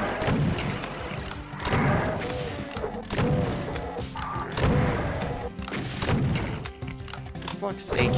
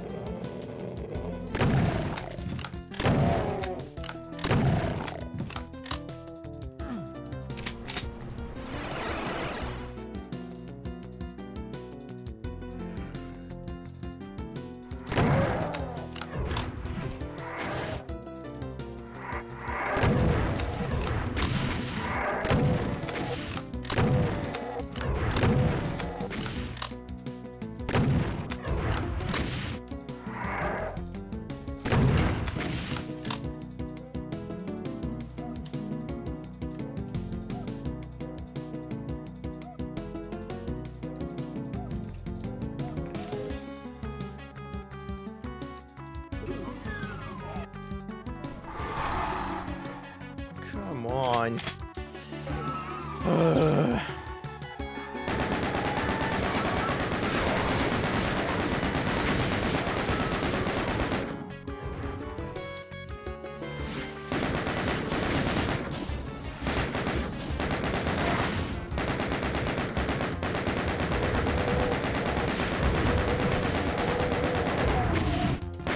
Jesus.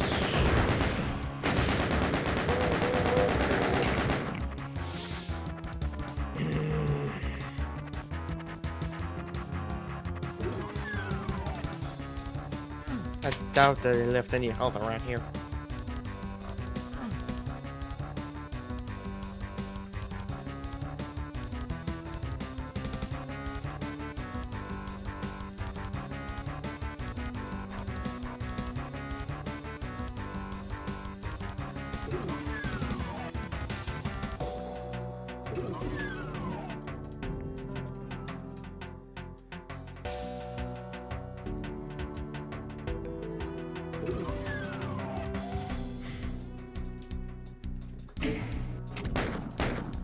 Please.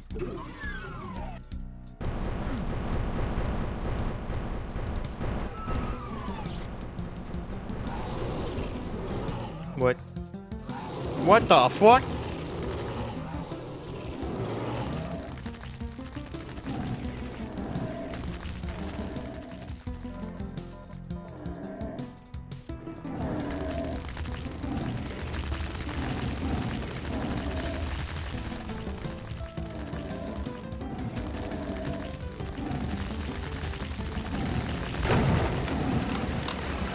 Oh shit. Well, did you guys have fun, I guess? Didn't want to grab that.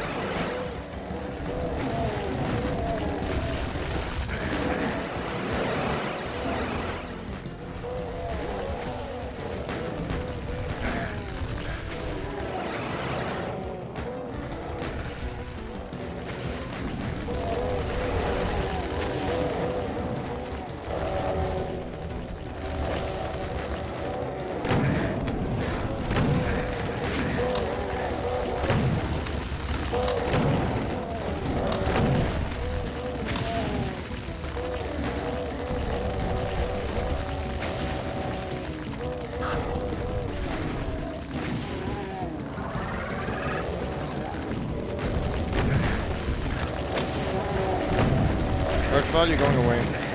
Fuck you. Thank you.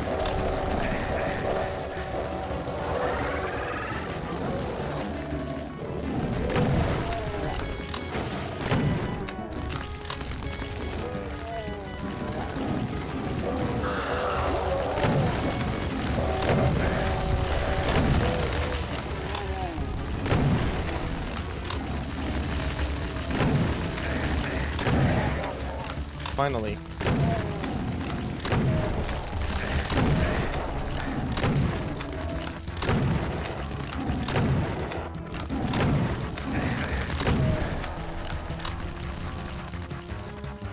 Ugh.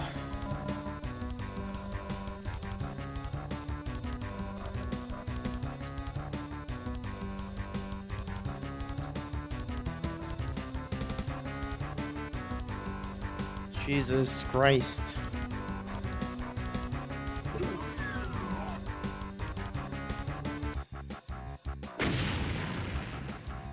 That was awful. I was always looking for hell the entire way. I was looking for hell the entire map. Literally. The entire map. Again, I know I'm not good. But Jesus! I mean, not that good, but Jesus!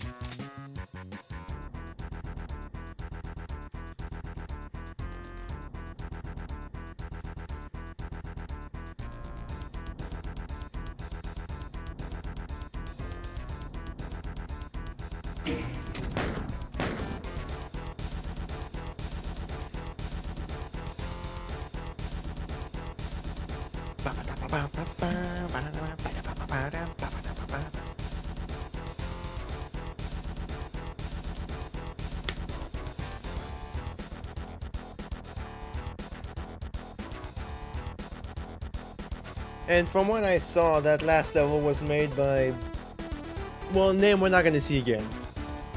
So it feels kind of mean when I'm about to say it, but I'm glad we're not gonna see that one again.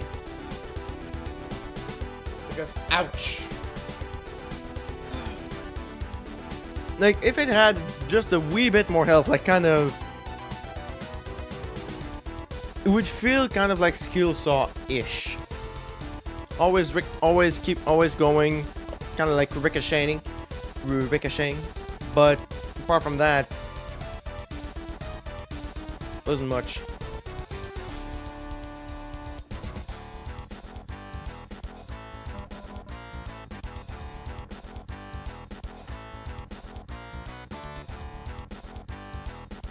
That must have counted towards one of the new enemies though.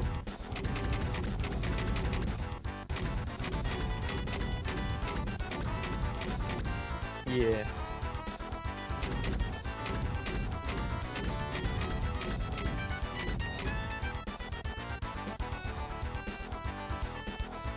Still the Arachnoids I haven't seen yet. But I think I'm gonna stop it for today now.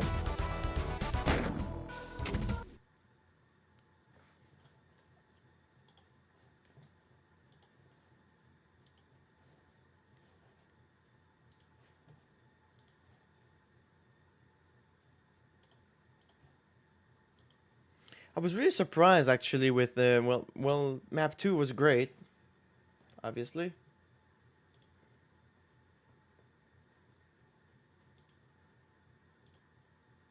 But the previous map was, well, the map I just played, that well, yep, no. That's all I can say. I can just say blah.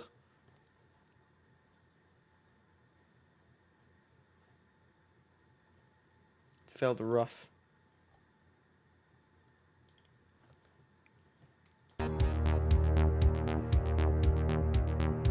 But I'm kind of curious to see in the way it's gonna go from here now. I think we did what, like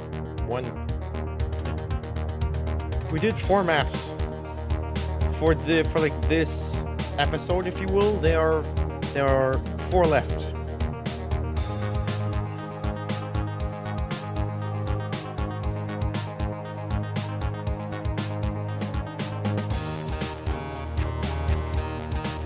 But yeah.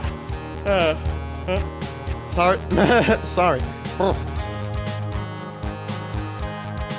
So yeah. So we did some great things. Catched up on on videos that I was late on. Catched up as well, and well, started catching up on the mod that came out like 2 months ago when I wanted to play 2 months ago. But it was in middle of TNT 2. And that was grabbing all my attention.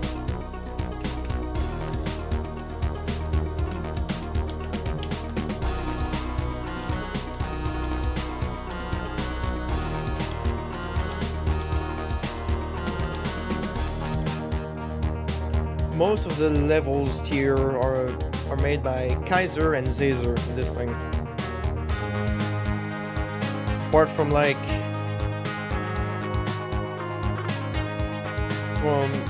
in this episode, apart from one map, which is the last one that we just played, which honestly shows a lot.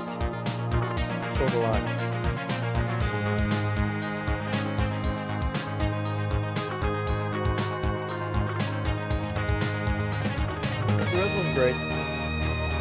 Seriously, that Scar Gate, come on.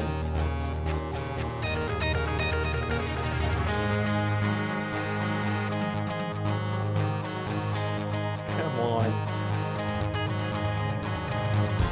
I love that anyway. So yeah, so that's gonna be it for me today. Thank you so much for watching if you're watching until the end. To make sure to include everyone who stayed until this point, whether it's a good day or good night, or good evening or good morning, hell, even good afternoon. Most importantly, take care of you. And with all that said, let a curtain fall my face, and I'll see you all beautiful people next time, hopefully not a month from now. Peace.